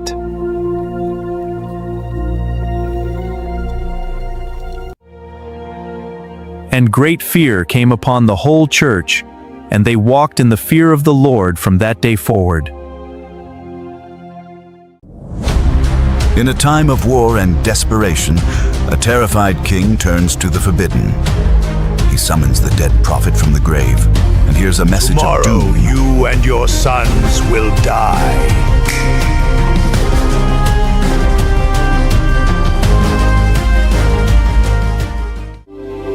The town is waking up.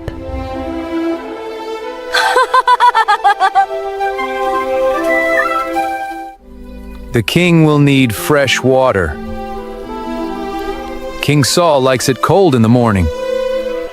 Good morning to you. The king is already awake.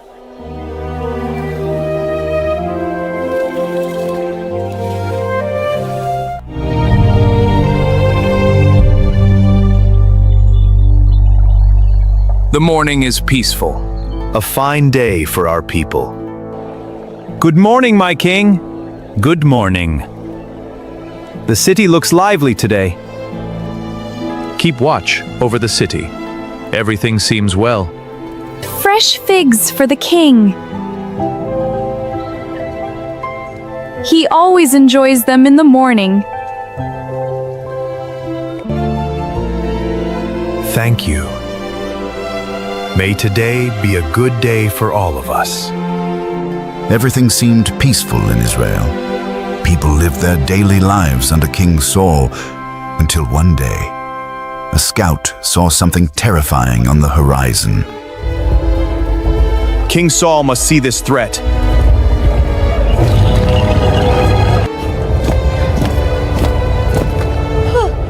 Our towns feel the fear now. King Saul rules Israel, yet danger grows. King Saul leads us. But the enemy is too close. This city is truly. King, the Philistines are upon us. What? How near are they? They will breach the gates at dawn. The Lord no longer answers me. Prophets, dreams, priests, all silent.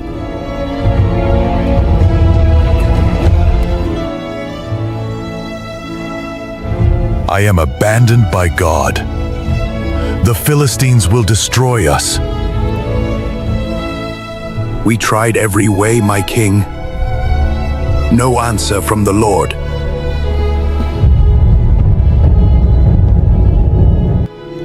God has left me. Fear fills my heart.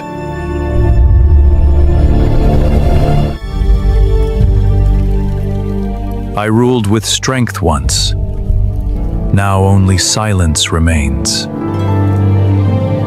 There is one last hope. The woman at Endor. In signs of trouble, the king realized that there was one woman that could save them. The witch of the town, Endor. The journey feels cursed. We press on. Endor is dangerous, my king. We must stay hidden.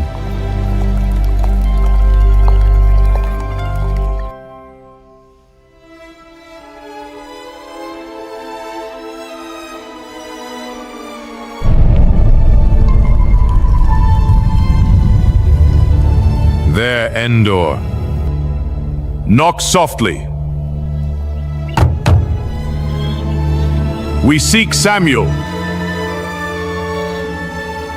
Who seeks me at this hour? Saul trusted the old prophet Samuel, The king banned hoping he all could reveal what mediums. tomorrow's battle would bring. Fear not, woman. Bring up Samuel for me. I must know tomorrow's battle.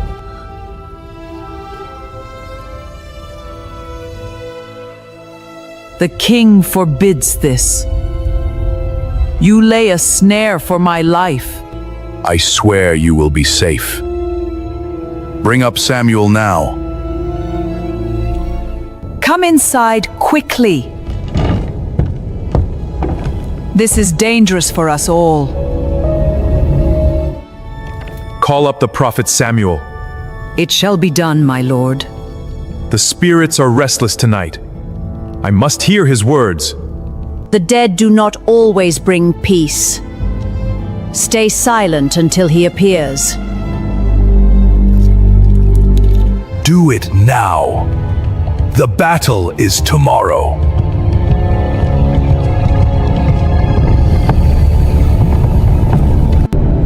The veil thins. Samuel rises.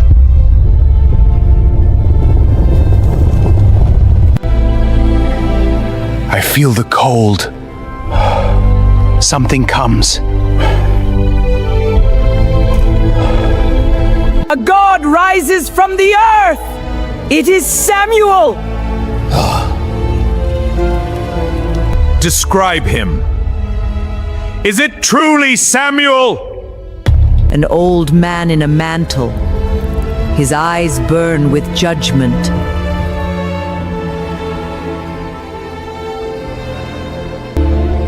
It is Samuel. My lord, the spirits gather. Now I will hear his words. He rises. It is Samuel. His eyes burn with anger.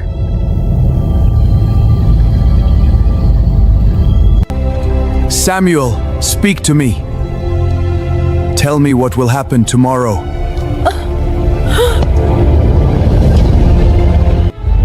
Why have you disturbed me?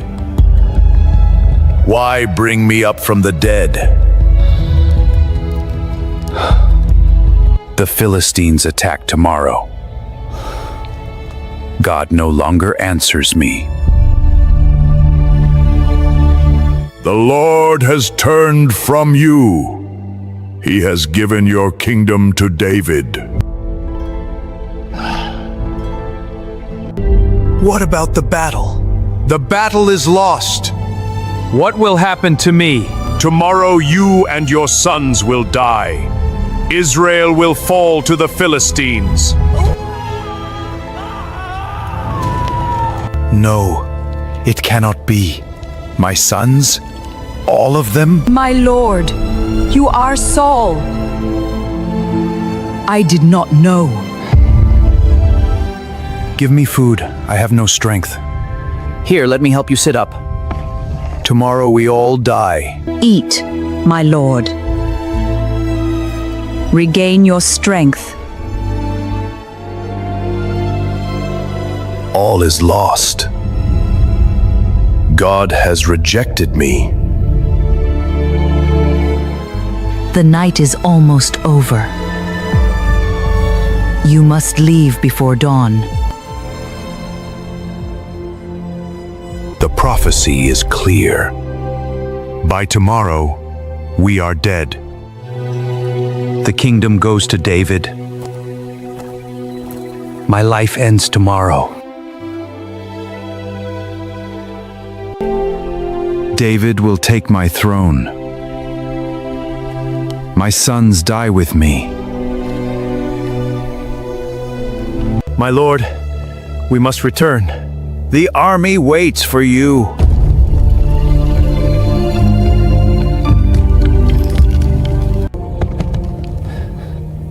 God has rejected me. Everything ends tomorrow. We must reach camp before sunrise.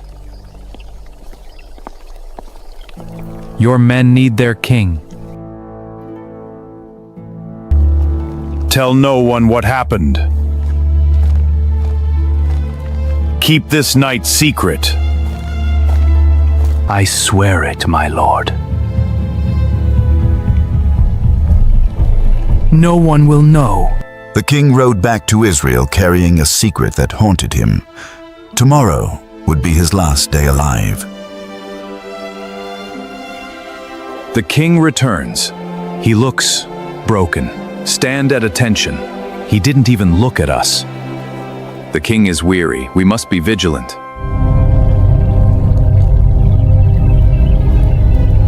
Tomorrow we fight.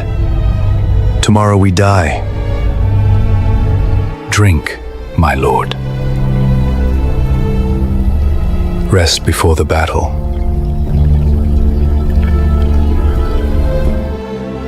David will be king. My line ends here. Tell my sons to fight bravely. They will die with honor.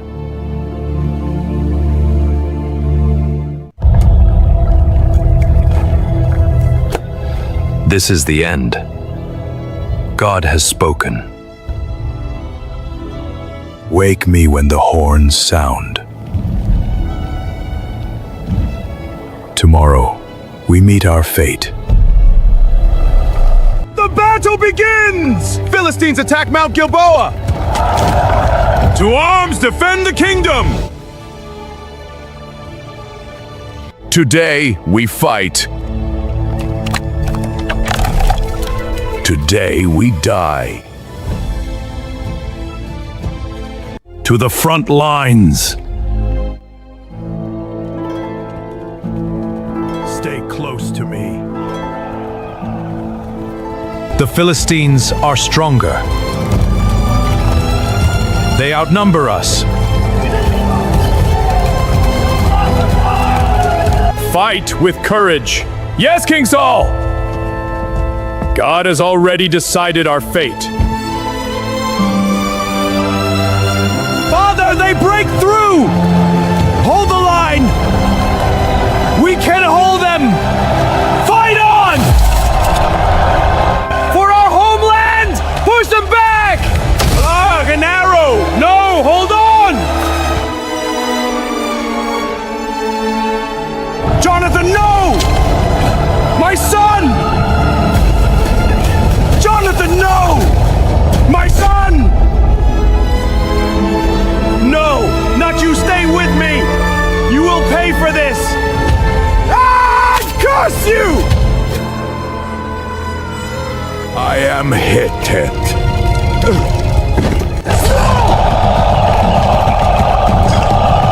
My king, we must retreat! The battle is lost.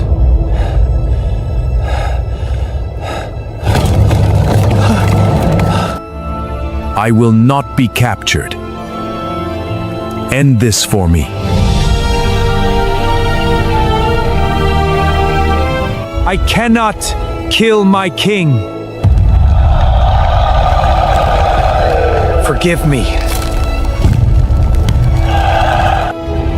Then I will do it myself.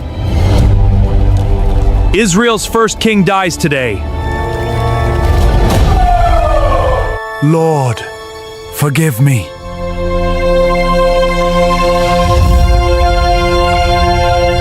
It ends here. My king falls. Israel falls with him.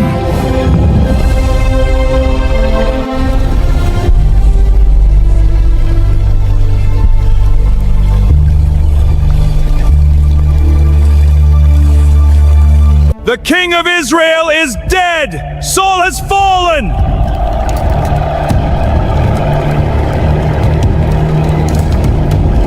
Strip the king's armor! Send it to our temples!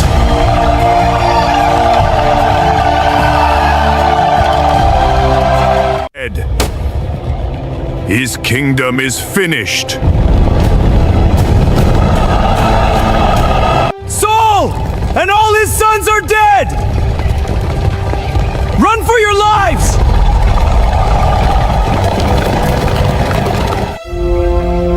Our king is gone. Israel has fallen.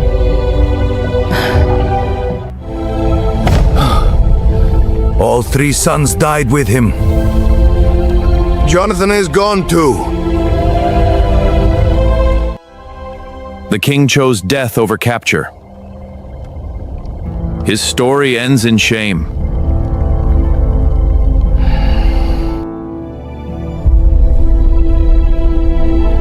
The Lord's word came true. David will be the new king. Our king is dead. Our sons are dead. Everything we knew is gone. Only David remains.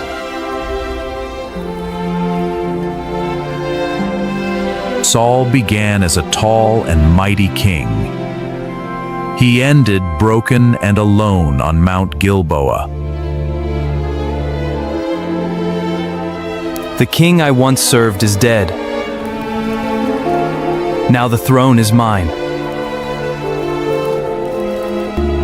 Fear destroyed Israel's first king. Obedience will build the next. In a world where everything was decided by birth order, one man refused to accept the place he was given. He was not the strongest, not the favorite, not the one anyone expected to change anything at all. His name was Jacob. He tricked his blind father, stole his brother's future, and ran into the desert with nothing but the clothes on his back. But the road ahead was not a reward. It was 20 years of hard work, betrayal, and pain that slowly broke him down. This is the story of a man who grabbed everything he wanted and lost himself completely. Canaan was powerful and ancient, and at its center, a patriarch named Isaac was slowly fading. Isaac had 2 sons. The younger, Jacob, spent his days quietly watching while everyone else made noise. The older son, Esau, was a hunter, dominant, and certain the entire future belonged to him. Their mother, Rebekah, saw both sons differently. Esau had power. Jacob had something harder to name.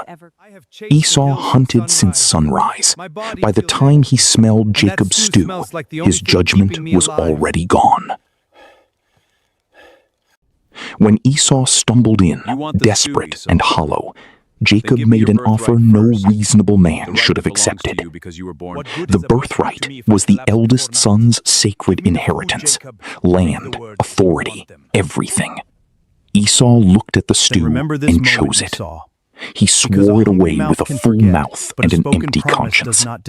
Jacob said nothing. He didn't need to. Years passed. Isaac's eyes darkened completely. The blessing, the most powerful thing he had left, needed to be given before he died. Isaac called Esau and gave him one task: hunt, cook, return. Then the blessing would be his. Rebekah was listening outside the tent. The moment Esau disappeared toward the wilderness, she was already moving. She found Jacob and told him plainly, the blessing was hours away from leaving the family forever. Jacob's fear wasn't guilt, it was calculation. If Isaac touched his smooth skin, the plan would collapse into a curse. Rebekah had already thought of that. Animal skins, Esau's clothes, pressed into Jacob's hands. Jacob walked toward his father's tent, dressed as his brother, crossing a line he could never walk back across. Isaac heard the footsteps and frowned. Esau had just left, so who was standing at his entrance now? I am Esau, your firstborn. Jacob presented the food and spoke as Esau, holding his breath, hoping a blind man's ears wouldn't betray him. The voice sounds like Jacob. Isaac grabbed his arm. Fingers moved slowly over the fur.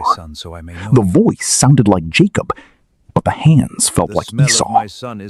Then Isaac leaned forward and smelled the clothes. The wilderness was on them, and the old man believed it. May God give you the Isaac raised trembling hands and spoke the blessing. At that exact moment, Esau was walking home with the meal he never needed. Jacob slipped out just before Esau arrived. The two brothers may have passed within earshot without knowing. Esau entered proudly, presented the food. Then Isaac's voice went quiet in a way Esau had never heard before. Someone had already come. The blessing was already given.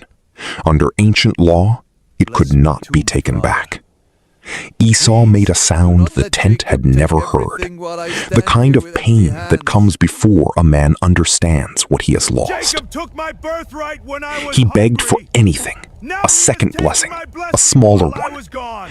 Isaac gave what little remained. Both knew it wasn't the same. Stay here tonight.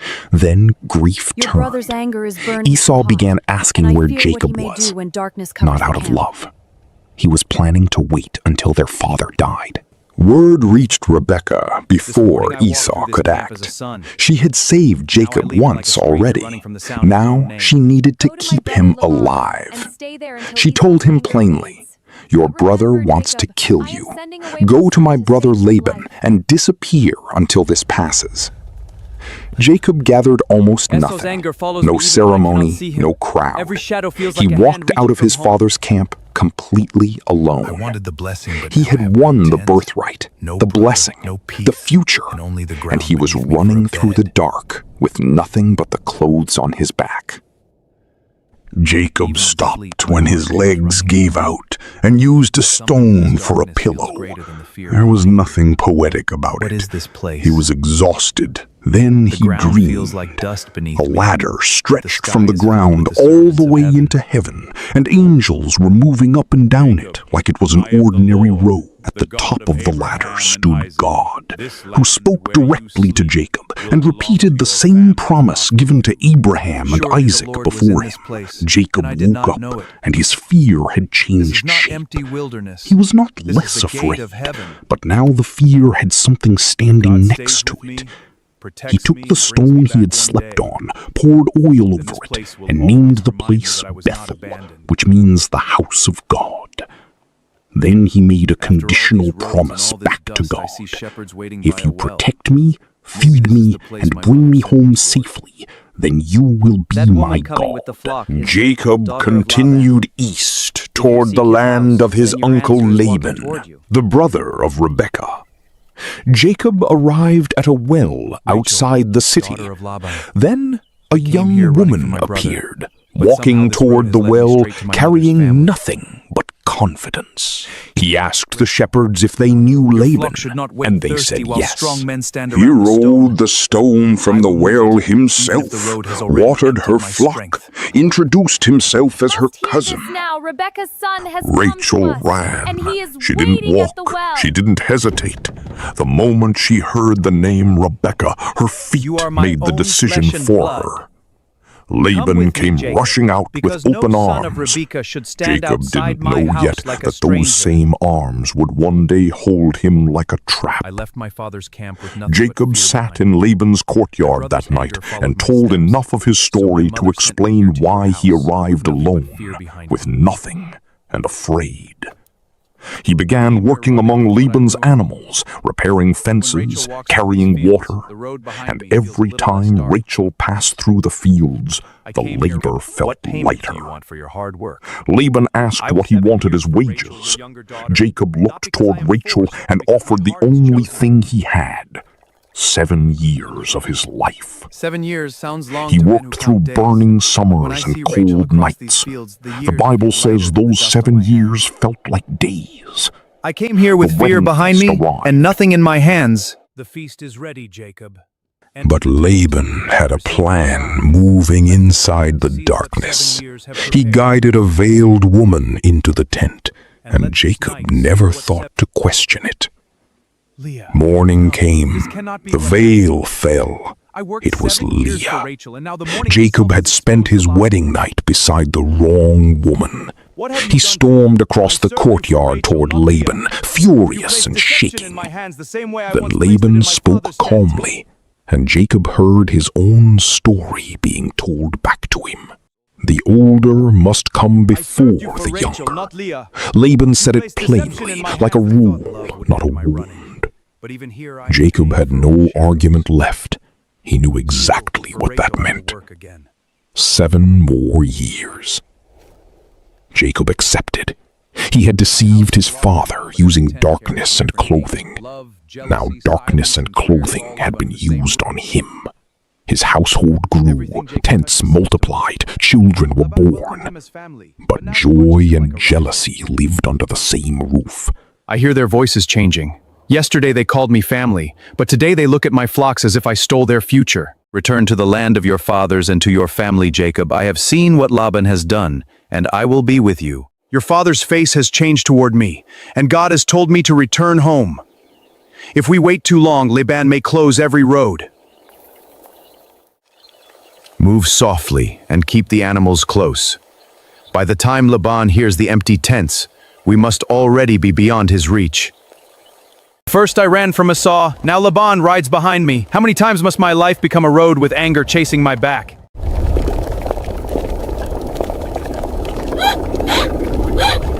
We went to your brother Esau, and he is coming to meet you with 400 men. 400 men do not travel for a quiet greeting.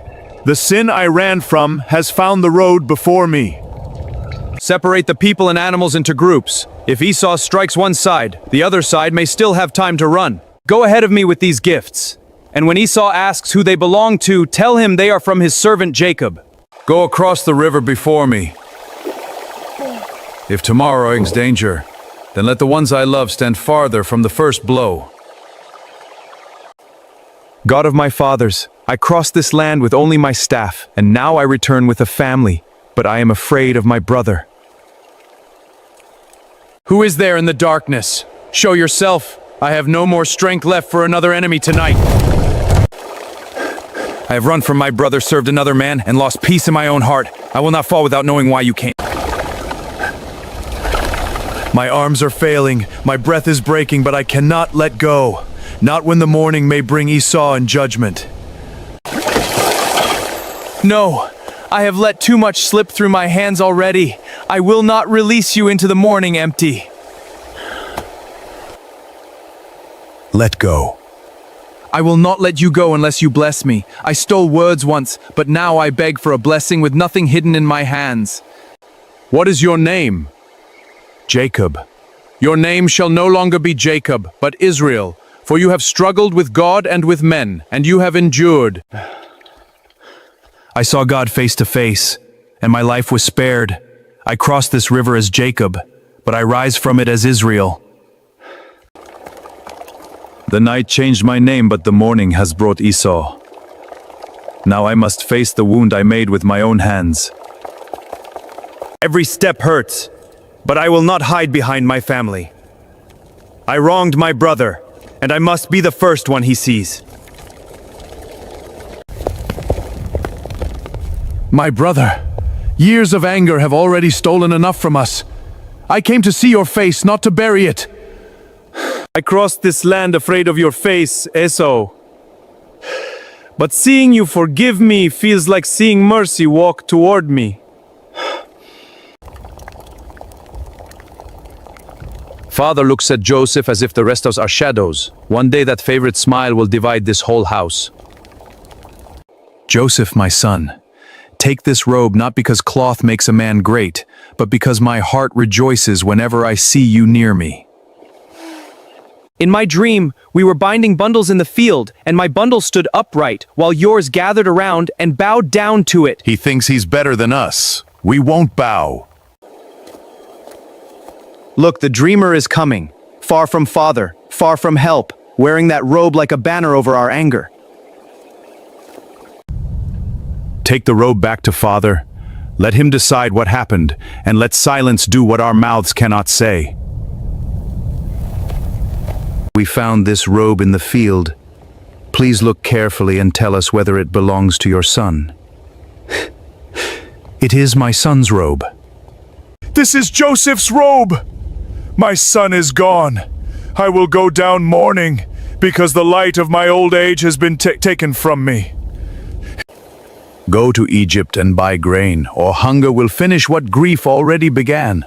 But do not ask my heart to lose another son. Father, Joseph is alive, and he has sent these wagons to bring you to him. Joseph, alive? Now let me die in peace, because I have seen your face again. The son I mourned has been alive in the hands of God.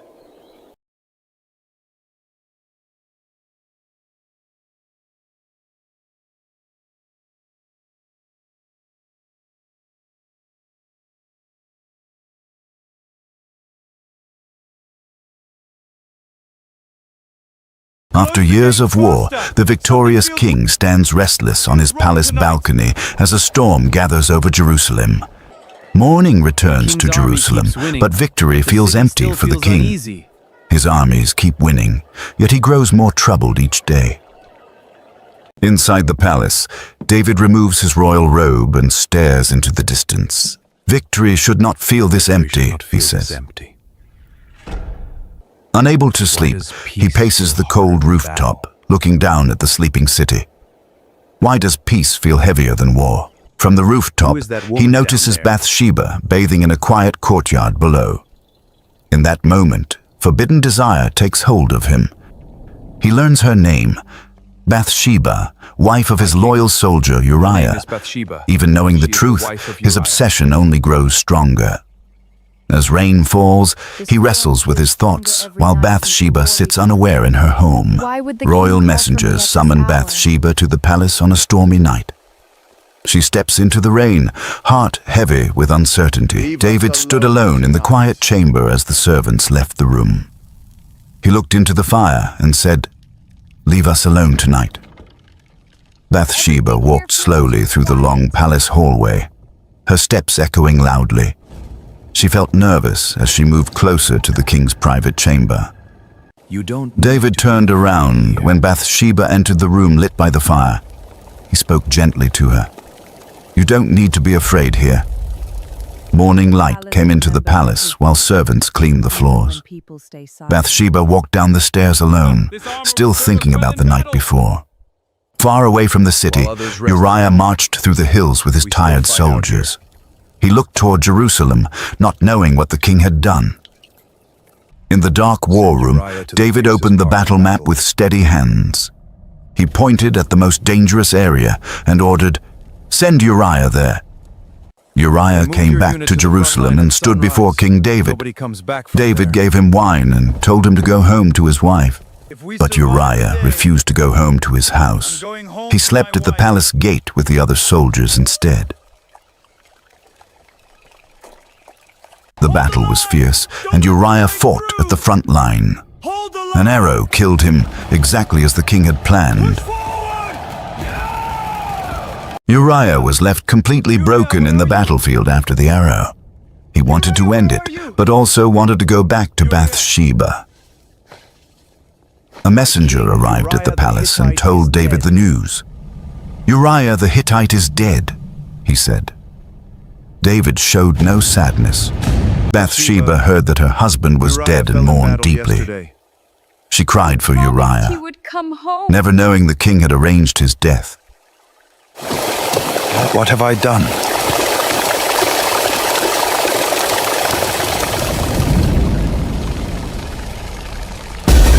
David walked slowly through the dark, empty palace halls late at night. The torches flickered as he said quietly, "I used to hear music in these halls."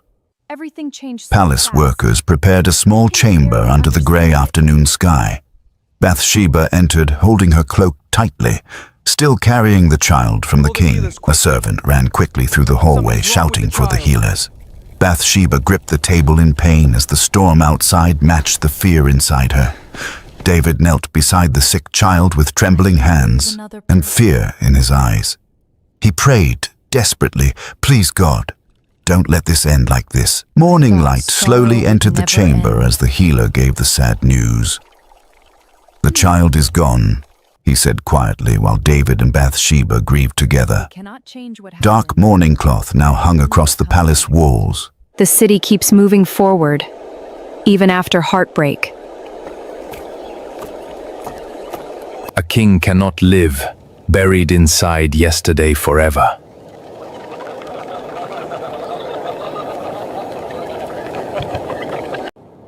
Even the birds are ignoring palace rules now.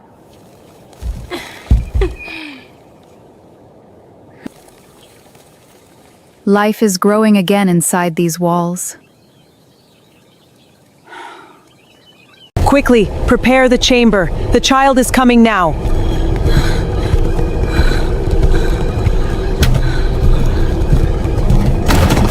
Please, let this child live.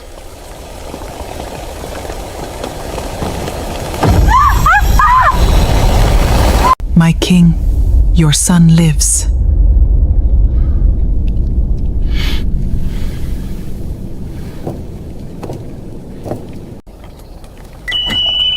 His name will be Solomon.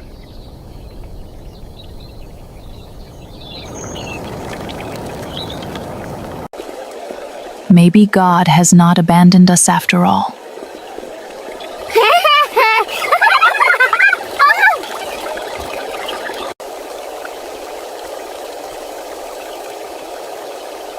This child will carry peace into Israel.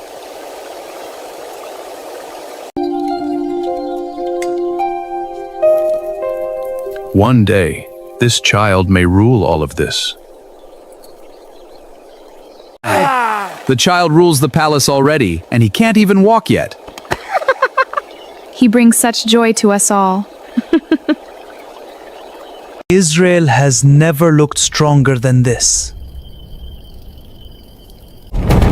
Solomon! Hush, my child. I'm here.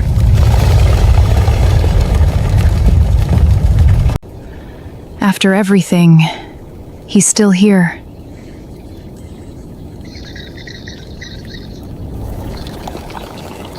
The winters feel colder every year, my king.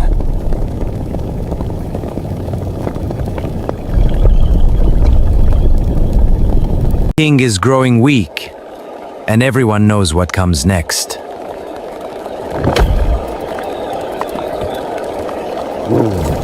The kingdom needs strength now, not weakness.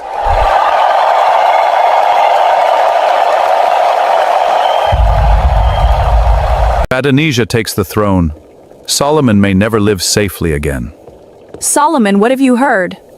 Adonijah gathers allies in the night. We must act. My lord, did you not promise that Solomon would become king?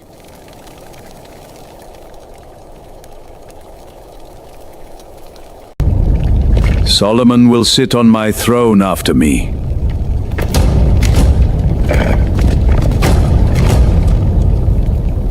Wake the priests immediately! The king has spoken! Open the gates! Quick, light the lamps! To the council!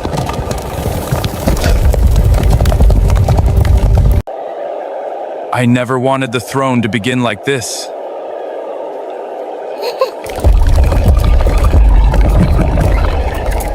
Solomon has been crowned king! The king is crowned? Long live King Solomon!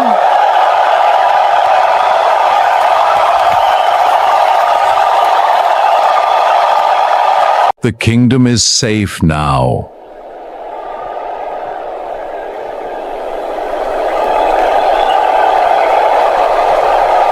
The Queen Mother's wisdom now guides the kingdom.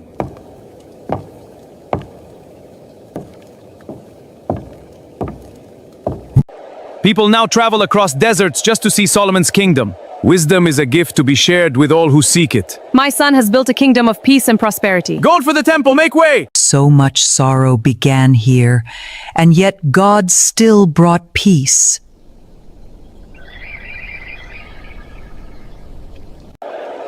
Father built the kingdom with strength. Now we must build it with wisdom. A kingdom divided by pride will destroy itself from within.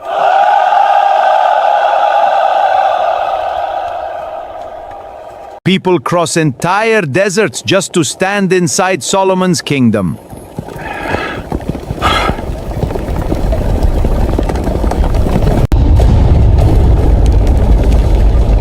Your father carried this crown through war. Now you must carry it through peace. It still feels like he should be sitting here. Everything I know about strength, I learned from watching you survive.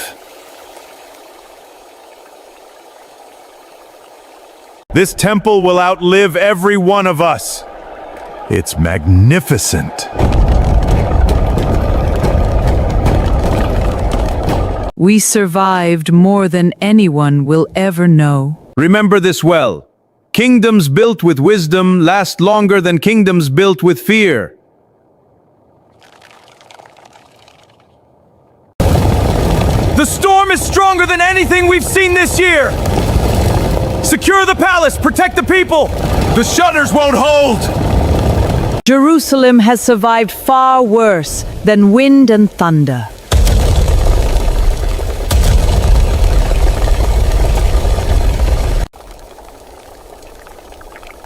Every storm eventually passes.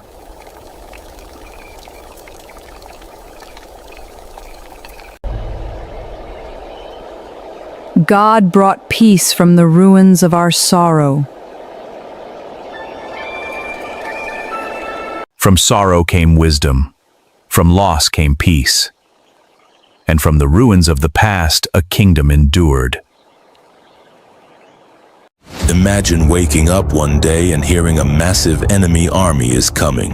Across Judah, soldiers prepare for a battle they fear losing badly. King Jeroboam marches south with more soldiers than Judah can handle. But young King Abijah refuses giving up against impossible, overwhelming odds. Soon both armies will meet at Mount Zemarem's deadly valley. Fear rises across Judah as a massive enemy army marches south. Jerusalem soon faces its greatest battle ever.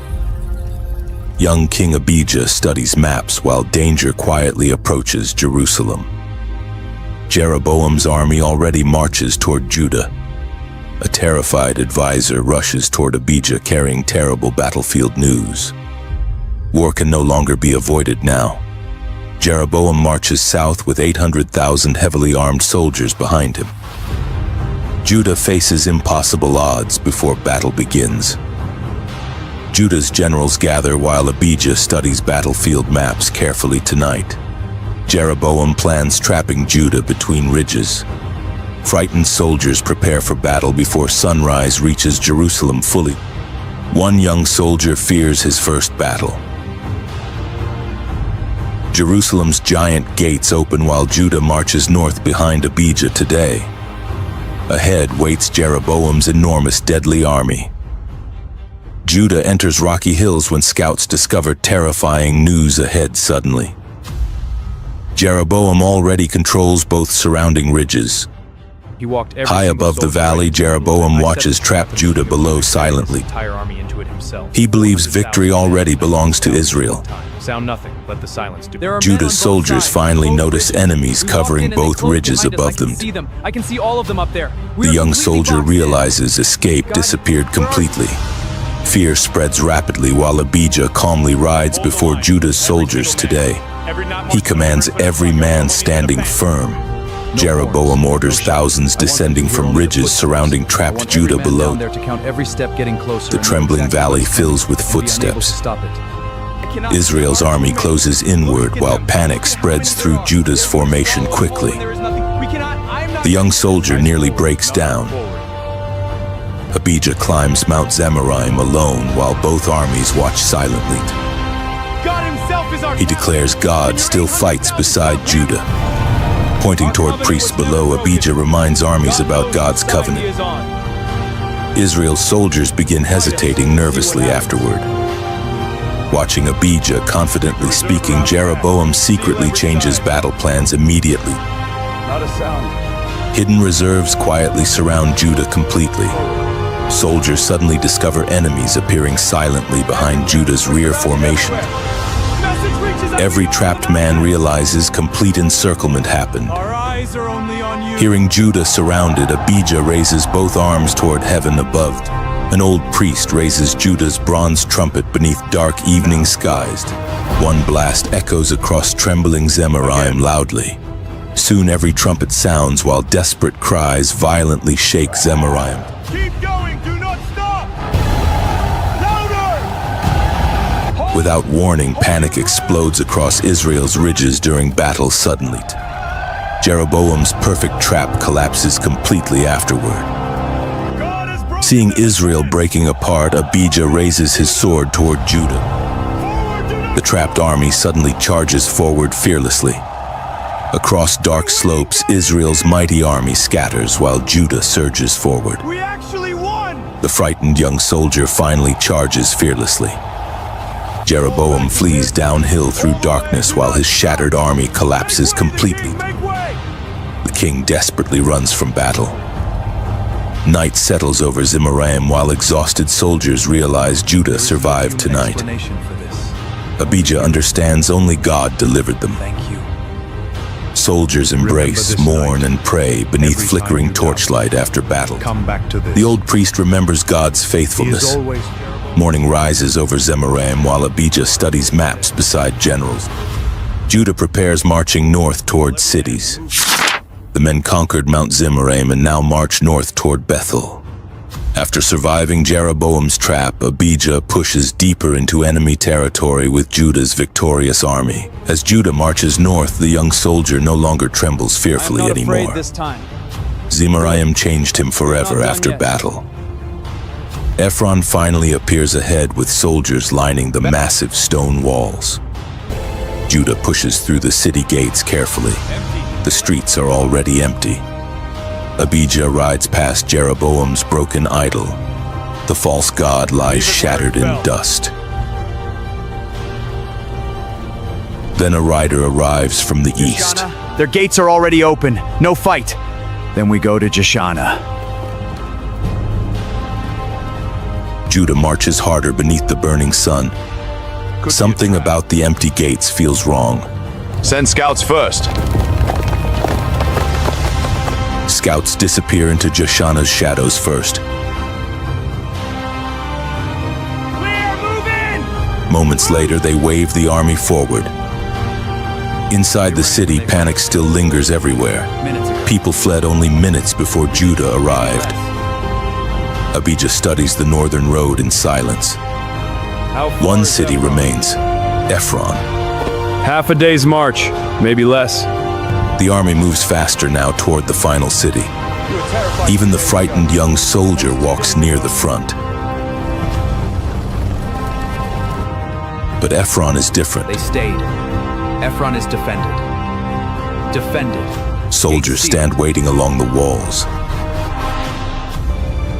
Abijah studies the defenders carefully from the ridge. 3 days. God does One not mistake waste a could victory. bury thousands All three, below. Just like that.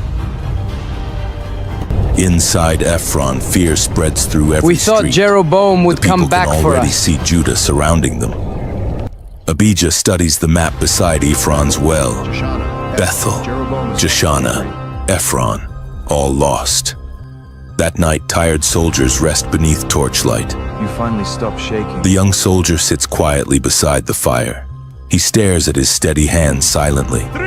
Far away in Tirzah, Jeroboam explodes with rage. 3 cities gone before he could react. His commanders speak carefully around the map. After Mount Zemaraim, Fear of Judah now spreads everywhere. Judah's God fights for Abijah.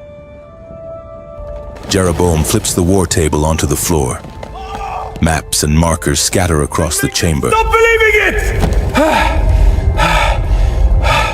Before dawn, Abijah walks Ephron's walls alone. My king. A nervous watchman nearly drops his spear. The king stares north into the darkness quietly. Jeroboam will return someday. Come again someday. Men like him always do. Then what Below them, Ephron slowly wakes again. Fires rise while soldiers tighten armor straps. Late that night, Abijah overlooks thousands of campfires. Victory weighs heavier than battle itself. The old general joins him beside the wall. The men already call it a miracle. The men are already calling this a miracle. Meanwhile, Jeroboam stands alone in Tirzah's darkness. Bethel, Jeshanah, Ephron, gone forever. Then dawn rises peacefully over Ephron at last. Hearing silence again. For the first time, Judah hears silence again. Morning spreads across Ephron as Judah prepares to leave the conquered city behind. Soldiers pack supplies, extinguish fires, and begin the long march home through the hills.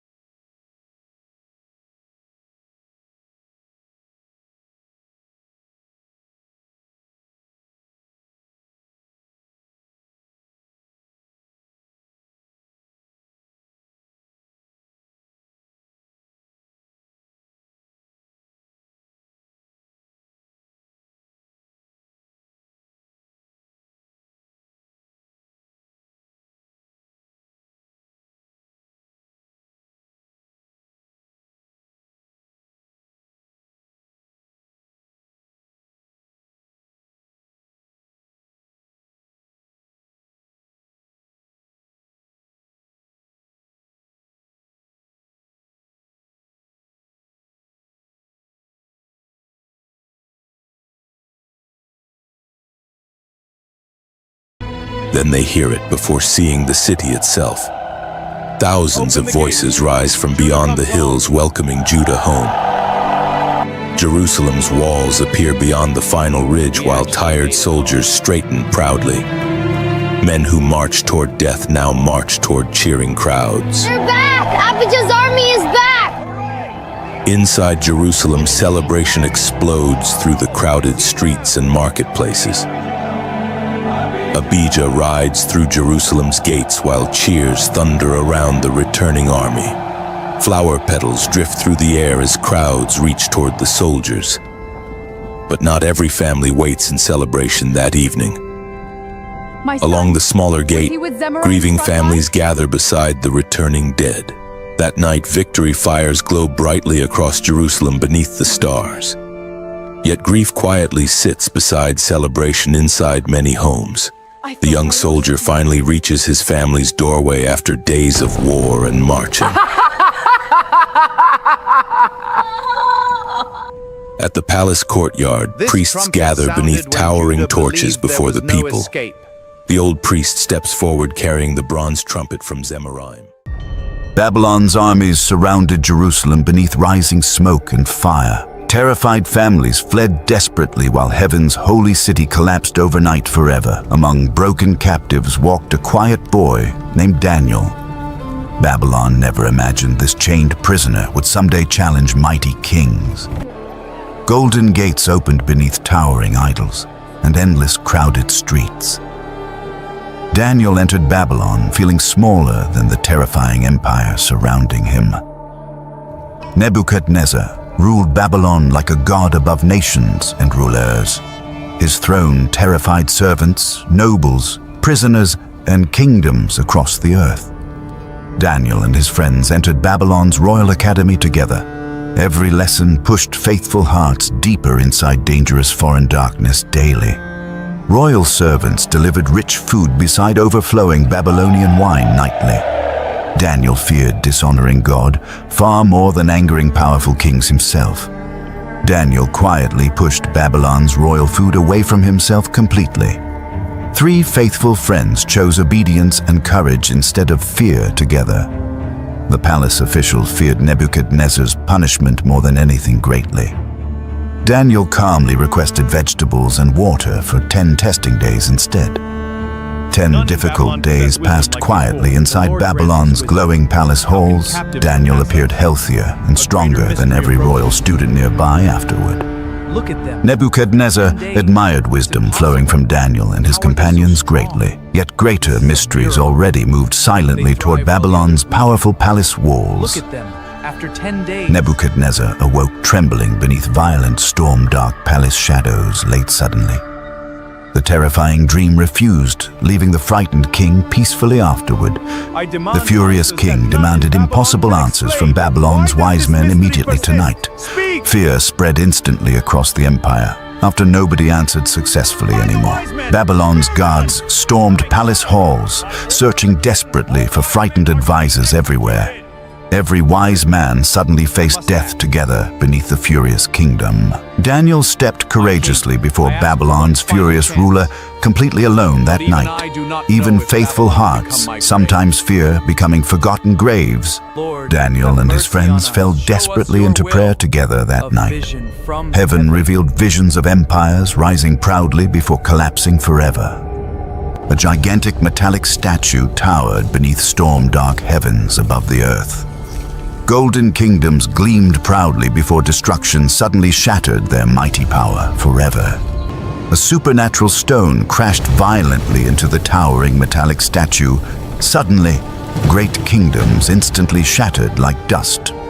Daniel entered Babylon's throne room surrounded by terrified advisors and guards. Everyone waited silently between life and death before the powerful king anxiously. Before Nebuchadnezzar spoke, Daniel revealed the hidden dream perfectly before everyone. Shock spread instantly across Babylon's silent court. Daniel explained kingdoms rising proudly before eventually collapsing into dust forever.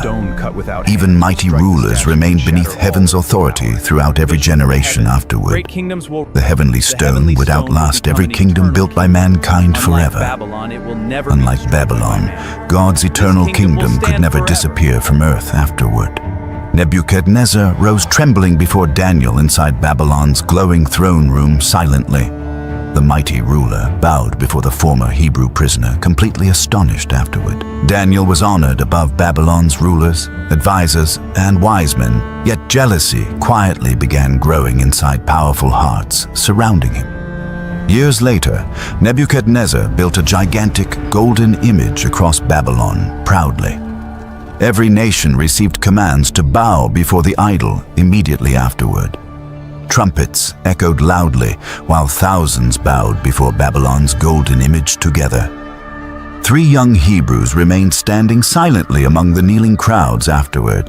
Nebuchadnezzar demanded the Hebrews bow before Babylon's blazing furnace angrily, yet the 3 faithful men refused fearlessly before the furious king completely. The Hebrews declared God could rescue them from Babylon's deadly flames completely. Even without rescue, they would never worship the empire's golden idol forever.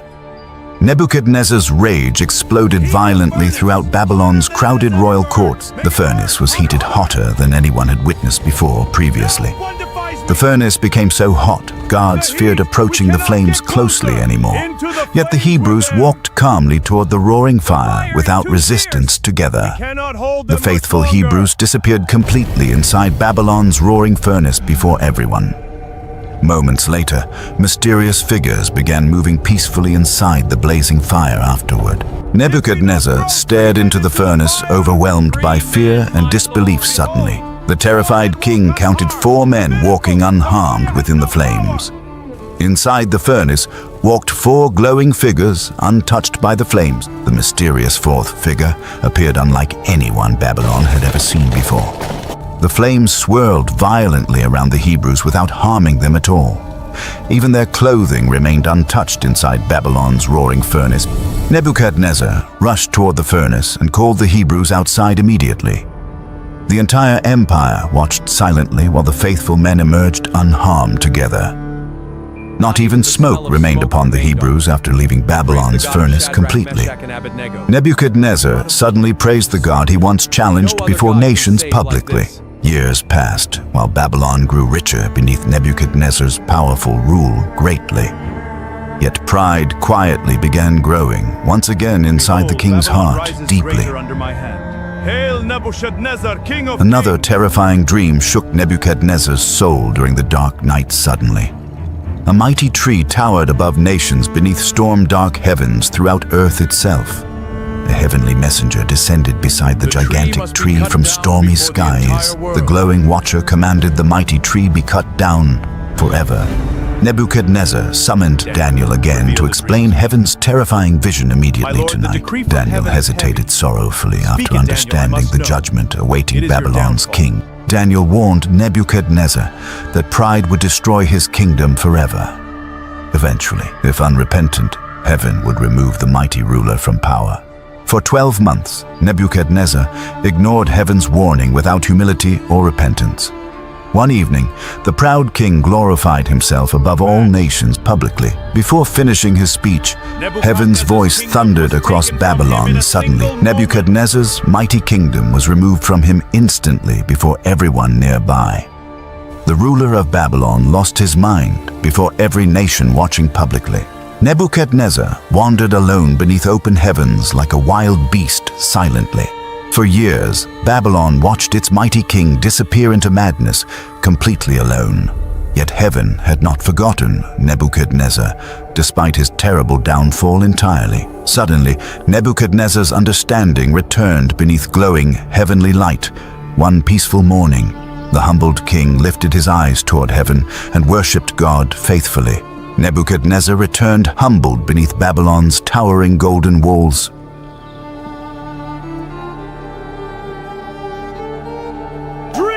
Celebrate the might of Babylon! Yet another ruler would soon dishonor heaven before the empire. A new king named Belshazzar ruled Babylon with arrogance and pride. Unlike Nebuchadnezzar, he feared neither judgment nor the God above. One night, Belshazzar hosted a feast for Babylon's rulers and nobles. Music and laughter echoed loudly throughout the glowing palace halls. Belshazzar ordered sacred vessels from Jerusalem's temple into the celebration tonight. Holy treasures became entertainment before Babylon's idols and drunken nobles. The palace suddenly fell silent beneath flickering torchlight and fearful whispers. A mysterious hand appeared and wrote glowing words across the wall. Belshazzar's face turned pale while the glowing message burned brightly nearby. Fear spread rapidly throughout Babylon's feast hall before the shocked kingdom. None of Babylon's wise men understood the terrifying message upon the wall.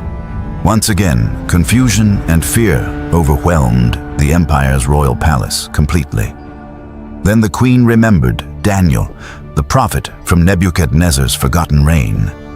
The elderly prophet entered Babylon's court one final time before kings. Belshazzar promised Daniel riches, honor, and power for the mysterious interpretation. That very night, the mighty empire would collapse before surrounding nations. Outside Babylon's walls, enemy armies moved silently beneath the darkened skies. Inside the palace, celebration continued without understanding approaching destruction nearby.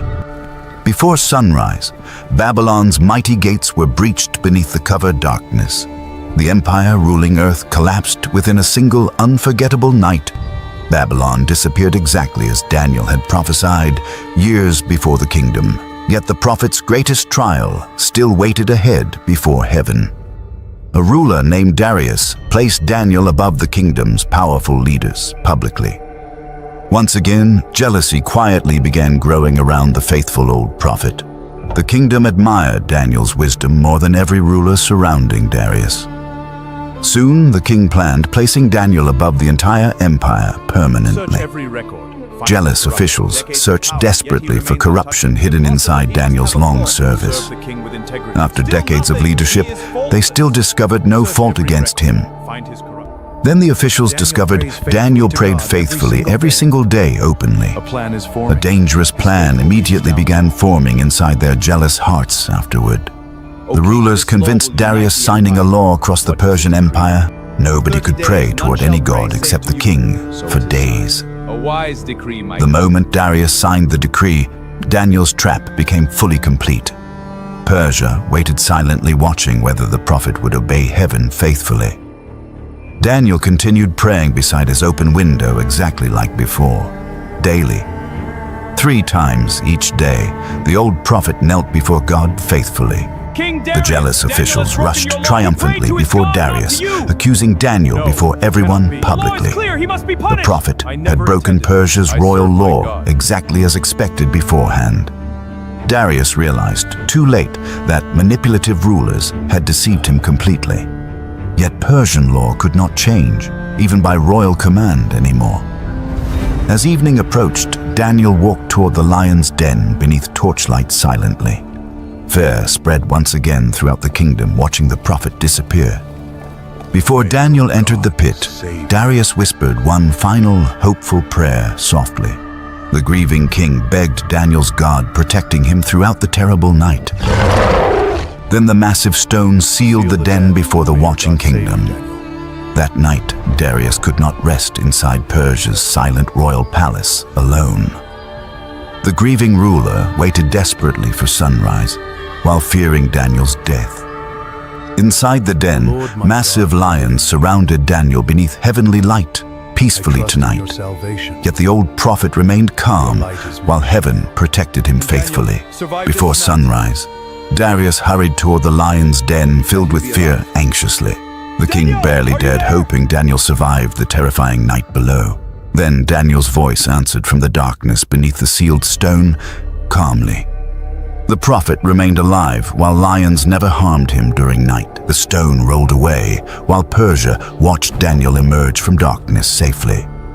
Behind him, the lions remained peaceful beneath heaven's unseen protection nearby. King Darius embraced Daniel with overwhelming relief before the watching kingdom publicly. Once again, heaven protected the faithful prophet from impossible death completely. The rulers planning Daniel's death suddenly trembled before Persia's furious king afterward. Their carefully planned trap completely collapsed before heaven's power and justice. News about Daniel's survival spread rapidly throughout Persia and distant nations afterward. Darius issued a royal decree honoring Daniel's God above every nation publicly. Persia's empire now recognized heaven's authority after witnessing the miracle. Daniel continued serving faithfully through kingdoms, rulers, and generations, passing afterward peacefully. One night, Daniel received another terrifying vision beneath storm-dark heavenly skies alone. 4 monstrous beasts rose violently from the sea before him. Suddenly, Daniel watched kingdoms rising proudly before collapsing beneath heaven's eternal authority. Every empire of mankind eventually disappeared like waves throughout history completely. Then heavenly thrones appeared above nations, surrounded by fire and endless light. A glorious ancient king, a figure like the Son of Man, approached heaven's glorious eternal throne. He received a kingdom never-ending throughout every generation, forever. Daniel trembled beneath the overwhelming visions shown from heaven during the night. Yet God's eternal kingdom would outlast every empire upon earth forever. The prophet's surviving kings, lions, and fire slowly grew old through history. Yet Daniel's faith remained unshaken beneath passing kingdoms and changing rulers. Empires rose proudly against heaven before disappearing completely into forgotten history afterward. If these stories touched your heart, please like and subscribe for even better stories in the future. If you want to learn how to make these stunning stories with animations, please go down to the description. It would help both us and you guys. See you guys later until the next episode. A man ran through a loud and busy city. He felt something calling him from above the idols. Who speaks to me? One night, everything became quiet. Leave your land. Go where I will show you. A voice told Abram to leave his home and go. Sarai, the voice of the Lord came to me. We must leave this land. Then we will go together. Sarai looked at Abram and saw his fear. But she chose to trust him and go with him.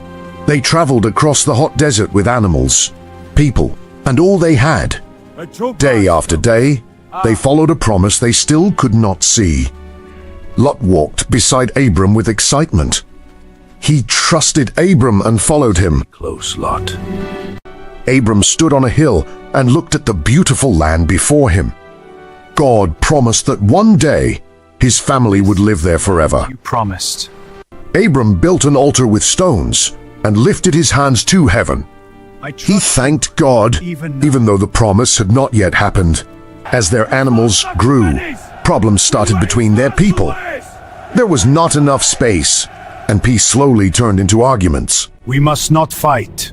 Lot chose a land that looked rich and full of life, but he did not see the danger that was hidden there. Lot, my nephew, choose which land you will take. I will take this land, the fertile plains. Then I will take the open hills. Soon, a great war broke out between powerful kings. Lot was taken away, and his life was suddenly in danger. Arm yourselves, move now! When Abram heard this, he quickly gathered his men. He moved through the night, ready to save Lot. Abram attacked and won the battle against the kings. With God's help, he rescued Lot and brought everyone back safely. Blessed be Abram by God Most High, creator of heaven and earth. A man named Melchizedek blessed Abram. He gave thanks to God Most High. I will make your descendants as numerous as the stars in the sky. God told Abram his family would be very big. Abram looked at the stars and believed. Time passed and Sarai became tired of waiting. She told Abram to have a child with Hagar. Hagar became pregnant and everything began to change. Jealousy and tension filled the home. Your pride has brought this on us! I meant no harm, mistress. Leave this place, go! Sarai and Hagar began to fight. Hagar ran away into the desert. In the desert, God found Hagar when she felt lost and alone. He gave her hope and told her her son would become great. God changed Abram's name to Abraham, meaning father of many. Sarai became Sarah, showing that a new future had begun. Sarah, the Lord has promised you will bear a son. A son. With God, nothing is impossible. A miracle indeed. Welcome, my guests. Please sit and enjoy. 3 men came to visit Abraham. It is my honor. He welcomed them and served them food. We bring tidings. A promise is coming to pass. Sarah will soon have a son. The promise is closer than ever before.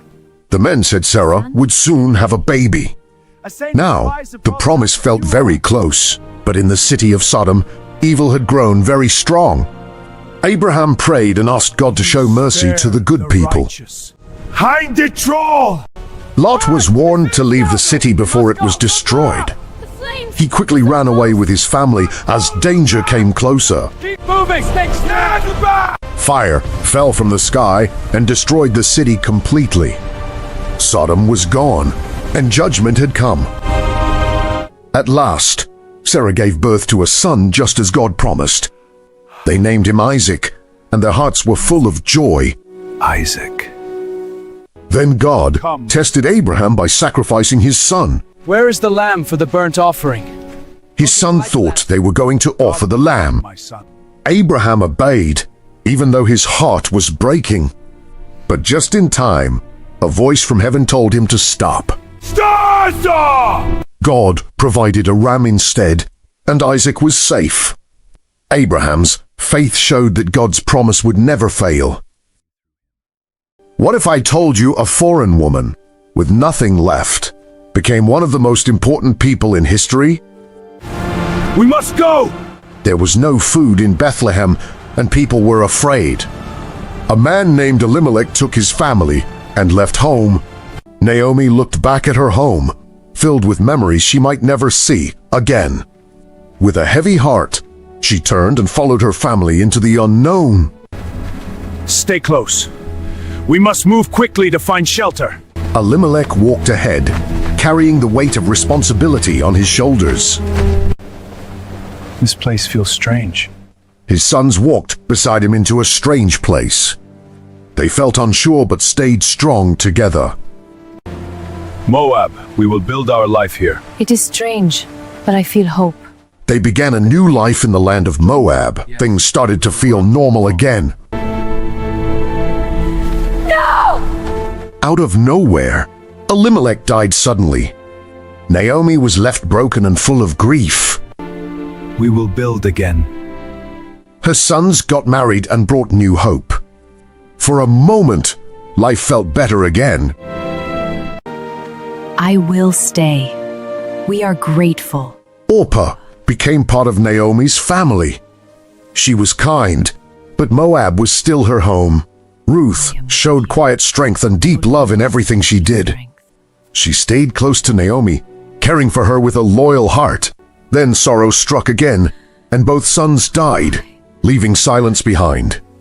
Naomi felt empty, as if all her hope had been taken away. Naomi heard that food had returned to Bethlehem after many hard years. With new resolve, she decided to go back to the place she once called home. Together, they began the long and painful journey back. Each step carried their grief, their memories, and their uncertainty. Go home. Return to Moab. Think of your future. Naomi stopped and urged the young women to return to their own people. She wanted them to find new lives instead of sharing her sorrow. Goodbye. Orpah wept and embraced Naomi with love before turning away. I will not leave you. But Ruth refused to leave, holding tightly to Naomi. Her choice was firm, filled with love that would not break. Where you go, I go. But your home, your people? Your people will be my people, and your God, my God. Then we go together. When they arrived in Bethlehem, people gathered in surprise. Whispers spread quickly as they recognized Naomi after so long. Do not call me Naomi. Call me Mara, for the Almighty has made my life very bitter. Naomi told them her life had become bitter through all her loss. Ruth went out into the fields to gather leftover grain for food. Under the hot sun, she worked with strength and quiet determination. A man named Boaz, the owner of the field, arrived that day. He noticed Ruth and wondered who she was among the workers. Stay here with us, Ruth. I am grateful, my lord. You will be safe. Boaz spoke to Ruth with kindness and offered her safety and care. Why help me? I have heard of your kindness to your mother-in-law. Ruth bowed deeply, touched by a kindness she did not expect. Naomi, I met a man named Boaz. He was very kind to me. Boaz, he is family, a close relative. This changes everything. At night, go to the threshing floor, lie at his feet, and he will tell you what to do. I will do it. That night, Ruth went quietly to where Boaz was resting. With courage, she stepped forward in faith, not knowing what would happen. Boaz woke and saw Ruth, surprised but gentle in his response. He promised to help her and protect her future, if he could. I promise to help you if it is possible. Thank you, Boaz. Rest now. The next day, Boaz met with a closer relative in front of witnesses. He explained the situation and offered him the right to redeem. The man chose not to take the responsibility and stepped aside. Boaz accepted the role with honor, ready to act. Boaz married Ruth in front of the people with joy and celebration. Naomi's sorrow began to fade as her life filled with happiness again. Ruth had a child, and Naomi held him. Their story became part of something greater. People work under the burning sun, carrying heavy stones and breathing dust. Higher! Push for the glory! Crowds gather and watch the tower. We'll touch the sky. The young man watches the tower as everyone celebrates. We build one tower, one people, one voice! A strong leader stands above the people and raises his arms with pride. He declares they will be together. No lids. Naaman watches the workers carefully, his eyes sharp and full of ambition. Long lines of workers pass, bricks from hand to hand without stopping. Their voices rise together in rhythm, moving as if they are one body. The tower grows taller and begins to pierce through the clouds above. Birds scatter into the sky as its shadow stretches across the land. Inside, roaring fires burn as bricks are baked in blazing furnaces. Sweat runs down the workers' faces, but they keep pushing forward. Perfection. Naaman walks among the workers, watching every small detail closely. He corrects mistakes and quietly demands perfection from everyone. The city becomes crowded, filled with noise, pride, and endless activity.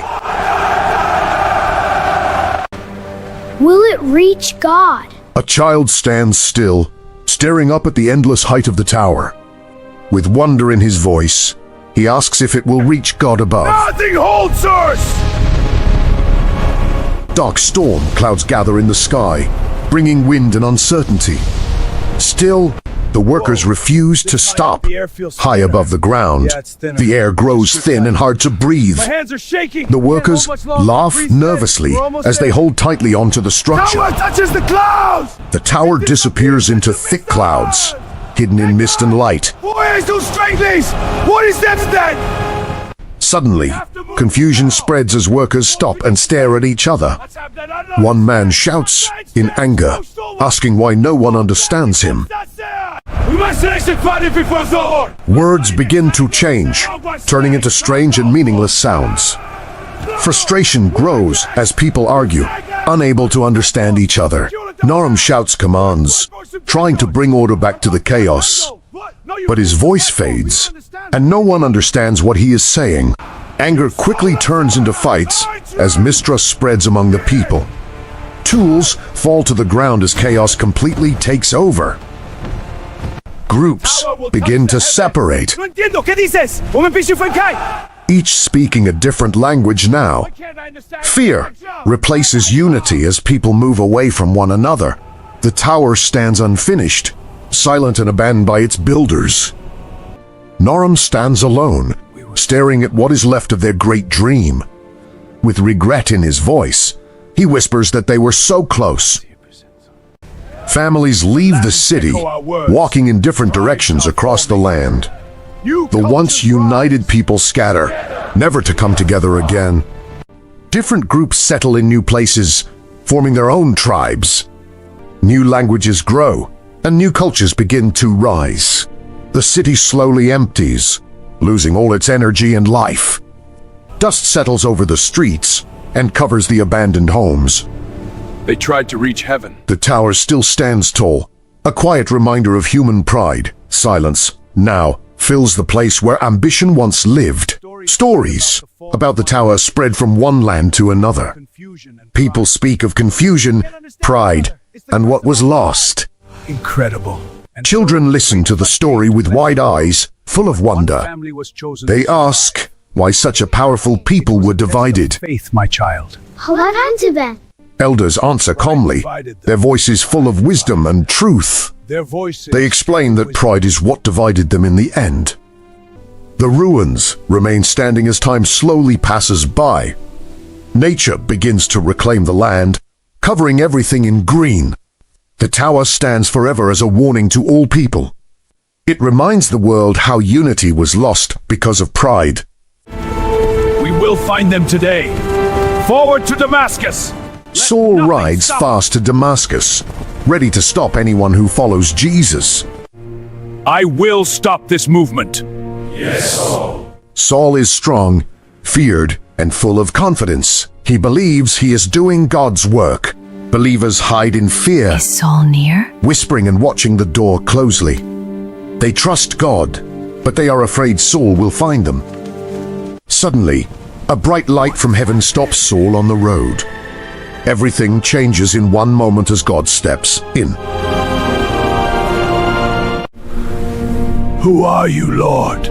Saul falls to the ground, filled with fear and wonder. For the first time, he realizes he is not in control. Jesus speaks to Saul, asking why he is fighting against him. Saul is shocked as truth begins to break through. Saul opens his eyes. I cannot see. But he cannot see anything. I cannot see The man who was strong is now helpless and led by others. Saul enters Damascus quietly, Is that Saul? no longer proud or powerful. People watch in silence, as everything about him has changed. Alone in the dark, Saul prays and waits for God. Lord, what do I do now? His heart begins to change as he seeks answers. Go to Saul. God speaks to Ananias and gives him a mission. Ananias is surprised and unsure of what to do. Ananias, Lord, I have heard what he has done. is afraid because he knows Saul's past.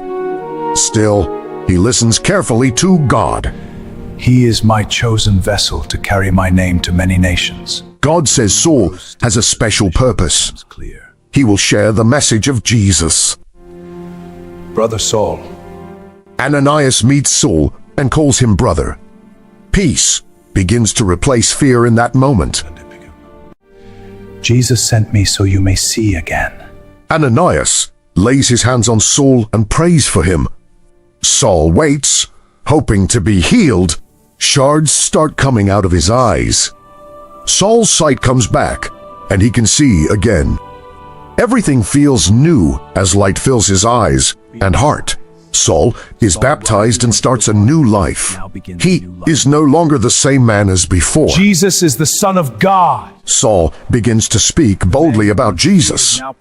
People are shocked because they remember who he was. Brothers, he sent us his Josiah. Was he not done against them? He appeared to me on the road to Damascus. A miracle. His words are dangerous. We must silence him.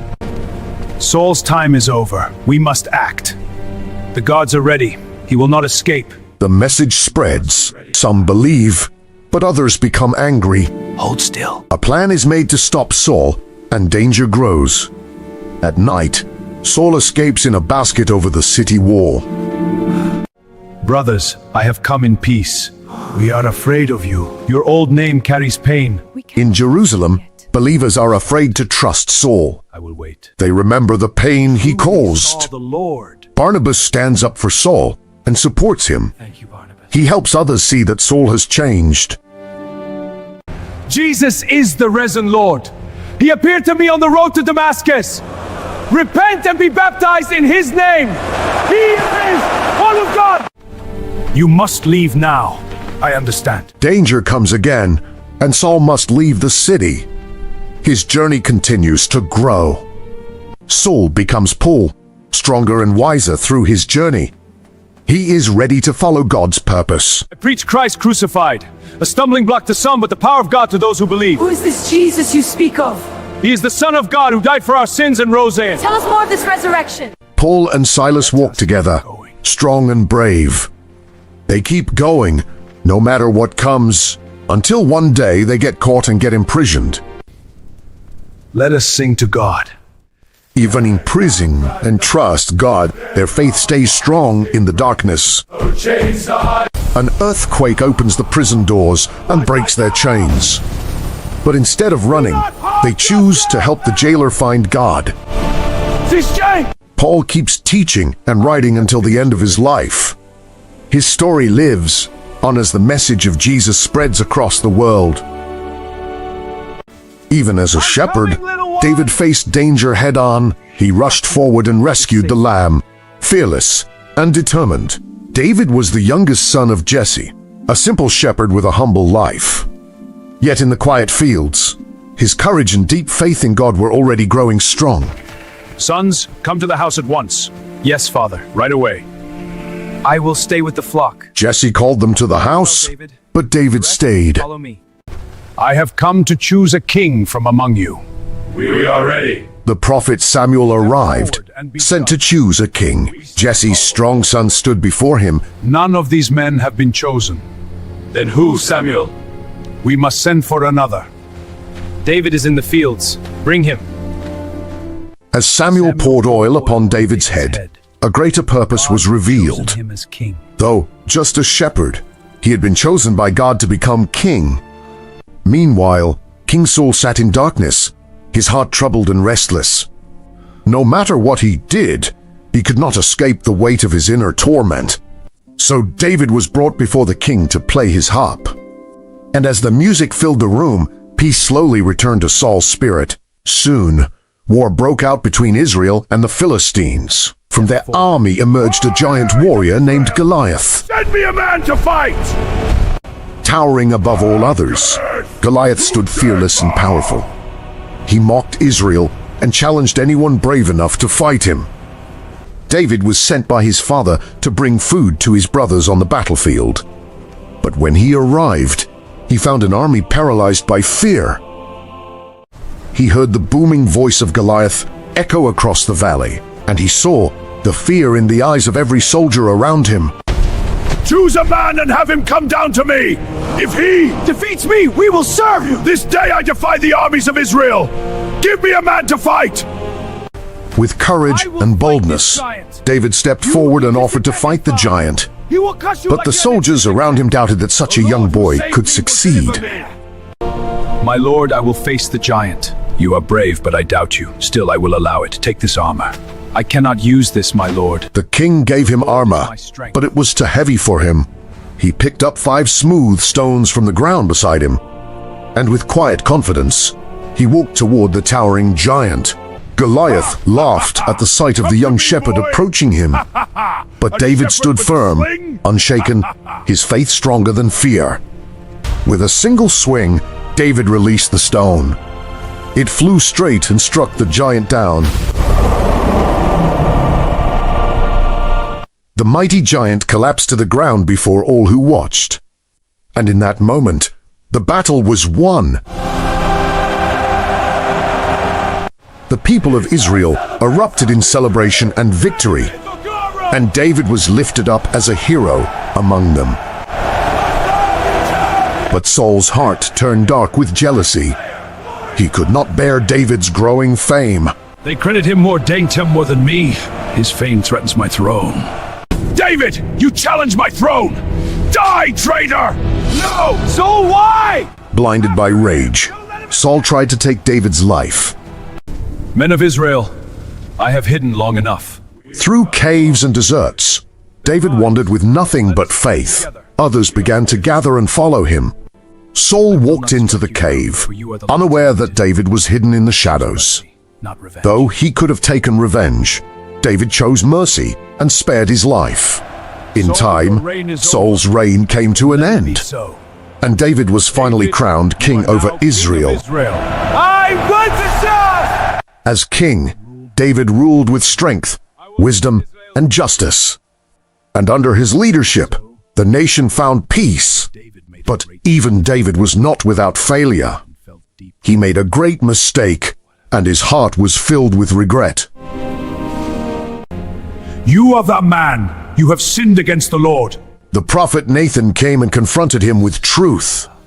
And David realized the weight of what he had done. Lord, I have sinned. Please forgive me. Restore to me the joy of your salvation. My heart is restored. Thank you, Lord. Onward, men! Trust in the Lord! Restored once more, David continued to lead his people. My strength. He placed his trust in God, From the desert, a lone voice rises, strong and fearless. Curses! He calls out to the people, telling them to turn back. Repent, for the kingdom of heaven is at hand! Who is this man? He speaks with such power. Turn from your sins and baptize us! His words draws everybody to him. He lifts his hands and speaks with urgency, warning that something important is about to happen. The crowd watches him closely. I'm afraid. This man is John, a prophet who lives in the wilderness far from the cities. He wears simple clothes made of camel hair and eats food he finds in nature. I baptize you with water for repentance. People step into the river, ready to be baptized as a sign of changing their lives. Behold, I point to the horizon. One greater than I is coming, whose sandals I am not worthy to carry. But John speaks of someone greater still, someone who is yet to come. Religious leaders come closer, watching John with doubt and suspicion. But John stands strong and speaks to them boldly without fear. Of heaven, repent. You brood of vipers! Who warned you to flee from the coming wrath? John does not hold back his words. He speaks truth, no matter who stands before him. A new man appears, walking calmly toward the river with a peaceful presence. As he comes closer, the crowd grows quiet. Behold the Lamb of God who takes the sin of the world. John, I ask you to baptize me. I am not worthy. You should baptize me. I agree, let us proceed. Lead the way. John agrees and walks with Jesus into the water as everything becomes calm and quiet. John leads him into the water. As the water rises and falls, something changes. Light fills the sky above them. A powerful voice is heard, and everyone becomes still and amazed by what is happening. The people look up in silence, filled with shock and wonder. John watches as Jesus walks away, knowing his own role is becoming smaller. The people begin to follow Jesus instead, leaving John standing behind. Still, John continues his work. His voice remains strong until the end. For the kingdom of heaven is at hand. My Lord, John has been preaching in the wilderness. John, what is he saying?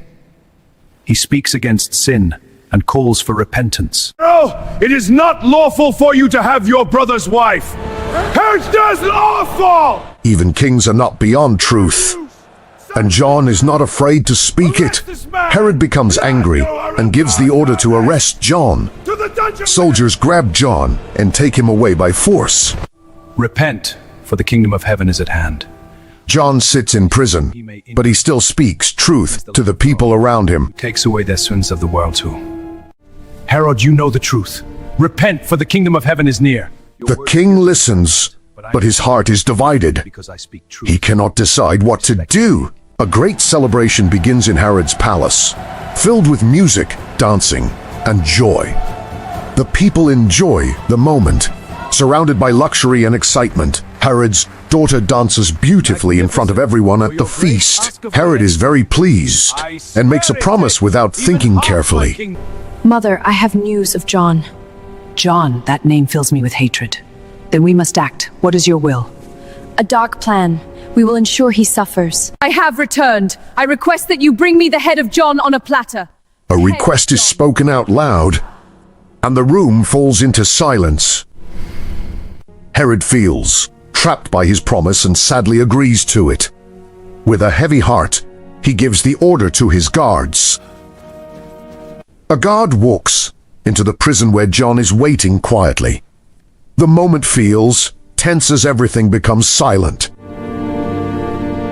John's life comes to an end, but he stays faithful to his mission until the very last moment. Your Majesty, I bring the sealed report from the frontier. Present it. What dark tidings does it carry?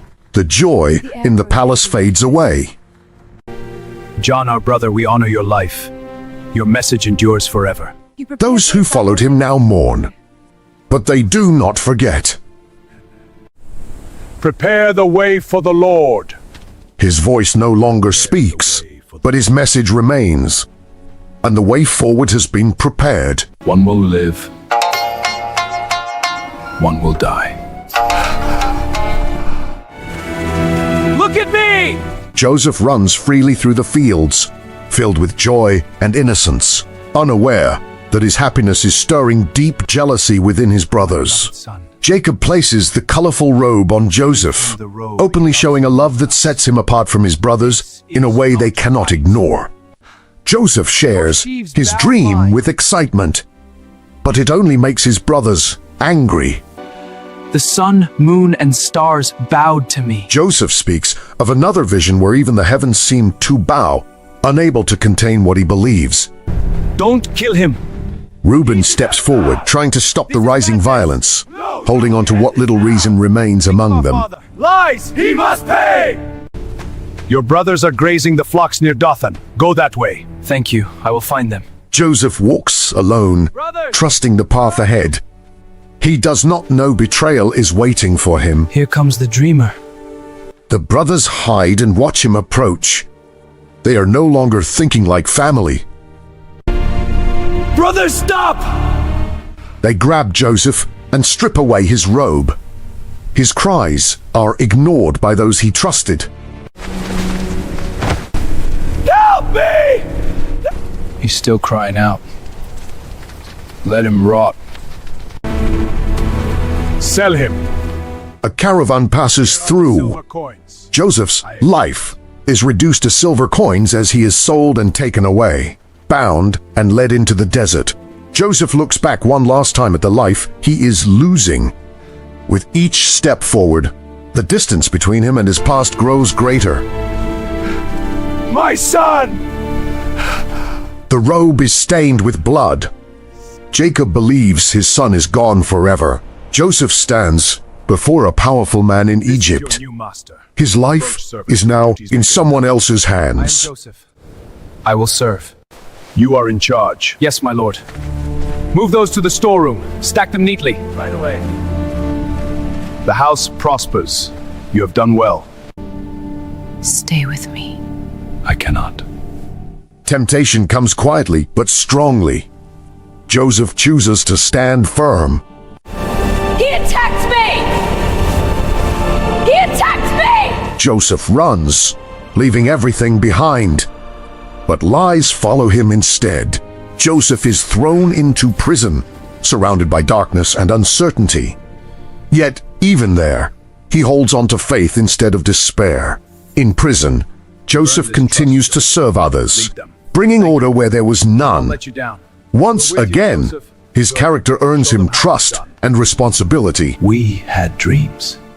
Two prisoners share their troubling dreams, searching for answers they cannot understand. But Joseph listens carefully. One will live, one will die. Joseph explains what their dreams mean. His words reveal their futures. The dreams are from God. In 3 days you will be free. Truly! Oh, thank you! And my dream? In 3 days you will be executed. But when you are free, remember me. These visions haunt me. What do they Pharaoh mean? tosses in bed, disturbed by dreams. Not even the priests? We are at a loss, sire. There is a man in prison. A man in prison? Yes, my lord. His name is Joseph. Bring him before me. God will give you the answer. They bring Joseph for advice for his nightmares. He told him God was the way. Pharaoh, God reveals 7 years of plenty, followed by 7 of famine. Your wisdom is a gift from the gods. We will prepare. Joseph explains years of plenty and famine. You are in charge. Joseph is dressed in royal clothing instantly. You are in charge, Pharaoh declares. Famine spreads across the land, bringing people from everywhere in search of food. Joseph stands in authority, guiding the very system that saves lives. His brothers arrive and bow before him, fulfilling the dreams they once rejected. Joseph recognizes them, but they do not recognize him. I am your brother, Joseph. Joseph? Yes, at the one you sold into Egypt, but do not be afraid. Joseph reveals who he is with emotion. Fear fills his brothers. What you meant for harm, God used for good. Joseph forgives them and embraces them. He shows that good came from their actions. Make way! The day has come, and a new king stands before his people. All eyes are on him, waiting for what he will do. The Lord will guide you. He is only a boy, yet the crown is already on his head. The weight of a nation now rests on him. He looks over the city, thinking about his people. He knows he must lead them the right way, but soon everything changed. Serve the gods! The land is lost, and the people follow false gods. They have turned far from the truth. This will be restored. He walks into the temple and sees it broken and empty. This is not how it should be. We found the law. Then something is found, an old and forgotten scroll. The law. A message that has been lost for years. It is found. The people have forsaken the covenant and turned to idols. We have failed. The words are read, and the truth is revealed. Everything they are doing is wrong. We must change! The king is shaken, his heart filled with grief. He knows change must come. His command spreads quickly across the land, carried by riders who do not slow down. Every corner of the nation is called to listen, because this moment cannot wait. Judgment will come. A voice rises with truth and warning, clear and strong for all to hear. The future is being decided now. Hear the law! The people gather together, filling the space as they come to hear what will be said. There is a feeling in the air, as if everything is about to change. You shall not add to the word which I command you, nor take from it. The words are spoken, clear and powerful. What does it mean? No one can ignore them anymore. We follow the Lord. We follow. A choice is made before everyone. They will follow God again. A decision is made in front of everyone, strong and unshaken in that moment. They choose to return. Out with you, false priest! No! This is sacrilege! The old ways begin to fall apart. Everything false is torn down. Rebuild it strong! The temple is rebuilt piece by piece, brought back to life by many hands working together. What was once broken is now being restored again. The king watches as the work continues, seeing hope return before his eyes. For the first time, he can truly believe that things are changing. Prepare the feast! All across the land, people prepare together, bringing food, gathering families, and getting ready. Joy begins to return as they remember what they had lost.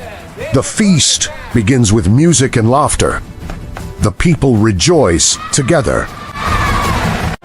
Praise the Lord! Josiah leads the people in worship, lifting his hands as voices rise together. Songs of praise fill the air as the nation turns back to God. Peace spreads across the land, and everything feels calm for a time. The people walk in the right way, and the nation feels whole again. Years pass, and Josiah grows older, but his faith never fades. He remains strong and true, leading his people with courage. Armies gather on the dark skies. A battle begins at Megiddo, and the sky grows dark with danger. Armies gather, and the sound of war fills the air. Forward! Josiah rides into battle with bravery, ready to face what is ahead. His armor shines as he leads his men forward. Arrows fly through the air, and the battlefield becomes filled with chaos. The noise of fighting grows louder as everything turns into confusion. Josiah is struck in battle, and his strength begins to fade. Even in pain, he knows his time may be coming to an end. His men carry him away quickly, hoping to save their king. Fear fills their faces as they see how serious his wounds are. Josiah dies from his injuries, and the nation is left in sorrow. A great king has fallen, and the people begin to mourn. He followed God. He was a good king. The people cry deeply, remembering the good he had done for them. Even after his death, Josiah's story continues to be told. His faith, courage, and choices are remembered for generations. The world is ours to take! Judah ran with his brothers. I won't stay here. Full of fire and freedom, until one day it all changed. I am Judah, and I choose my own path.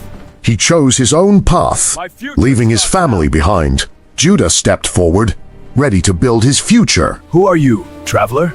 I am Hira of Adullam. A pleasure to meet you, Hira. Come walk with me. On the road, he met Hira, a man of Adullam. I will take her as my wife. We will build a home. Judah saw a woman and took her as his wife. Together, they began a new life. A son was born, and Judah named him Er. His family had begun to grow. Another son came, and he was called Onan. Judah saw strength in his children. They will carry my name. Then a third son was born, and his name was Shelah, completing the family. Judah watched them grow, finding strength and purpose in them. Well, this is Tamar, wife from my son Er. I will honor this house. Welcome, Tamar. Judah chose Tamar for his son Er, I will still be faithful. but it turned away from what was right, and Tamar was left alone in sorrow. Take Tamar and raise a child for your brother. Judah told Onan to fulfill his duty, but Onan refused in his heart. He ignored what was right, choosing his own way instead of obedience. And once again, Tamar was left alone, her place in the family fading. Stay a widow until Shelah grows. I will wait. Judah told Tamar to remain a widow until Shelah was grown. So she waited, holding on to a promise that was never fulfilled. Time passed, but nothing changed. And Tamar knew she had been forgotten. Look on me. My house feels empty. I know, my friend. Judah mourned his wife in silence. Then he set out toward Timnah. He is coming near. When Tamar heard he was near, something shifted within her. She rose with purpose, deciding her time of waiting was over. She covered her face and sat by the road, hidden from recognition. In that moment, she prepared to take control of her future. Come, let me be with you. What will you give me? I will send you a kid from Moloch. Will you give me a pledge? I will send a young goat. Give me your seal and staff as a passive pledge. He promised payment for his request, but Tamar asked for a pledge instead. When it was done, they went their separate ways without a word. Tamar removed her disguise, knowing her plan had succeeded. Find the woman. I will find her. Judah sent Hira to find the woman and complete his promise. But no one knew her, and she could not be found. Let her keep the pledge. So Judah chose to let it go, leaving the matter behind him. He walked away, believing it would never return. Time passed, and Tamar's condition became visible to all. The people whispered, judging her without knowing the truth. Acted wrongly. Bring her out! She must face judgment! When Judah heard, anger rose within him, and he demanded judgment. I am with child by the man who owns these. Recognize them. Tamar stood calm before them all, and revealed the truth in her hands. She is more righteous than I. I failed her. Judah saw and was shaken. He knew she was more righteous than he. His name is Perez. Time passed, and Tamar went into labor. Women gathered to help her through the pain. My line will continue through them. And I have learned my lesson.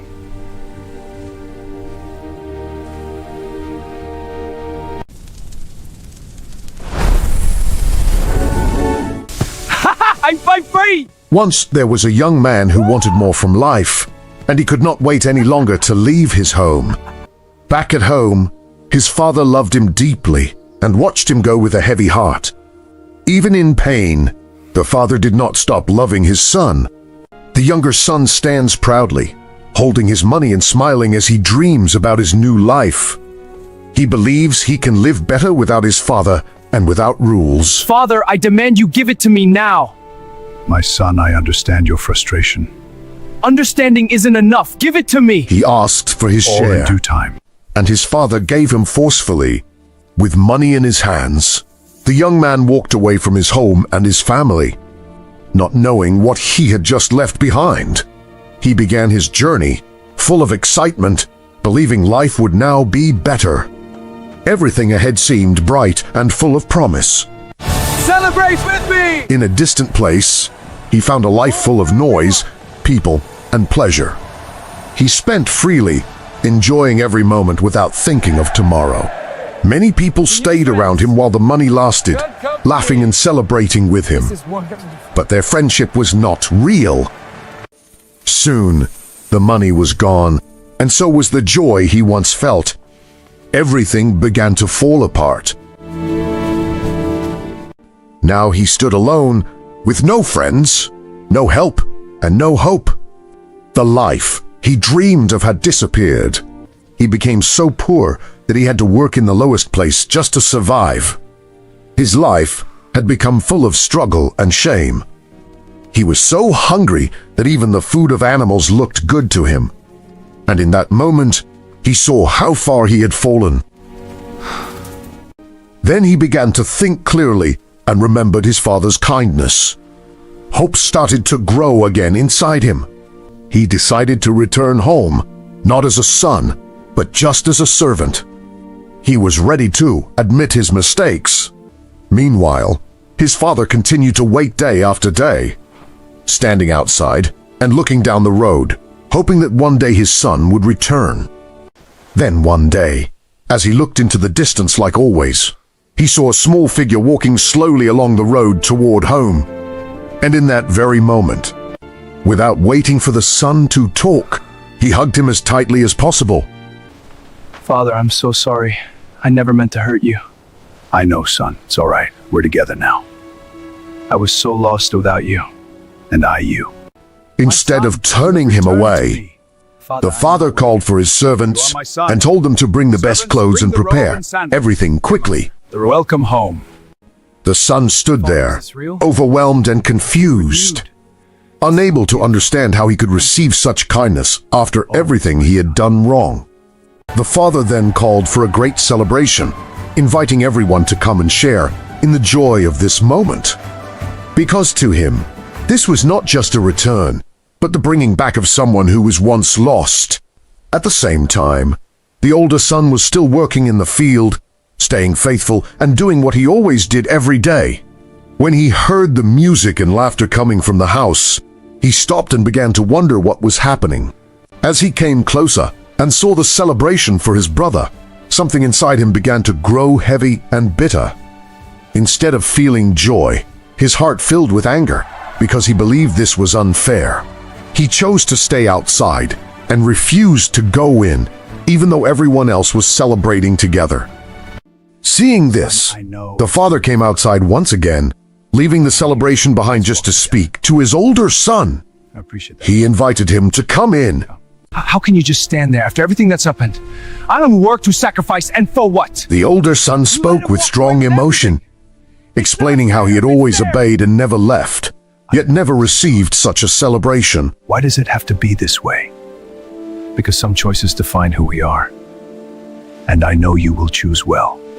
He told him that this moment was about joy, because someone who was lost had now been found again, and that this kind of return is something worth celebrating, not rejecting.